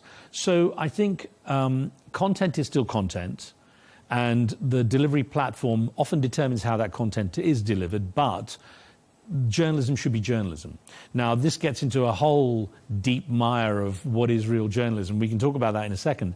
But for me, it's been very hard to get used to using social media, only because I'm still stuck on the traditional ways of doing things. I mean, I was taught at the BBC to leave out adjectives in writing content, whereas obviously for colourful, well, leave out content in adjectives in news. Really, that's what it is, so that the story doesn't get a nuance or a bias.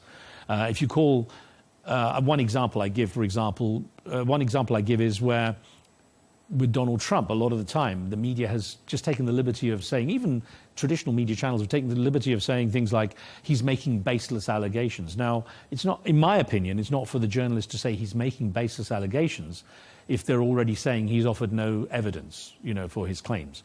So it's a balance, really.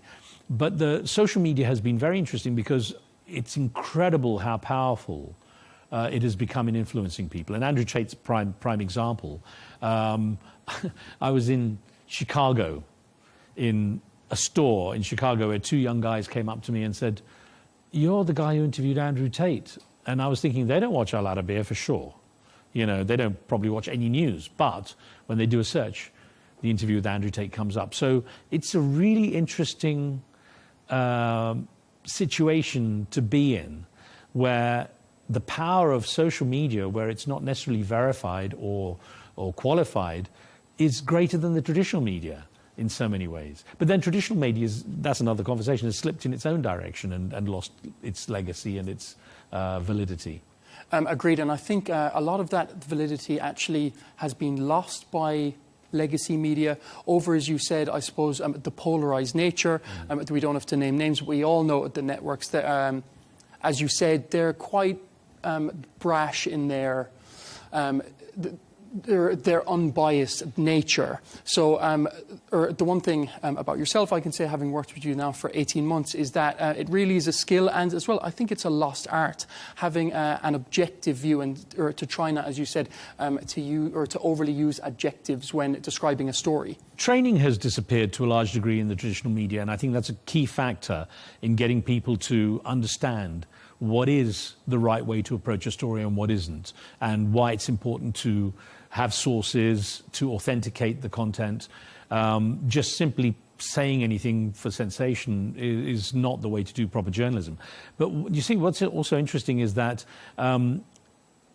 it is difficult to be up against these social media platforms that can put out so much. Where the traditional media went wrong is, as it got onto satellite and became 24-hour and had to fill time, it becomes very expensive to gather news, generally. Putting reporters into the field, crews, accommodation, travel, all this stuff is expensive. And news used to be a lost leader for many channels. It was mandated by charters and conventions that these channels had to have news, which is why they did it. But they made their money through programming, entertainment, and so on. They could afford to spend on news. Now, news channels, which may have to try to prove they're making money, or at least not go into deficit, the easiest option for them is to just simply put talking heads on. And that's where a lot of the main channels went wrong, is they started to just get opinion makers or opinion offerers, I guess, and commentators on to talk. And that way, the content seems to develop its own bias. That's where things, I think, have largely gone wrong, is that it's less about the news gathering and news reporting than it is about commentary and opinion. And that's where the biases come in, whether perceived or real. Do you think the media has now prioritised clicks over truth? Well, it depends which media you're talking about. I think clicks mean everything to someone who's making money from them. And I'm pretty sure that, in many cases, there's no real care given to whether or not it's authentic. This awful expression, take action and apologize later. Better to actually do it and then apologize than to ask permission, is really what's guiding a lot, I think, of people. They'd rather, not ask permission and just apologize later. So across all of the networks and the eras that you've worked in, what are the guiding principles for a young journalist now, in your mind? I think to be an authentic journalist, it takes the time and trouble, or the person should take the time and trouble to learn the craft, which means training. It actually means training how to write, because there's one side of it, there's the content, you know, in terms of truth and whatever, but there's also how to present a story. So there's the writing aspect of it, there's the journalistic aspect of the writing, which is the fact-checking, the authentication of the content and so on. And then there is the critical thinking when it comes to sources. For journalists to really understand what is real and what is not, they have to be able to think critically. And what's been missing for a long time is people being taught to think critically. I remember going on a course that was done by this brilliant guy. He made us all as journalists. It was just to illustrate something in the early days of the internet. He made us all go online on computers and read a story about Martin Luther King on a website. And it starts off, you know, Martin Luther King, who was a pioneer, or not pioneer, but sort of leading figure in the civil rights movement, blah, blah, blah. And we're all thinking, okay, this is a site about Martin Luther King. But as he pointed out, we were all easily drawn into but what people didn't know about Martin Luther King was this, this, and this. And it was basically eventually starting to question a lot of his ideas and ideals and principles and so on, and starting to insert more and more negative content about him. And it was actually a site that had been set up by a neo-Nazi white supremacist group. But it was easy to suck in people. That's like advertising, you know, you get drawn in by something really nice at the top and then suddenly someone's trying to sell you some bizarre stuff, I don't know. Yes, of course. So authenticating critical thinking. Yes, and in terms of legacy, what interview are you most proud of? That's an interesting question, because I'm always asked who's your favourite interviewee, and of course that can vary on who's in my mind at the moment. It could be Peter Gabriel, who I was a huge fan of as a musician. It could be Stephen Hawking, because that was a phenomenal interview to be able to do. What was he like? Well, this was the interesting thing. I often get asked the question, do you, when doing an interview, give questions out in advance? And I said, well, no, we never did. Traditional media says, look, we're happy to tell you the topics and cover certain areas because, you know, the interviewee should know what it's about. But we wouldn't give out questions. I said, there's only one person I ever gave questions to in advance. And most people don't get it. A few did. And I give the clue, I had to give them 2 weeks in advance, because that's how long it took him to type out with his little, you know, lens on his cheek, with the twitching his cursor along the computer, and to do and we got 10 minutes with him. And I remember at that time my producer saying, well, 10 minutes, what are we going to do? That's not enough for a show. And I said, would you give up 10 minutes with Stephen Hawking? I wouldn't, you know. So that was fantastic. I was very proud of that, in all honesty, because, again, he was so frozen physically that it would be easy to be distracted and not look him in the eye. But when someone is staring at you that way, it takes quite a lot of, you know, holding it together to be able to look them in the eye, these crystal clear blue eyes, you know. That was a great interview, I must say. I really enjoyed doing that one. Just lastly, I'll just finish on, what advice would you give to any young journalist now in the world? Well, first, you know, decide on the platform that you're going to choose. Because if you're going to go for a traditional media channel, that's got its own kind of path. But if you're going to go down the path of social media or down the path of creating your own channel, very possible nowadays, and not a bad way to start, actually, I think it's important to take the trouble to learn as much as possible. Now, the beauty of what we have now is we have the world in our hands, on our mobile phones. There is so much content out there from which people can learn. You know, if you want to learn the piano, you can learn it watching YouTube videos. It's really interesting. So take the trouble to look at media training courses, learn how to do the job properly. And that way it prepares you not only for traditional media, but also for social media, where at least you can say with some authenticity that I've done some preparation as a journalist, not simply gone for the clicks or influencing, you know. It's a tough one, but I would say that's probably the best advice. Learn the craft. So you've just stated that Stephen Hawking, he was your favourite interview. Who would you like to interview? Who haven't you ticked off the list yet? There are loads. I mean, I would gladly interview President Trump. People say, why would you? Because if you're watching Donald. Well, I was going to say, they would say, you know, those who don't like him say, why would you? Those who like him say, of course you'd want to. As a journalist, my job is not to judge the person so much, but to get to the story and get to the person as much as possible in terms of my questions. Always difficult with someone like him, because obviously he's very much in charge with his media management. But Obama, Barack Obama, I wish I'd managed to interview him. It would have been very interesting. I did find it very funny that Zach Galifianakis, the comedian, interviewed him on his show, Between Two Ferns, and his opening question was, what's it like to be the last black president of America? It'd be great to do a satirical show, I must admit. But I would say, yeah, people like that, they in terms of US presidents, definitely. There's almost no one I wouldn't want to interview in that sense. Anyone who has an influence on the way the world's news cycle is being shaped, Vladimir Putin, Vladimir Zelensky. All these people are valid interviewees for me because they're part of that news story. Then there are the people I actually also enjoy interviewing, which are, the quirky Hollywood actors or Bollywood actors, and I've done all those as well. It's been really interesting because, again, I don't want to just simply do a kind of little puffy piece on their latest movie. I want to find out about the person, and I've had that benefit too with some of the shows I've done. Yes, and what was the worst interview? Now, obviously, kind of working in the media, we've all had stuff where maybe the cameras didn't work or maybe the guest didn't turn up. Is there anything in particular, a bit of a blooper that stands out in your mind? I can actually tell you this because it haunts me to this day. During the former Yugoslav war, Vuk Drašković was deputy leader in Serbia, and he actually was one of these interesting characters who flip-flopped a lot when it came to his views, which I thought was also quite unique because you never knew where he was going to stand on an issue.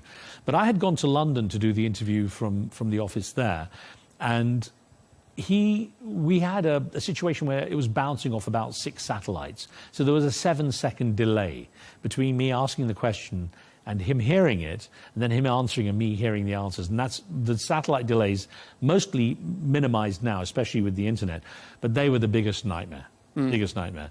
And so the problem I had with him was that I was asking him what Serbian troops were doing right then in Kosovo.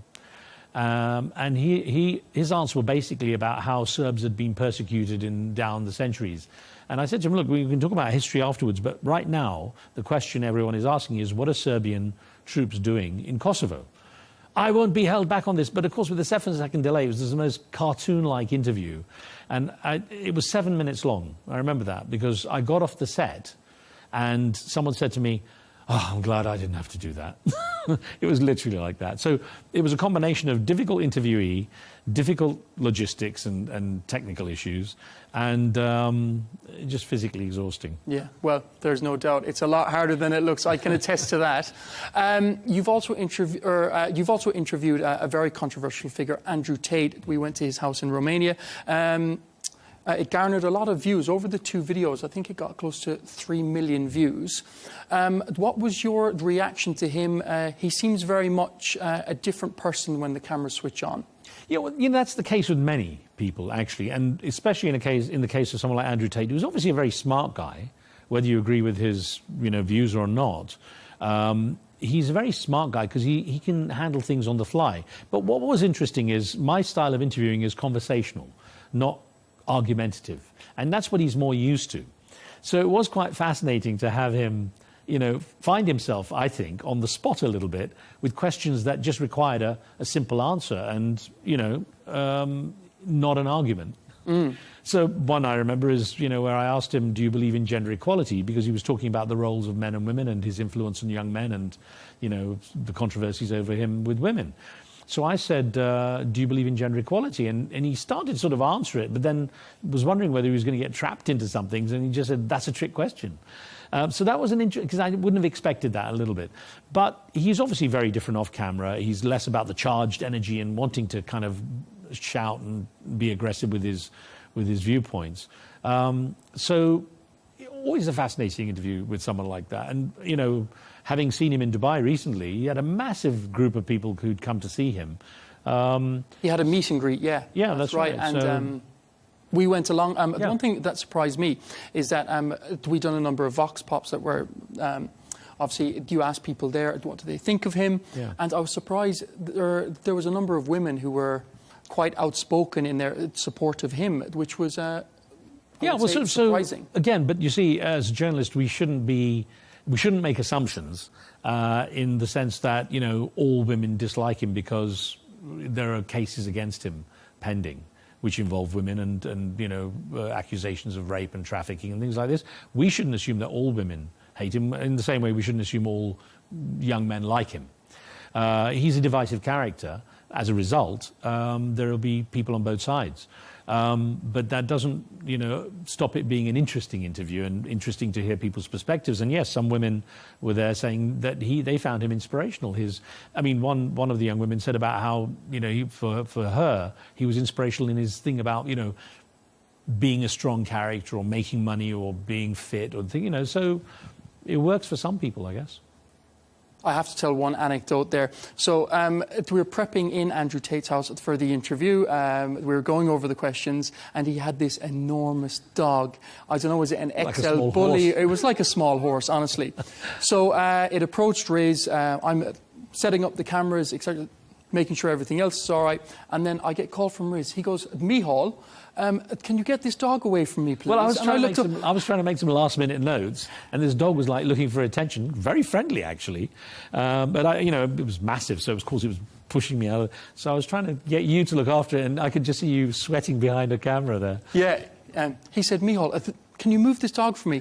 I said, Riz, I certainly can't move that dog. I think if you stop stroking it, it will leave you alone. You know, that's what I said. should have got your saddle. You could have ridden it. Yeah, oh my God, absolutely. So I will just end on, what would be your advice to a young journalist who's trying to make sense of the world in a post-truth world?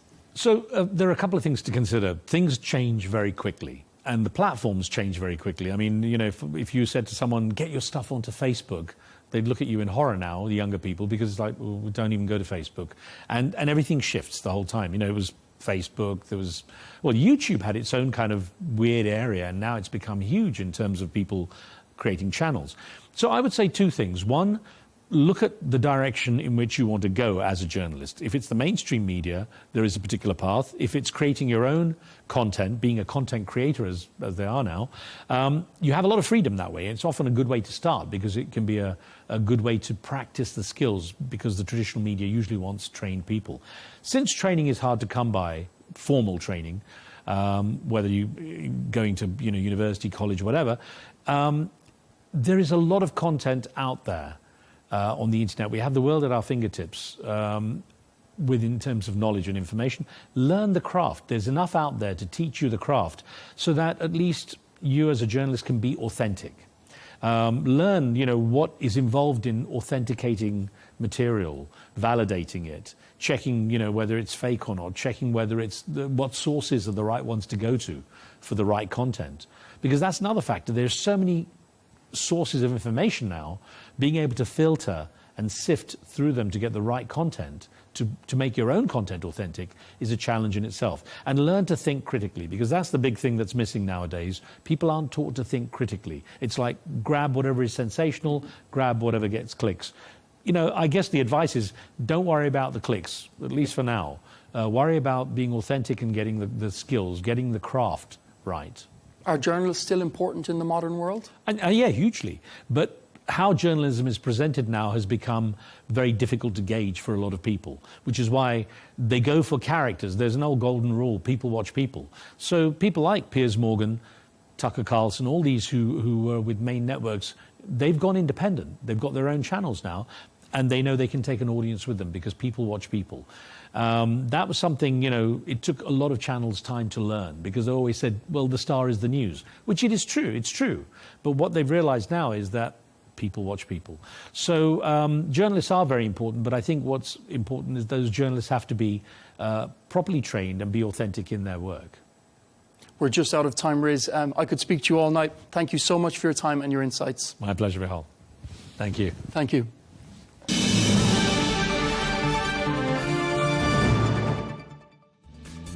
That's all we have time for on Global News today. Thanks for watching, and be sure to join us for more exclusive insights tomorrow.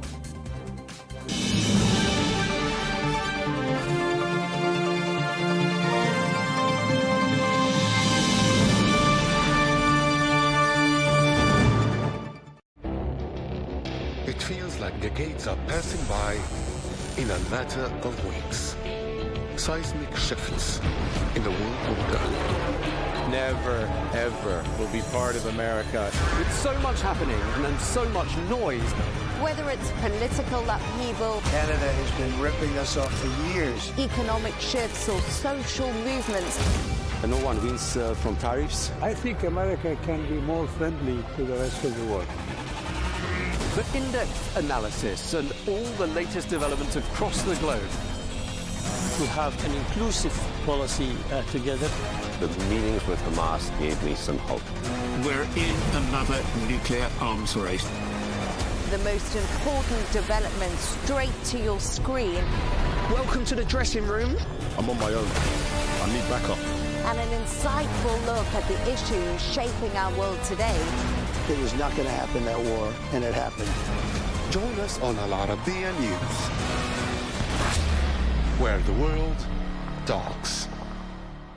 From the White House to Gaza, Kiev to Beijing, elections, economics and the environment compete with conflicts and other complex issues for our attention.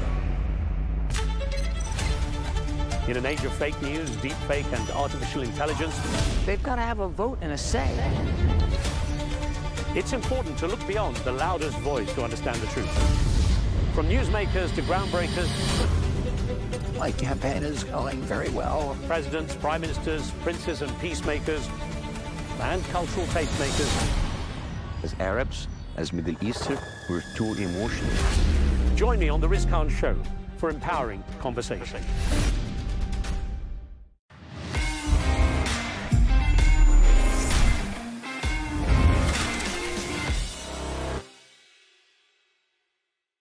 Welcome to the dressing room with our Arabiya News. Gentlemen, how are we? Really good. Really good. Good, mate. It's been a long weekend. It's been quite long, isn't it? Yeah. It's been quite long. It's been long, What, mate. have you been up to much? What did Mate, you get up what to have I over been up Easter to over weekend? Easter? Over Easter, what do I do over Easter? Kids, mate, they're like 3.5 weeks off school, innit? So you're at the end of it now. So you're. I'll tell you what I did do. 2 things actually. I had a golf lesson with a whole family golf lesson. Lovely. You probably needed it. Yeah. I've gone to the geezer. He said, "How much?" He said, "Do you play?" I went, "I've been playing for 20 years, mate, but I need to reboot the whole swing." He's gone. Reboot. Right, listen, right. And he's gone, right. Let's have a look at you. And he's filmed me, right. And like, you know, when someone films you and he's looking over and going, like, what have I seen? All over the go. So he's holding. I've never ever done this. He's trying to hold my head when I'm swinging. Don't move your head. I keep moving my head like so, Carly's like a naughty school child you are. He's going, no, you keep moving. I don't think I'm moving my head. And then he shows me the video, and my head's doing this like mad thing when I'm swinging. And then Carly's like laughing her head off at me. The boys are playing, and I don't know if you play with the boys. Like, golf can be dangerous, right? You have the rules. So stressful for me because they're swinging clubs and they're missing each other by that. Like walking in front of tees, so it was good. I want to play football. I want to play golf with the kids, so I want them to learn. But it was just stressful. So that's what I've done on Saturday, and I actually played football yesterday for my team. I ain't played football for 6 months, Coley. How'd that go? Yeah, normal service resumed.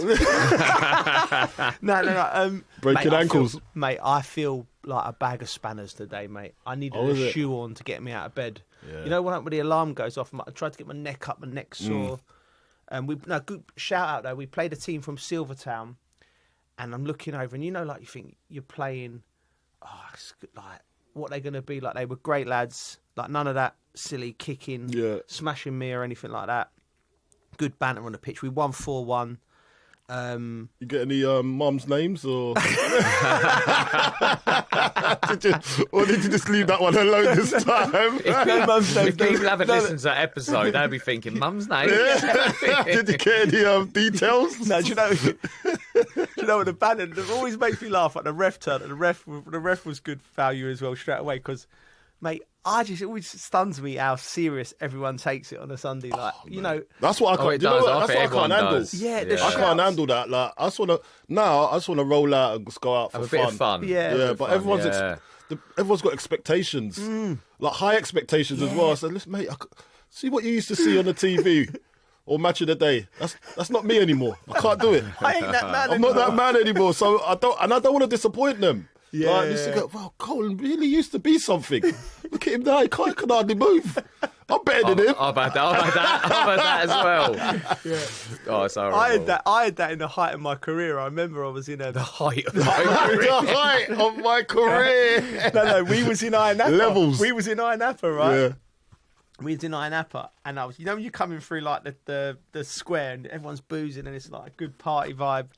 And there's these kids playing football, and I've seen the football, and I'm half cut, and the guy's gone, I've gone, yes, mate, give me a kick, and everyone's gone, oh, there's Joe Cole, and I thought, right, because I love a football, so I've gone, right, I tried to do some moves, right, and I looked like I'd never ever seen a football.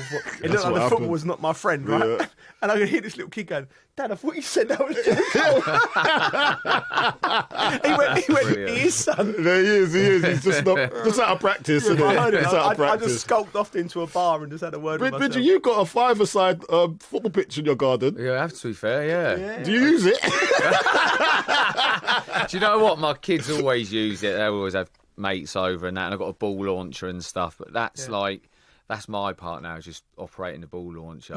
Like, my knees just ain't what they used to be, mate. Launcher at your son's head. Yeah, basically. You've got to wear a helmet when you play. Mate, I had it done and they didn't use it for about a year. I thought that was a waste of money, and they both got into it. Do you know what, right? Your garden, Bridget's garden's like, Levels. it's like Euro Disney, mate. It is. They've got ball launchers, they got bunkers. They got a swimming pool, they got little areas. Oh, man. it's brilliant. Yeah. Treehouse, mate. You got a treehouse here. Yeah. No, we did have one actually. Did you? It got replaced by the football pitch. Oh, see. You're like... Just plant another one. Plant another tree and put a treehouse in it. Like, plant a tree. Plant a tree, not plant a treehouse. To be fair, it's a plant nice a tree, garden. let it grow, then put a treehouse in it. It come in use at the weekend actually. Go on, tell us. We basically, when I used to go on holiday when the kids were a bit younger, I used to pretend to be a zombie. And basically I used to chase the kids around like after dinner. Yeah. And kids used to absolutely love it. But it become a thing at the house. Whenever kids come over, they're always like, oh, Dad, be the zombie. So basically about 10 o'clock, it's got really dark, and I've got the garden speakers, and I put a load of haunted music on. And basically I go out in the garden, and they've just got to walk around the garden, and there's me just popping out of bushes, chasing after them and everything. So I spent an hour doing that the weekend, but the kids loved it. It's it was a good laugh. You can imagine, can't you? You got all like wolves howling and everything. I'm just in the bush jumping out. That'd be so good if you're a kid, wouldn't it? Yeah, if you're a kid. My knees were in bits, mate. Yeah, exactly. That's what I'm thinking. I'm thinking about my that knees. Injection, I felt all right, and I think that was too much, crouching in bushes and running around. Oh, you pushed it to the limit. To be fair, your walking gait's a bit like a zombie now anyway. It's always in character. Always in character. You guys, what did you get up to? My son was down, obviously, from Hull. He had Caden. Yeah, Caden was down from Hull. He didn't have a match this weekend, obviously, and so we went to watch his brother, because his brother's just signed. His younger brother's just signed for West Ham. Yeah. So went to watch him train in that, and that was and it's his first week. So we went to go and support him. First week on the, because he's going into the apprenticeship next year. No. Year 11. No, so he's year what? The older one's already he's already a scholar at Hull City. Year 12. Well, I don't know. Year 12. And then the younger one's he's under 14, so he's just signed. So basically, he's got 15s and 16s until he gets his scholar. Right. So we just went. He's just first time in the system. I think his older brother, Caden. He got into the system about under 12s, under 11s, under 12s. Yeah. And then now his younger one, I left it a little bit later because I wanted him to develop certain aspects of his game before he went in. And I'm a little bit judgy because I'm a striker. Yeah. But his brothers are left back or left centre half. So I didn't really know what I was seeing there. Do you know what I mean? So I couldn't really judge it. So I had to put him in and say, oh, you can swim a little bit. Yeah. But I was a little bit judgmental on the younger one because I know that Yeah. position and say, he's missing that at the moment. I ain't going to put him in yet. So it was a family thing and a decision where we said, he's ready now. He went to Arsenal. Yeah. For one reason or the other, didn't get the contract there. Yeah. Nah. He's at West Ham because I said, just come home. Can't trust these people's judgments. Do you know what I mean? So he's at West Ham. Do they support each other, Coley? Yeah. They've actually Brothers. because now they understand, like, this football's a full-time job. It's not just a game anymore. They're kind of like, I really want to do this. So they kind of gravitate towards each other and they give each other advice, which I think is quite cute, actually. And on the weekend, I was actually, not on the weekend, on Friday, I was actually coaching them. Right. But against each other, because the older ones are obviously a defender, the younger ones a nippy kind of striker. So it's good for them to, and it's actually natural. It's been natural how they've developed because one's always been attacking one, did it, and the other one's always been on the defense. So it's the same personalities, which they get a lot out when they train with each other. So it was amazing to have them both down and teaching them a thing or two about football. But hopefully, they go on and do what they want to do in their lives, and I can only be there to support. Exactly, mate. Exactly. That's fantastic. We'll start off. I think we're here at the bat here talking about Spurs because it was an amazing night for the club. Thursday night, Solanke breaks the duck with a decisive penalty. His first goal since January. That's incredible. Anyway, because I really like him. A 1-0 win and. That 1-0 win in Frankfurt, we've been there, Coley, and I think we talked about it last week on the episode.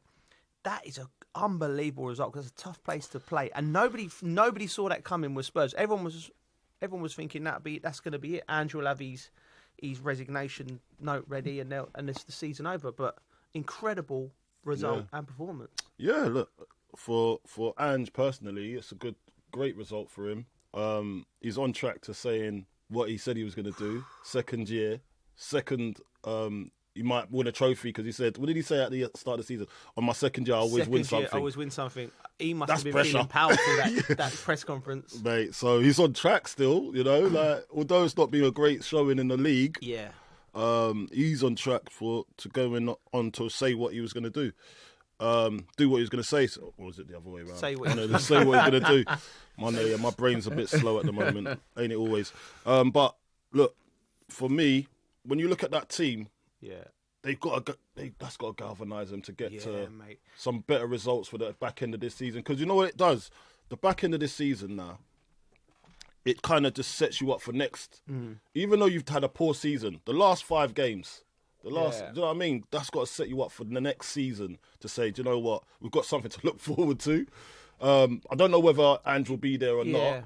But do you reckon if they win it, he's still there? I had this question, Bridgie, posed towards me. I said, do you know what? I remember when Moisey won the Conference League. Yeah. He should have actually. I think he should have walked then. Drop mic. See you later. Do you know what I mean? But then because the crowd's a bit toxic at the moment towards Ange. There's sections of the crowd and they're quite influential.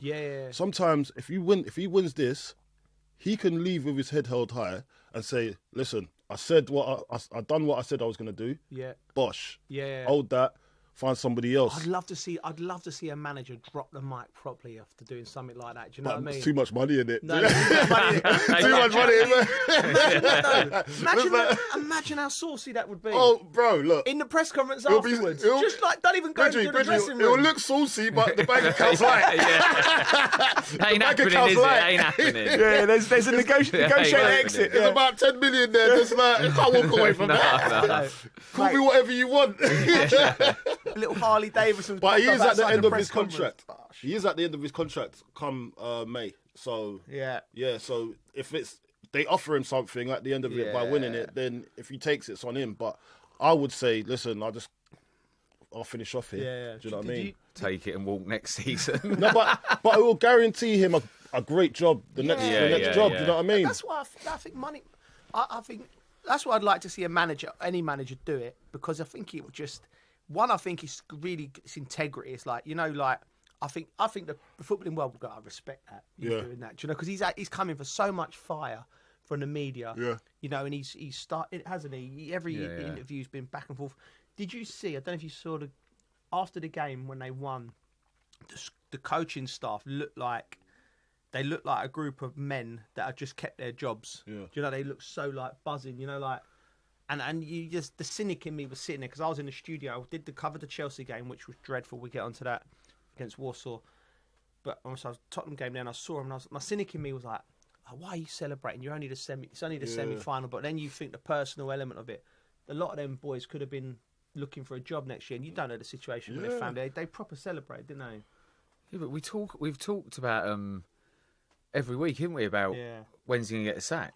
So it's no surprise, really, is it? Like we're always talking about him and how long he's got left, really. Yeah. There ain't no, like, real... And you get that... It's horrible, isn't it? When you're in that team and you ain't getting results, it's horrible. And I think when they get that win, when they do celebrate, that just goes to show how much they're feeling it, I think. Yeah, I mean, I looked... That is a great result. Last time, I think we talked about last time in Frankfurt. It's a proper tough place to play. Yeah. So it's incredible. You've got to take your hat off to that group of players. I didn't think they had it in them. Interesting stat. Luke just give to us. So put it on him if it's wrong. Tottenham are the only team in European football with 5 players with 20 or more goal involvements, goals or assists. So we threw some names out. We thought, obviously Son would be one, Maddison, Kulusevski, Brennan Johnson. That's incredible. So going forward, they've got it sorted, haven't they? At the back with that high line. And I think they've got good defenders, Bridgie. Romero, Van der Ven, Porro, Udogie have missed. They've all missed lots of football. But when they're fit...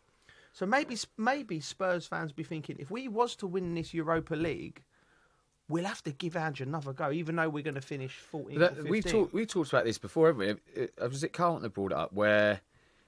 He's known for having lots of injuries, or is it the way that he does the training? I can't remember if it was you or Joe since Celtic and a few his other teams. Apparently, this is what I heard. Yeah, we're okay with starting rumours. Not like one of my rumours about De Bruyne going to Liverpool. We'll get into that later. This guy's causing chaos in the media. When things are up the creek, he'll always have something to fall back on his injury list. Yeah. Apparently, he uses this excuse for quite a lot of things, but it's actually true because he does have a lot of injuries. Whether that's down to who he's bringing in as sports science, whether it's down to his training's being probably too vigorous for the modern day footballer, I don't know, but he's always got that thing to fall back on, and I ain't gonna say he's done it on purpose, but that is an excuse that's a valid excuse for him. But mate, listen, I just remember, right, Harry Redknapp was who I love dearly. He's whenever the results go around, there's like a few injuries. His shout was, "We're down to the bare bones." Right, listen, you'd be there, you'd be playing, mate. Bare bones. Like, you pick up the paper on a Monday, you go, "Wow, we're the bare bones." With a skeleton. With a skeleton. You'd be like, I'm only playing because there's no one else to play. I don't mind feeling like that because it makes me feel. I feel special with it. I'm like the chosen few, still here, strong. You know what I mean? Backbone of the team. Listen. The group chats were popping off. My pals, as we talked about, all Spurs fans. Yeah. And they cannot believe their luck. Bodo Glimt in the semi-finals of a European. Bodo Glimt. Hold on. Let's talk about this name. I'm not being disrespectful, but that sounds like a rock band or something. Yeah, mate, it's like a heavy metal rock band. Like Iron Maiden. You got to watch Bodo Glimt. Bodo Glimt. Let's go watch Bodo Glimt down at the O2. Yeah. Go on. Sorry, Bodo. Sorry, Bodo. No, listen. They're famously, they're from the Arctic Circle, right? Where? The Arctic Circle. You been there? Mate, no, I ain't. Have you been there? No. I've seen them famously beat Jose Mourinho's Roma heavily at home a few years back. In the conference league. They got this AstroTurf pitch, which is a massive advantage. It's horrible. No, but the players, so the fans will be going, Bodo Glimt. They beat Lazio at home and then got beat in Rome. So like the players will be like, AstroTurf, but come on, guys. Bodo Glimt in a semi-final to take yourself to a European final. Yeah. Unbelievable. That's brilliant. How would you fancy going to Bodo Glimt in your prime? But the way Tottenham season's gone, it wouldn't surprise me if they come unstuck, mate. Yeah, it's very Spursy, isn't it? Yeah, it is, isn't it? Turn up. It's just totally different, isn't it? I feel like the ball don't zip as much either. No. I know it's gonna be nice, flat and even, but it just don't play the same, does it? It doesn't. I've played in a lot of AstroTurfs in America at the back end of my career, and a very similar situation to what they're facing, Bodo Glimt. I can actually remember playing Edmonton away, which is a team in Canada. Again, right? I think we've talked about it. I mean, we went there and we had to go. It was like an 8-hour flight, and we had about 5 or 6 Mexicans on our team. I think I've talked about it. And we got off the plane, right? These guys are prepping. They know what they're getting in for. And it was like, when Cool Runnings, when the Jamaican bobsled team got off the plane, I had so many layers of Mexican boys, right? Just getting ready for this. And the guys going, this is going to be horrible. This is going to be horrible. I'm like, how horrible can it be, a game of football? Yeah. AstroTurf pitch, like -12. Know where all the snow's been shoveled off to the side. And it's the first time in my life I'm preparing for a game, and I thought to myself, I don't want to play. Walking out, look, and it was like, America had to do 2 national anthems, Canada and America. I'm sitting there -10 freezing. First ball into midfield, it all bobbles about on an AstroTurf. It bounces different, crashed into me. I'm like, just like, here we no. go. So you've got the Spurs team will have to get their mind right for the away game, but you expect them to get through to the final. Oh yeah, 100%. You know the worst about that when you're bringing up the cold. The swing to my mind. When you go out and you get warm and you're in the game. It's coming off, getting all nice in the warm, and you've got to go back out again. Oh, mate. That's the worst, mate. That's happened a few times. I'm just like, oh, mate, you go out for you're second half, freezing, you're like that. you're It's horrible, frozen mate. up. That's horrible. But you see this game there? They should go through, come on. They should do, but I'd advise them to play their younger players. What, why? Because they're better on Astro. You reckon? Yeah. That is out there, Coley. What? I reckon younger players are better on Astro because they can move better. They're more sharper. I think age plays a factor in this time. Yeah. I'm not just saying that age in general. Of course, age in general does, but Okay. I don't think experience has any use on AstroTurf. It's a different game. It's a different game. I'm telling you. That is out of the box, Coley. That's Carlton Cole. Don't you think? Don't you think though? No, I know where you're coming from, but that's a brave man. Son, we're not playing. We're just getting in someone from the youth team in the biggest game of the I'm not season. saying that someone younger in the squad Young that legs. probably wouldn't Young play legs. as normal, like normally in the Premier League, but younger legs than your like Son. I think he could play his style of play.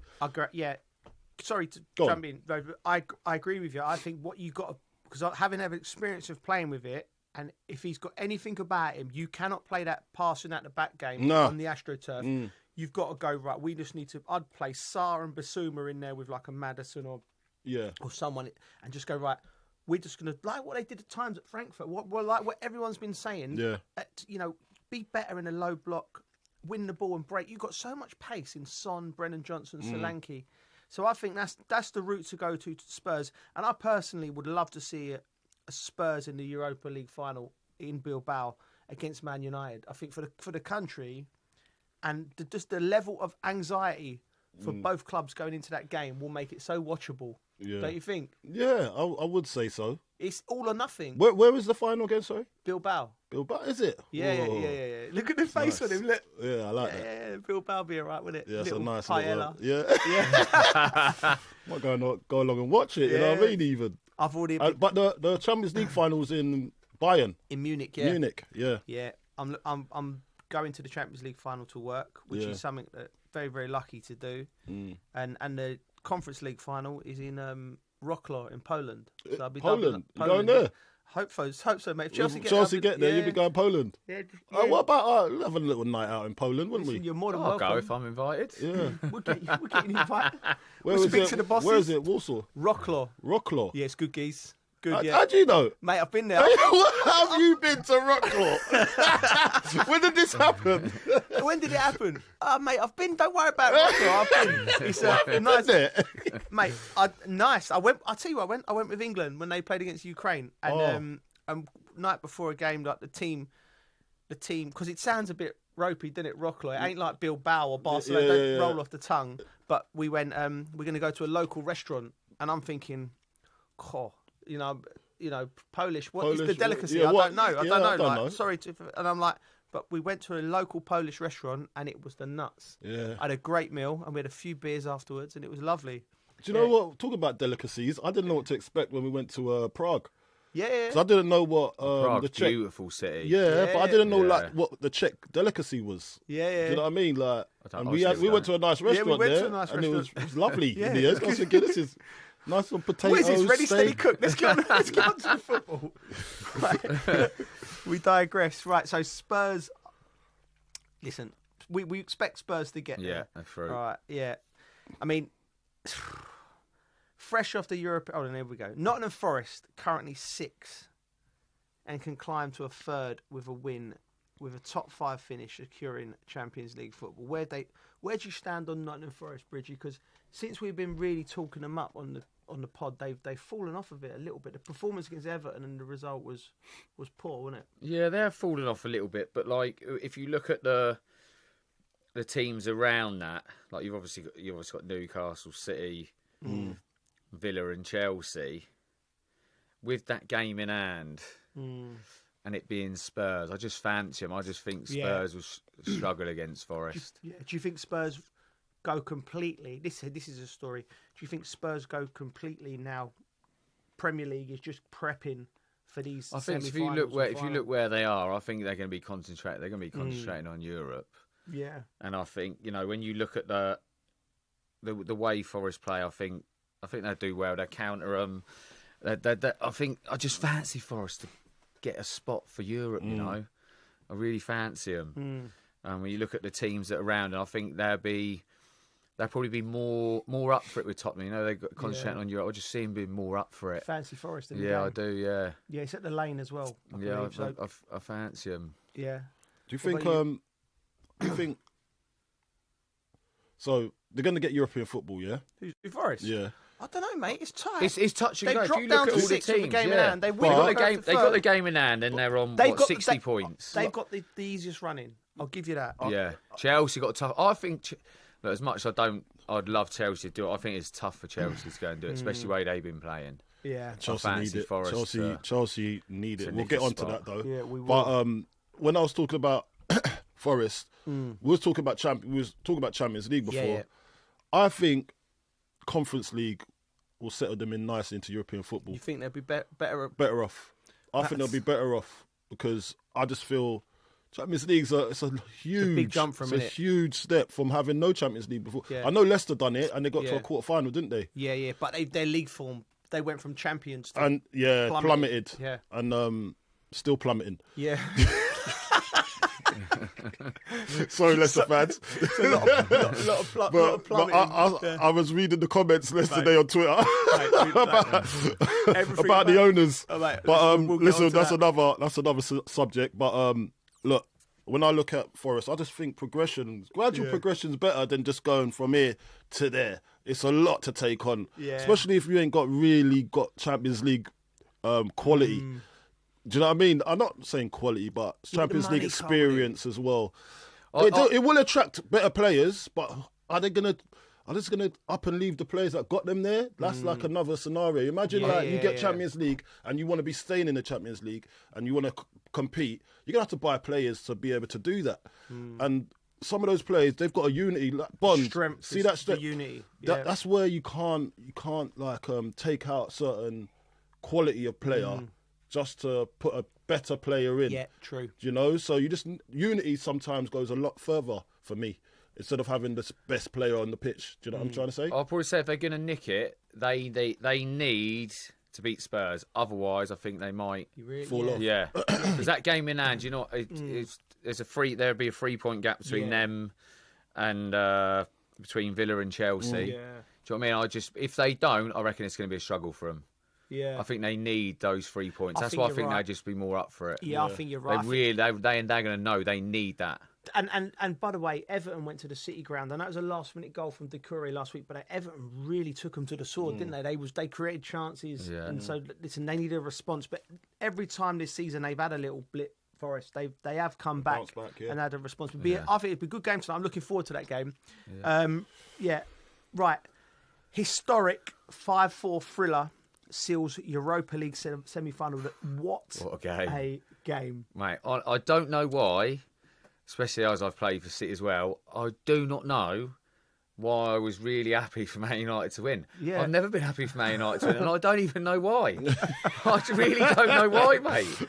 I was so buzzing for them, but I don't know why, because I don't really like them. Because, Bridget, you know what it is to be a footballer. And you know about how much how much stick they've had. And I think there was one bit that stuck out for me. And you're a good guy. Messaged him while the game was going was Rio, when they were talking about a miracle. And I was thinking to myself, not really. You don't really need a miracle, do you? Because it's like, there's 10 minutes. You just got to nick a goal now, and then the game's open, isn't it? And then I think it was a statement.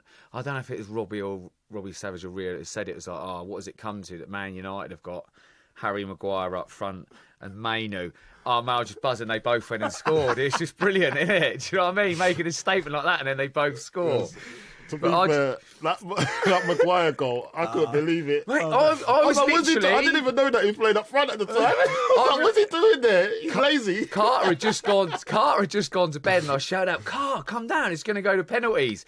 And then Maguire just nodded one in, mate. Oh, man, I was so happy for him, Maguire, mate. Like we've said before, he comes under so much stick. I think it's going to be the only... I don't want him to go and win it now, but I was happy for him the other night. You don't want him to go and win it? No, I was happy for him the other night. That's all you're getting from me. You got my little bit of love there. So be happy with it. What did you make of it? Oh, that game. It was like a 5-0, wasn't it? Yeah. So basically a 5-a-side. Mate, it's a good game for the neutral to watch, Yeah, isn't it? It's not a serious. It wasn't a serious game. What a serious game! It wasn't a serious game. It was a massive game for both them. It was a great game. Don't get me wrong, but it just wasn't a serious. 5-4. Like, come on, that's not normal. I know. Where do we do that at? I know, mate. That's a 5-a-side score. Yeah, it's ridiculous, isn't it? Sunday League score, mate. The quarterfinals of the Champions League. League and the Champions League, and you're talking about the Europa League, and you're talking about 5-4. It's not cagey, is it? What I would say is Ruben Amorim, right? So he 6 months ago when he got the job, I think it's about that time, people were talking about him like this always does my head in when a new manager comes in from abroad who's had a good reputation. Like, hey, what's he going to do? He's going to bring in this there's no secrets under the sun, mate. Like he's going to come and reinvent football, right? And I'm sitting there watching it. Like, what's he going to do? Like, you've got all these people turning up, all these. I'll not even say ex-players. Experts. I don't know where they come from. Never kicked the ball in their life. Going, yeah, he's going to be like, oh mate, what he does at wherever he was, he gets the fullbacks rotating in here, and then these ones get on the side receiving on the back foot, and then final third entry, all of the buzzwords, and I'm sitting there watching my telly, going, you nonsense, you're talking rubbish, right? Yeah. Biggest game of his Manchester United career. My guy put Harry Maguire up front and started going long. He knows what he's doing, mate. He knows what he's doing. You need a goal. Bang, the big man. Yeah. When it hit his head, I swear. Listen, I love Harry Maguire, and I've got a soft spot for him. I think he's the most underrated footballer in this country. 100%. One of them is, I think, mate, what he's done for England has been brilliant. So I loved him. And I was watching the game in the... I've just finished the Chelsea game, and I've come in to say my goodbyes in the green room. And this is how you know. I thought, because I sort of wasn't watching a Man United game, and everyone was in there. Like all the pundits who watched the other games, because we were all in the same studio, all come in the green room. The bosses were there, and everyone was just transfixed on it. And then when I swear, when I heard Harry's head hit the ball, he knew it. It made that sound even on the screen. I was like, bang! And in the whole green room, not even ex-Man United players was like, wow, buzzing. And only football can do that for you. That's what it is. Like whoever, it could have been Leon that scored a last-minute goal like that. You'd be buzzing because of the drama, and that's what we like to see. We like to see drama. We don't see that no more. That's the whole point. We love drama. We were just talking about football being boring not so long ago. Yes. And this is what I'd like to see. Although I've like poo-pooed it off with it's basically a 5-a-side score, but I'd prefer that and watch loads of goals going rather than just watching cagey football and a game just winning 1-0. Do you know what I mean? That means nothing's really changed. You just change your style of play, but it's not as exciting as it used to be. Yeah. But this brought us back to the old school, nostalgic. Yes. Do you know what I mean? Because we want to see loads of goals going. Yeah, we do. We obviously talk about Harry Maguire because buzzing for him nicking that goal, but I tell you what, Mainoo's goal. Yeah, mate. He took that so well. He's scored a couple of goals like finish. that. When he shifts it and then curls it, that's his forte, isn't it? Unbelievable techers. He loves great it. Finish, great touch, great finish. He has, and we've been gassing up Man United, and now we're just with all of that, and all the Man United fans will be in their motor going, yeah, buzzing. The boys love us. Yeah. Now, Man United's worst ever Premier League season deepens after Wolves defeat. How can you go from that? I'm watching them thinking that could be the change for them, and they just got dispatched by Wolves at the weekend. Yeah, I saw it, yeah. Unbelievable. I just think, look. Some free kick as well. We always say about Man United, they get battered, and like in the media and in the press, whatever, by pundits, and then they'll go and shut us up quickly. Yeah. And then they'll just be back to... Ain't a consistency of that. No, they'll just be back to where they was before, and then we're looking at it thinking... we're back to square one with them again. So, look, with Man United, I think this is a settling in period for Amorim. He's trying to find out who the best personnel is still at the end of the season, still trying to find his best team. And he's going to have to buy a player. He's going to need a window at least to start looking like what his team wants to be look like. What for him anyway. Yeah. Their chances, though, United, to be fair against. We did have a few chances, you know. Yeah, that's what. So against Wolves. Yeah, that's why he dragged off Højlund and put the boy Obi on. Yeah, young lad. The young lad. Yeah, and that's a statement as well. That's saying that Højlund ain't good enough. Because you being a striker, Cole, let me read you about this. Højlund came with a massive reputation, didn't he?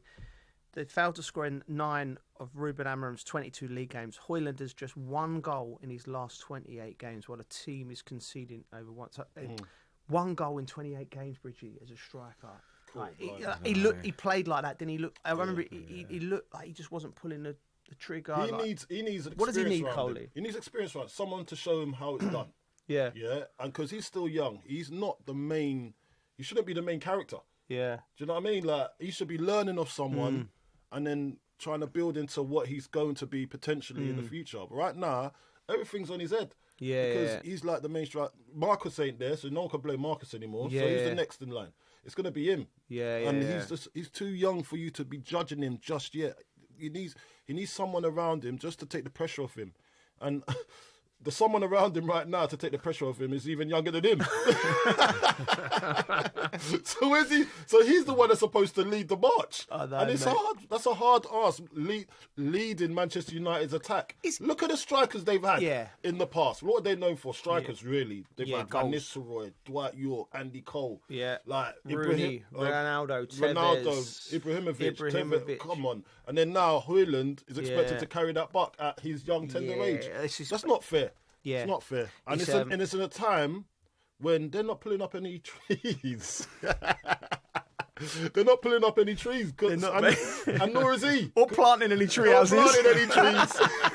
There ain't no tree house. There's no tree house. Right, that's the end of part 1. You've been listening to The Dressing Room with Al Arabiya News.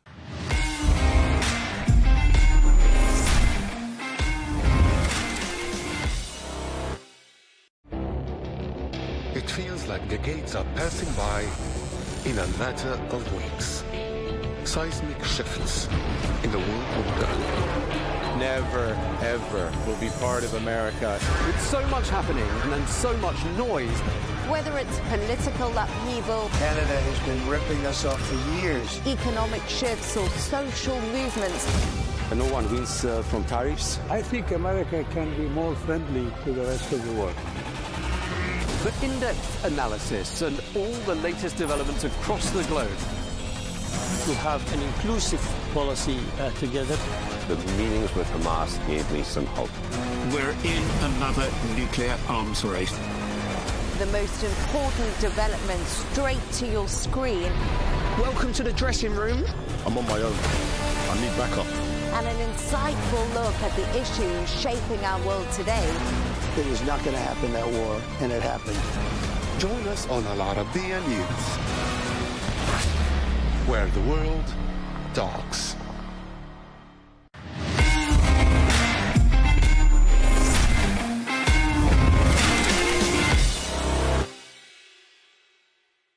Welcome back to The Dressing Room with Al Arabiya News. Right, guys, we're going to go to West London now. Chelsea stage a late comeback to beat Fulham 2-1. Wow. Did you watch the game? I've seen the highlights. Yeah. But I spoke to a few of my mates that watched it, and I think what he took from it was poor. Yeah. And then George come on and just created a little bit of spark. Yeah. Got the team going a little bit and the crowd going. Sometimes it does take that, doesn't it? Just a player to come on and just create a little something and lift the team a little bit. It took his goal well. Took his goal lovely. Yeah, didn't he? really nice. Great finish. Did you think it got overshadowed, Bridget? Because Neto's goal was just sensational. mate, One of them that gets you off your chair. But yeah, it was the power, wasn't it? It was just he caught it in a sweet spot right in the middle of the ball because it was actually quite close to the keeper, but it was just so powerful. Yeah, it sat up, didn't it? As he turned, if you look at his touch, it reminded me of the Bergkamp touch. Yeah. Remember that goal where he flicked it and it went round the Newcastle defender and it was a bit like that. Bang. Yeah. He was good. He was good, mate. Yeah. Listen, I wouldn't say he was good, like his performance, but that goal was just sensational. But one thing I noticed, because obviously both my boys support Chelsea, but my son Harry's on, he's on it, like, and he's everything. And he showed me something on the way back of the fans. As you come at Craven Cottage, Coley, half time.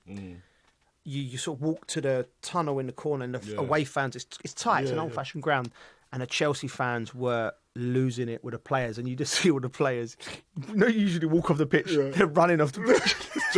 Brisk jog. It's a brisk jog off the pitch, right? We've all been there, right? Oh, I've been there, yeah. Because they can come right, it's literally, they can touch you as you get onto the tunnel, into the cottage in the corner. I mean... I've never had a bad experience at Craven Cottage. You like Craven Cottage? I love that place. That place was it was spiritual lovely. home. It was a spiritual home for me. It was a lovely place. It was a safe place. Yeah. Why do you think you liked it so much? I scored so many goals there. I might as well have played for them. But it was always against them, obviously. Yeah. But I understand what you said. See, we'll talk about George there. He come on. I remember a game away, and that's why I likened it to, because I always like to go through my personal experiences and try and see if I could feel that same way. Yeah. And I remember coming as a young player at Chelsea. We had Charlton away at the Valley. I remember watching this game. Yeah, I remember watching this game. And I come on from nowhere. I got put on, and then changed the whole momentum of the game. I remember. I think we were losing or something. I think we were 1-0 down, and I come on, got the equaliser, and then Lamps got the winner in the end. And I set Lamps up for that. Yeah, and I just know that's how George felt. Yeah, when he obviously changed the momentum of the game, and sometimes it takes someone from the youth team to be able to do that. Yeah. Do you know what I mean? And a homegrown player just to spark some life into the lads. And then and how you feel after that game is like, even if I don't do anything else more in this life, I changed the game once for the team that I love. Yeah. Do you know what I mean? And I came through. So I know how he was feeling, and he's a good player as well. Yes. I think he got a goal disallowed not so long ago. Yeah. And he scored in Europe. He scored his first goal in Europe the other day. That was his first Prem goal, wasn't it? That was his first No, Prem great, goal. great first Prem goal. So that. respect to well done to him, Tyreek, because he's a good talent. I think I've come across him when he was younger. Yeah. When I think he was under 16s and we were playing against him with West Ham when I was coaching the 16s. So I already knew of him. So seeing him coming through now is it's lovely to see. Yeah, it's good. And it's good. When as a manager, I think Enzo Maresca, being an ex-player, understands that, and especially playing in Italy, mate. Because when them ultras turn on you, it ain't like you're getting shouted at by the fans as you're coming off, mate. They're turning up at the training ground, barricading you in, and true, you know what I mean. So he's played in Italy. He knows what that's about. But I think he's very smart. The game wasn't going anywhere for Chelsea, Bridgie. You're right. They was just, performance-wise, it wasn't a great performance. No. Again, from Chelsea. We'll go back to the Legia Warsaw performance, which I watched on Thursday. But what you do, you're right, Coley, in the sense, sometimes you've got your joker, because the fans are human beings, right? And they want to they vent their frustrations, and they'll be angry with the manager, angry with the signings, angry with the owners, right? But if you put one of your own on the pitch, right, it's almost like, and he does something, they got something to go behind, haven't they? Like this kid, because they can all relate to that. They've all been kids themselves wanting to play for Chelsea.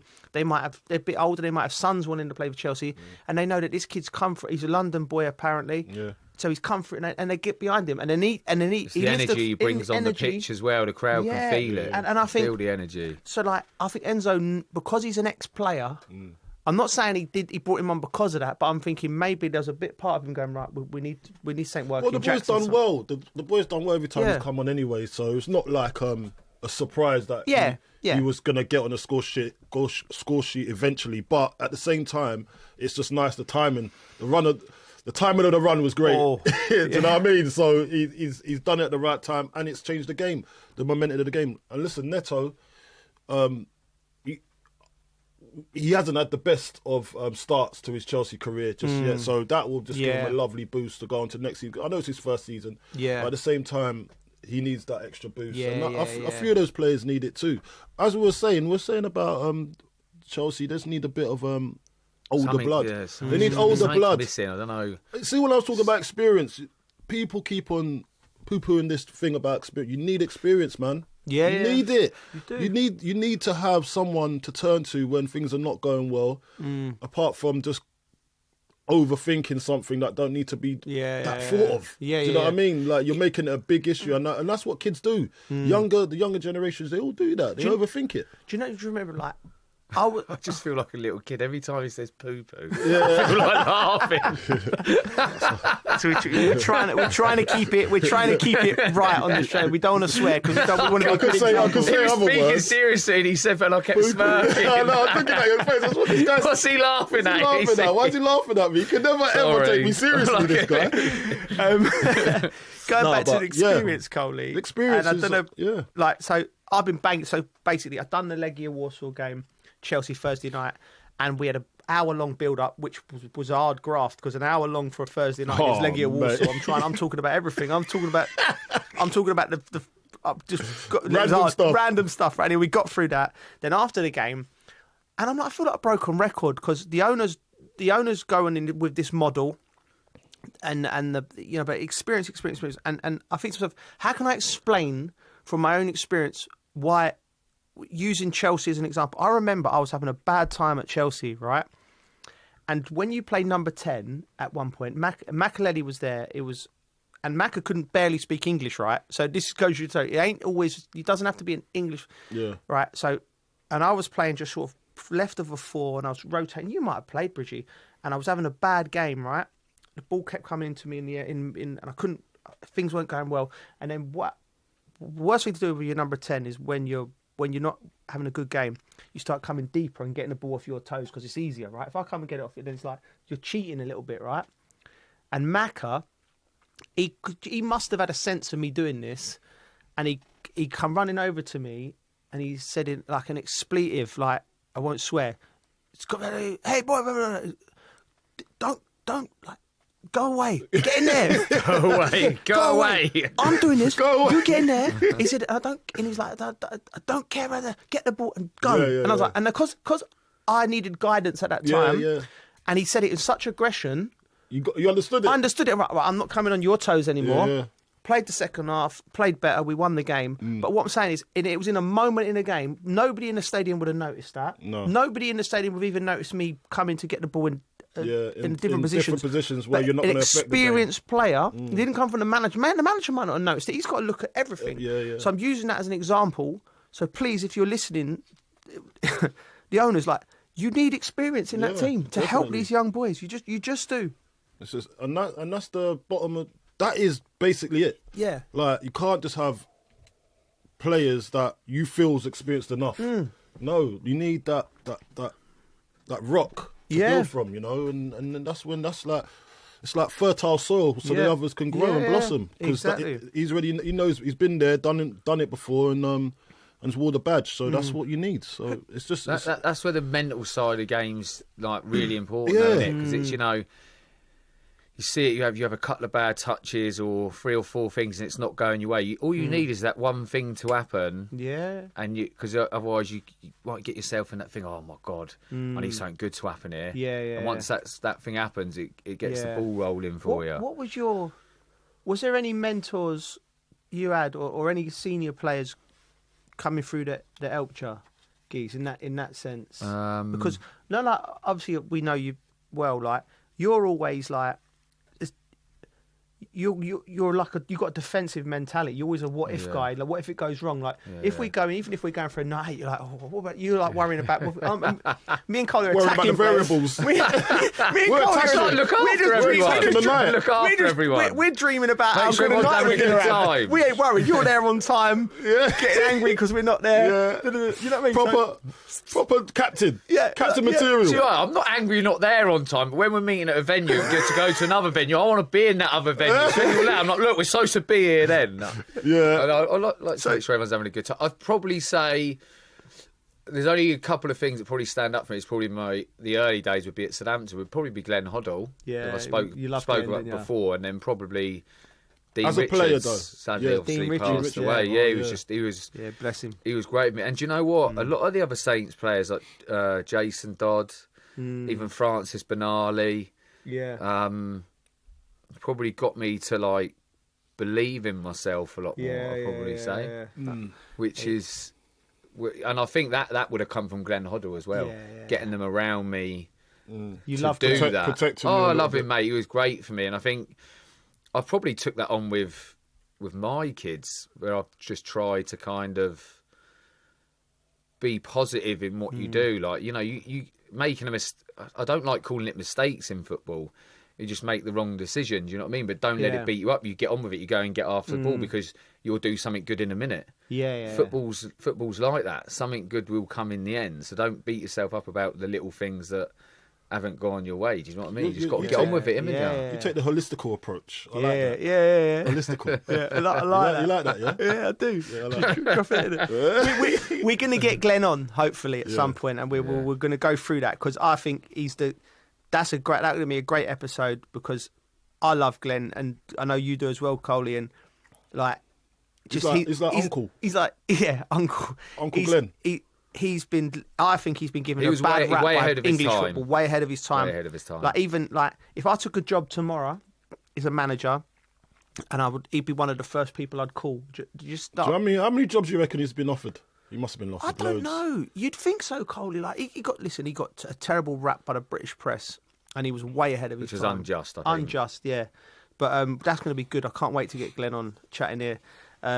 We do love Glenn. Let's move on quickly, because Chelsea's parked up now. You know, listen. The next two games, I think, are make or break whether they get into the Champions League. Nottingham Forest, I think, and Everton. I think it's Man. Definitely Everton. But I want to talk about Aston Villa, because they was ruthless against Newcastle, keeping their Champions League dream alive.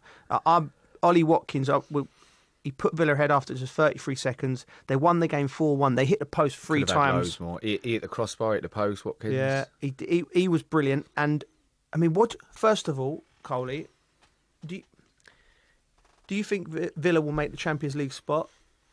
And where do you think they are as a club? I think they're on the cusp, aren't they? They're to be doing it regularly. I heard you say earlier that they're going to be in probably a title race. I think they'll be in. I think they'll be in a title race next year. I think they're more of a late stage competition type of team. Like, they'll like Unai Emery's like, he understands what's needed and how far and how many times he can, like, he'll probably have a list of the games he can win during the season, and then the ones that probably get to Christmas he might lose. Do you not think they can beat anyone? I think they have a chance against anyone. I think they do have a chance against anyone, but it's not going to be like we're a top team. No, but they've got a chance. They could beat anyone on their day, I'd say. Yeah, but they could. That's like anybody though in the Premier League. Like, but they're probably more consistent with it, because I think he's got them in a good place where they're not expected to win the league or expected to get Champions League. They're not expected to, but it seems like they're achieving it because of what Unai's bringing to the team. Yeah. Do you know what I mean? I think without Unai, they're not in this position. Yeah, absolutely. Do you know what I mean? Like, absolutely. They've got the players, don't get me wrong, but moulding that team together to where it is now, they're heading in the right direction. But they're going on the right track. So I think another season like this will make me seriously think about title contender. Really? If they've done this again. They've spent a lot of money. I think behind the scenes, I think the financial thing, they'll have to make sure that they're on on board with all of that, because there's a lot of money, mate. When you think about it, I know they sold Gerrans for a lot of money, but they bought Asensio and they bought Rashford in. The squad, you've got great young players in Morgan Rogers, Jacob Ramsey. I think as good as 2 young players in the country. They've got Onana as a top player. You've got experience in McGinn. I think the goalie's as good as there is around. You've got 2 left backs in Maatsen and Digne. Matty Cash, I think, is a very good fullback. Centre of defence, I think, could strengthen there a little bit.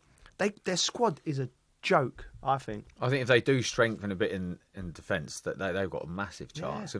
When I watched the PSG game, I just thought Konsa's a top player. Yeah. The PSG game, mate, they done well. Look, don't get me wrong. I know like some people say they were hard done by because they had a few chances, but PSG obviously had chances. But they had a right old go, mate. Yeah. And you can say they're unlucky, but PSG had chances. They probably should have scored, but Villa had some chances as well. Yeah. So I mean, they got a chance against anyone. Like you say, if they did shore up, if they worked on maybe signed a couple of players' defence, made them a bit more solid, mate. They're dangerous. I think Watkins, for me, what stands out for me about him is his attitude. The fact, he was gutted he was left out. Like some players, you can have some players, when they're left out, they can proper sulk, can't they? Yeah.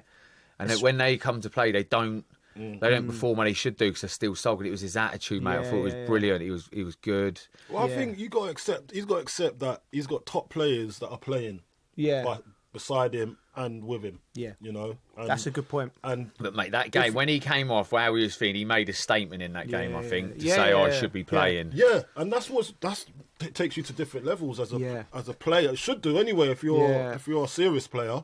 You're not going to sulk because you're bringing in this player to replace me. You don't look at that. It should do, but it don't always, does it? Because of the mental side of some people. Well, I think with where he's come from the lower leagues and his rise, I don't think he feels that he wasn't born with a silver spoon in his mouth. He's had to work for everything. So this is another challenge for him. So he deserves what he gets, that's for sure. Yeah, he's got the right mentality. It's like when he goes to England, he's not the starter, but he wants to be. But that's what pushes him to get better and better. And sometimes you need like a Rashford to come in or whoever is going to take his place just to push him to the next level. As simple as that. And if you are a serious player, you're up for it, ain't you? Yeah. Can I make a point? He got joint top scorer with Gabriel Bonlahor with 74 Premier League goals. So he's been at Villa a long time now and done the job. I want to make a point about him because you're right, Coley. Right, he nearly got the move to Arsenal. Remember, it was Gerrans going to Saudi, him going to Arsenal. There was bids accepted, so his head would have been turned. Right now, think about his rise from lower leagues, bang, bang, bang, and he's gone to Aston Villa, and Aston Villa will be classed in that club mid-table, right? Okay, over the last 10 years, that he's thrived in that environment, right? But he would go Arsenal, right? Title contenders. He's probably thinking, I need to make the step up, right? It didn't happen for him. Disappointed. He showed great attitude, like what you said, to come back and perform, right? But what he needs to understand now, rather than going from like a mid-table club to a top club, and then you've got to recalibrate and focus because there's going to be competition. Aston Villa is going in that journey with him now. I think Aston Villa now are going to be, I believe, will be title contenders next year. They'll be in and amongst it. And that means that there's going to be a Marcus Rashford next to you competing for your place. And you're not just going to be definitely starting every game. You're going to have to, the pressure's going to be performing. So he needs to get his head around that. And I think he will because he's a great player and a great lad. And he's got good people around him. Good people around it. We know his agents. John Fortune, Paolo Vanessa. So they're good people to have around you because they played the game, they understand it. And look, for me, when I look at Ollie, I see him doing his extras after work. And this is, every young player needs to see what he actually puts into the game, into his game. He does all his extras. He makes sure that he's got a striking coach next to him. And he's taking his game to the next level. So he's always got belief in himself. Like, when you do something repetitively, naturally you're going to get better. Yeah. But naturally you're going to believe in yourself because I've done this 100 times in training. So naturally, subconsciously, I'm going to hit the ball exactly where I want it and I'm going to score. And those repetitive actions will always bode well for you in the future and with your club. And your club seeing you doing that, they're going to always have faith in you because more times than not, you're going to put the ball in the back of the net as a striker. Yeah, absolutely. I mean, I think massively impressed with everything Unai Emery's done. I think Villa will be up there and I think they'll I think they comfortably get Champions League. I think they're going to win the majority of their games between now and the end of the season. Who else reckon get Champions League? Mate, I'm worried for Chelsea. I'm worried for Chelsea. I think they've got a hard running. I think who they got coming up? Is that they in the running? They've got Forest, Newcastle, Man United, Liverpool. Now that looks bad on paper, right? But very bad. But Liverpool could have won the title by the time Chelsea play them in a couple of weeks. Liverpool ain't easing up. Yeah, I know people say they don't, do they? When you I don't think you ease up, and they'll probably play with even more. Yeah, a bit more freedom. When you've won sometimes the league, that's hard. It's even worse. They go out and they're playing on the park, just go and enjoy it, mate. There's more freedom. Yeah. Do you remember? Could be dangerous, mate. Yeah. Do you remember the first time we won the league? We went up to Old Trafford to play them at their home ground. Bopped them. Mate, they had Van Nistelrooy, Ronaldo, everyone. We'd been on the partying for 2 days. I'm thinking, God, this could be a long night. We beat them 3-0. Yeah, sometimes it works in your favour. Not you should do it every week, but you know, sometimes it might. Yeah, it worked in our favour. Play more relaxed. Yeah, it was. We're straight out of Funky Buddha, straight up to Old Trafford. It was. We still won 3-0. But like, yeah, I mean that's obviously I'm over egging it a little bit, but yeah, not by much. Right, moving on. So. Relegation for Leicester. We mentioned them earlier on in part 1 about plummeting. They're still plummeting. The parachute ain't opened, and this stat has blown my mind. 9 home games, no goals, lost every one. Wow, that's this. Look, when you look at it as well, like I thought Rude was coming in to do bits, mate. Mate, they've not responded. I want to put an asterisk on that little stat that I've just said to you there, because I was watching it Match of the Day with my Harry, and so bearing in mind the backdrop, 8 games, no goals at home. The owner, mate, he's popped up on the screen before the game. Oh, I know, I saw this. Shades on. Oh. Shades, like, looking like... Mate, aviators as well. My son went, who is that guy? Oh, that's the owner. And he went, he's wearing shades. Like, even he got on the side, I'm like, mate, and then when you go, right, 8, and the fans, like, there's a big protest around where the club are going, isn't there? There was a plane flying past. You don't know what you're doing. You know, when you get in Miami, in Miami, when the plane come flies to this by, beach club. Yeah, come to this beach club. It's got the message on it, on the trailer. Like, this is what's going on over in Leicester. Mate, I'm thinking, blimey. Someone is so upset with what's going on. They've got on the phone, hired a plane. Man, do you know how much money that Someone's takes had to stitch it in to the back. Your flag. No, do you know what? Right. I listen, I get where the fans are coming from. But listen, if you look at the whole of... Obviously, the Premier League status is going to be gone. But the money they've put in, the owners, into Leicester, as in infrastructure, local community as well. They've done a lot around the local community. Yes, and absolutely. The training ground's unbelievable. The King Power Stadium's lovely. Like, their infrastructure's unbelievable. Now, I get what they're saying about, okay, now what do we put in that infrastructure? Do the owners know what they're doing? They took a big loss with their owner passing away. Yeah. That's a massive loss. Yeah. And for the owners like his son, to take on that responsibility was probably going to be hard for him to deal with, especially on top of losing your father, and one of your family members. So I know now they got promoted to the Premier League and everything, and there probably was expected more, like a bit of the old days. Yeah. But when you go into the Premier League and probably your sole striker is a 38-year-old. Yeah, that's wrong. It was always going to be hard if you haven't had the investment into the team. When you look at the other teams around them, like anyone that gets promoted into the Premier League now is going to find it hard. I think the Championship to the Premier League the gap is increasing from the bottom part of the Premier League. There's a few teams that are lucky that some it's such a bad season. Mate, the other teams have been that bad this season, where they've kind of looked at it and thought, well, we've got a chance here. Yeah, do you know what I mean? Like, but the bottom 3 teams, we could have told you that was going to be the bottom 3 teams at the start of the season. Yeah. Do you know what I mean? Because I just feel Would you have thought it'd been that bad? No, I didn't think it was going to be that bad. I just thought they would struggle, but it's nearly already over for the bottom three teams to go down so early. Yeah. Like, come on, there's not even like a little race to the end. Yeah, it's like just waiting, like dead man walking. Eric Crumble. Yeah.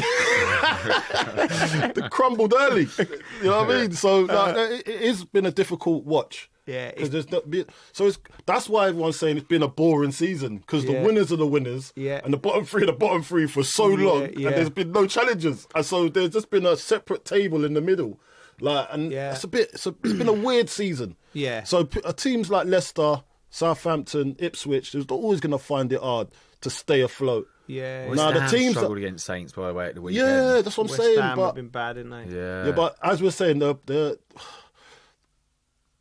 Southampton are playing with no fear now. Yeah. Do you know what I mean? They're like, it's already done. So let's go and show what we can do. It's already done. Some of them didn't want to run around. Yeah, that's true. And on top of that as well, like when you look at the teams that are coming up, are they going to be able to survive? Do you know? Are they Burnley? But that's interesting. So let's quickly digress and look at Leicester, Southampton, and Ipswich style of football coming into the league, right? So they've performed how they've performed in the Championship. There's lovely football patterns of play. You've got the best players, right? So that tells me the next teams that come up have got to go, right, okay, right, this works in the Championship and all my players are comfortable. You've got to rip up the book and Burnley start leads. again. Burnley leads, and then it could be anyone. You know, Frank's doing well at Coventry, Middlesbrough up and around it. I've not really paid much attention to it, but I just think it just goes. You're right. The gap between the top 12, 13, 14 teams. I think everyone down to like Tottenham and Man United, because you look at them, they're 14th and 15th in the league. They're both in the semi-final of the Europa League, like beating top teams from other countries, right? So anything under them, the bottom three clubs got it wrong. And I think West Ham are in a real big transition. A real big transitional period. And apart from that, mate, it's like the gap's massive, isn't it? So if you're coming up from the Championship now, you play in a certain way, I think you've got to go right. You've got to go more almost like what Rob Edwards tried to do at Luton. Just go and give yourself a chance. Don't get beat. You know, nick a point here, nick a draw here. You know, you've got to be good. You've got to be strong defensively. Yeah. You know? And look, if you look at Burnley, go on. Well, no, I was saying, come up. You think when you watch all the Premier League games, we ain't going to do what everyone's doing, all playing out from the back, being too risky. You want to be fit. Yeah. And strong defensively. Fit and strong defensively, hard to beat, basically. Yeah. And not be afraid to just hit it long if you need to. Set pieces. I think. Set pieces. But one thing you can't do is just park the bus. Because no, you can't. Eventually, the seams are gonna fall away. And then on top of that, see, look, Burnley, right? I've been watching the Championship. Burnley with Scott Parker done a brilliant job. Yeah. They've only conceded 14 goals this whole season. That out of how many games?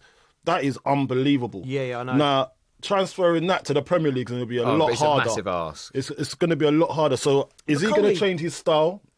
But I think because of his experience, with these past times when he's been in the Premier League, I think he will change his style to suit what's in front of him. He's going to play, he wants to play, but if something's not going right, he'd be able to change it. Yeah, so plan B. Go right, plan B, yeah. So, and that's what a lot of these managers don't have. Yeah, I know. A plan B. They've never had one. I know. You need Scott. He's been in and around teams fighting for relegation, so he would know that. I think they're out of all of the teams, because of that record, because of that one stat, I'd say right. You've got a chance. Put your foundations in place when you come up. Let's not get beat, and you will get beat. Someone will hit you for 5 or 6. Then Monday morning, how do you lift the lads? Like, and go, right, lads, we knew this was going to happen. We're playing Man City. They got, or we're playing Liverpool. Like, we need to regroup when we play against our, your West Hams of this world. Yeah. Who else is down there at the moment? Your Evertons. Like, that's what we can. We need to beat them sort of teams at home. Yeah, and we've got to really take that seriously. We got, and also like you said, where we're going to get bangs for the bucks, right? We can be the best team defense set pieces wise. So I'd go if I was taking a team up from the Championship.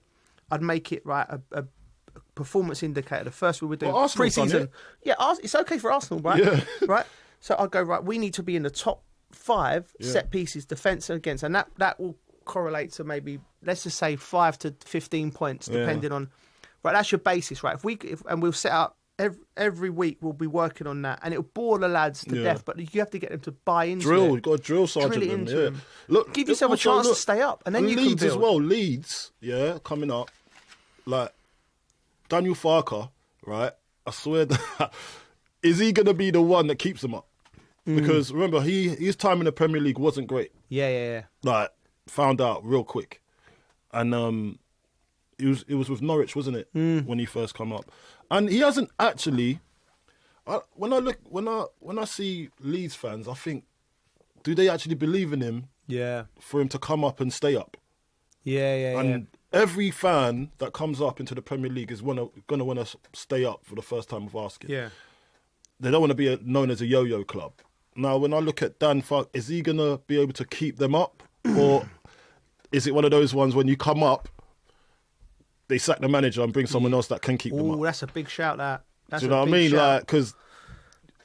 Does that ever happen? I don't think that's ever happened. But I reckon you got Championship managers, and I reckon you got Premier League managers. Yeah. Not Championship managers trying to be Premier League managers. As a club, do you take the gamble as in, they were brilliant for us in Championship, now we're in the Premier League, we need a Premier League proven manager to try and keep these bunch of lads up? You've got to listen. And your recruitment has to be unbelievable. Give him a Give him a chance. I think, you think it's unjust? I think give him a chance, yeah. But listen, you don't own a football club one day. Do you know what it is? Cole owns league. Daniel Parker just won the league title. He's thinking, I'm going to new deal. See ya. Mate, you got to be brutal. It's brutal. It's business. Do you know what I mean? Like, it is business. You're a Championship manager. Thank you for bringing us up. You've done your job. Now I've got to move on. Leave it to me now. No, not me. But I'll find someone that can. You never know. Like, I don't know what they're thinking, but it is a conversation, I think. I think it is a conversation for Championship managers to be looked at and reviewed if they can keep you up in the Premier League. If you're serious about staying up in the Premier League, that is. But that's for owners to worry about. That's not for us to worry about. But I just personally think, there needs to be a real. If you're coming up, you need to have a real look at the way you play, and don't just think this is what we do and carry on with it. Like you said, Bridgie, there needs to be Plan B, Plan C, Plan D, and you have to look at the Premier League with completely different eyes. Yeah. Well, your recruitment's got to be good. Man. Your recruitment's the most. Yeah. Look, when you look at Nottingham Forest, their recruitment's been unbelievable, isn't it? Mate, but do you remember when that guy was signing players left, right and centre? He had about 40 players. I remember that. But it kept them up. By the skin of their teeth, though. Yeah. It worked. Just. But that could have gone horribly wrong. That was a tipping point for them, innit? When you look back now, it was crazy what they were doing. Yeah. Then they signed 24 players in one window. There was multiple buses. They couldn't even fit the buses into the training ground. You know what I mean? It was like... But now it's settled down. You can see the future. Yeah, it's unbelievable how football works. I'll quickly go on to Manchester City quickly. They've won the last two games, Palace and then at the weekend. De Bruyne opens up on the City exit. He said I was shocked. Now, I interviewed him after the Palace game when he opened. He was quite open, actually, after a game, talking about how... You said you had a feeling. I had a feeling looking at him that it wasn't his decision to... He wasn't happy about leaving Manchester. He wasn't crossed over. No, he wouldn't cross over. He's been there, like, just look at him, right? So he's been there 10 years, right? He's won 16 major trophies, 119 assists, second only to Ryan Giggs. His final game will be against Fulham on May the 25th, or the Club World Cup. So he's uncertain with that. But it's some quotes from him. I know I'm not 25 no more, but I still feel like I can do my job. He hasn't ruled out staying in the Premier League. Hence, Bridgie calls him throwing him in there for clubs.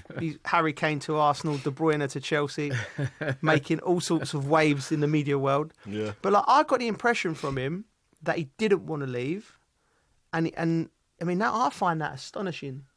What do you think, Bridgie? He's 33 now. He's had a few injuries. He wants to stay at your club. He's one of the greats ever to grace the... Why is there not a contract offer? Yeah, I'm surprised he hasn't, even if it's just a year. I'm surprised he haven't. I know I chucked Liverpool in the other day, but... Liverpool, that was it, sorry. It's can the teams afford him? He's still going to cost money, isn't he? He's still going to cost a lot. Well, he's on a free, but wages. He's on a free, yeah. but he's still wages going to cost a lot. You think they got Salah? There's Van Dijk. Did he just get a new Van contract? Dijk signed a new So deal. I'm like, it might be a bit of a big step for them to go and Yeah. chuck a load of Financial money fair at play. him. Yeah. So when you look at the MLS or Saudi, but if the Premier League's got the money, I think someone should take him. He's still got it, mate. Yeah, yeah. He can go and win you a game on his own sometimes with his Mate, passing, crossing, yeah. everything, goal scoring. He's still got it. I'm surprised they haven't given him a year. Well, You mate, it might still happen. You don't know. I think You don't know. City know more than us, obviously. Yeah, yeah, yeah. You know, they know. You can always change your mind. You know what I mean? You just don't know. You can always change your mind. I just think City know more than us. Yeah. Like if you let City are usually They're usually okay. spot on. That's usually spot on. Yeah, It'd be weird if he's made the announcement and he ends up staying. But it would be weird if they did make the announcement and then he ends up staying. But if he goes to Premier League, mate, he can come back to haunt you. Yeah. He That's can end up horrible, coming isn't it? back to haunt you. That's horrible. I mean, I just don't think. Look, I just look back at the great Manchester United teams with Alex Ferguson. He never let Giggsy leave or Scholesy or them they're boys. homegrown. It's yeah, a little bit different. It's different, yeah, man. but like.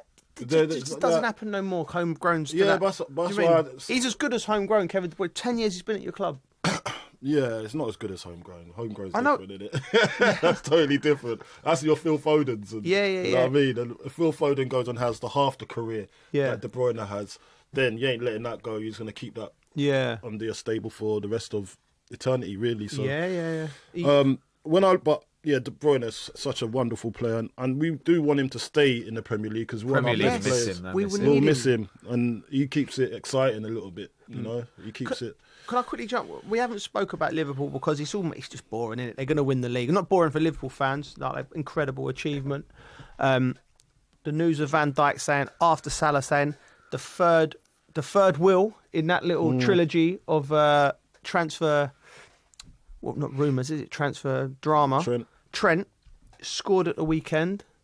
See the passion in that celebration. Yeah. Saw the passion. It was a lovely strike as well, wasn't it? Yeah, great strike. What I find this quite, Liverpool fans, there's murmurings of them being very, very frustrated he hasn't signed his contract, and almost like I think once you leave Liverpool, if you're one like you don't get the same love that you would get. I'm thinking of Steve McManaman, who I work with. Yeah, he left for Real Madrid and he was the Liverpool's best player for 4 or 5 years, Steve McManaman. Yeah.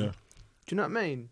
Like I just think sometimes hate overpowers love in terms of what you hear.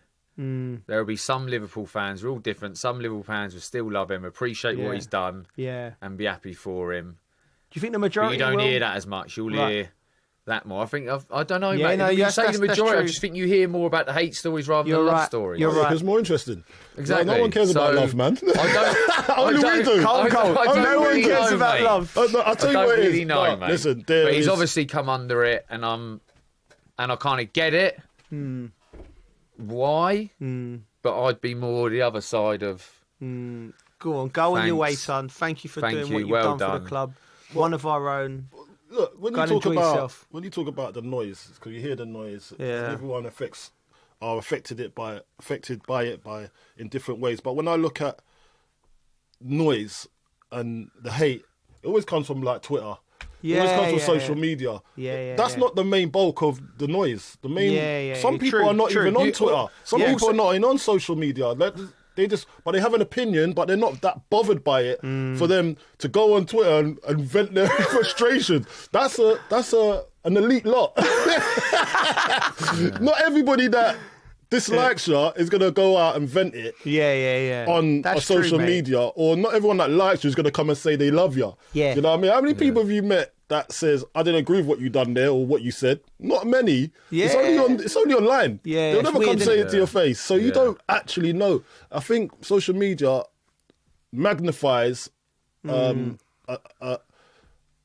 few people that disagree with you or don't like you. It magnifies them. Yeah, why can't we just accept that, right? Well, I'm at fault because I'm saying I've come here and said, well, they might be upset, the Liverpool fans. And Bridgie's right in saying, well, the majority of Liverpool fans probably still will love him and send him on his way. But why do you think then, as at the moment. We know that there's the people that are just making the nastiness and the vindictiveness are just a minuscule amount of people. Why are we even giving it the airtime? Did he get booed when he come on the other day? Did he get booed? No. Yeah, exactly. Because no one's going to boo him. Because there's only there's a hate mob out there, isn't it? And they want to be heard. So they'll go on Twitter, social media, and go and say all the nasty things they want about him. But when that's taken away, there's not many people that's saying what they're saying, because the ones that actually love him or like him don't go on Twitter. They don't go and say nice things, because there's no need, because we feel that way. So we don't need to go and vent our... We're probably disappointed that he's leaving, because he's got fans that love him and laud him. But at the same time, you got to take the rough with the smooth. He's got to understand that. And I think that's what footballers are starting to understand now. I think they get coached and told how this social media... It's not the be-all and end-all. Not everyone feels that way. So go and fill your boots, son. If it is Real Madrid he's going to, is it? If it is, then go and do your thing. You deserve it. You've done so much for the club. You've won stuff with the club. You've just won another Premier League, basically. Now leave on that high. And if they can't afford to keep you, it's just the way it is. They went for Van Dijk and they went for Mo Salah, which is understandable. You know? If you're expendable, you're expendable. Yeah, that's it. That's all we got time for. Thoroughly enjoyed it, as always, chaps. Thank you for listening to The Dressing Room with Al Arabiya News.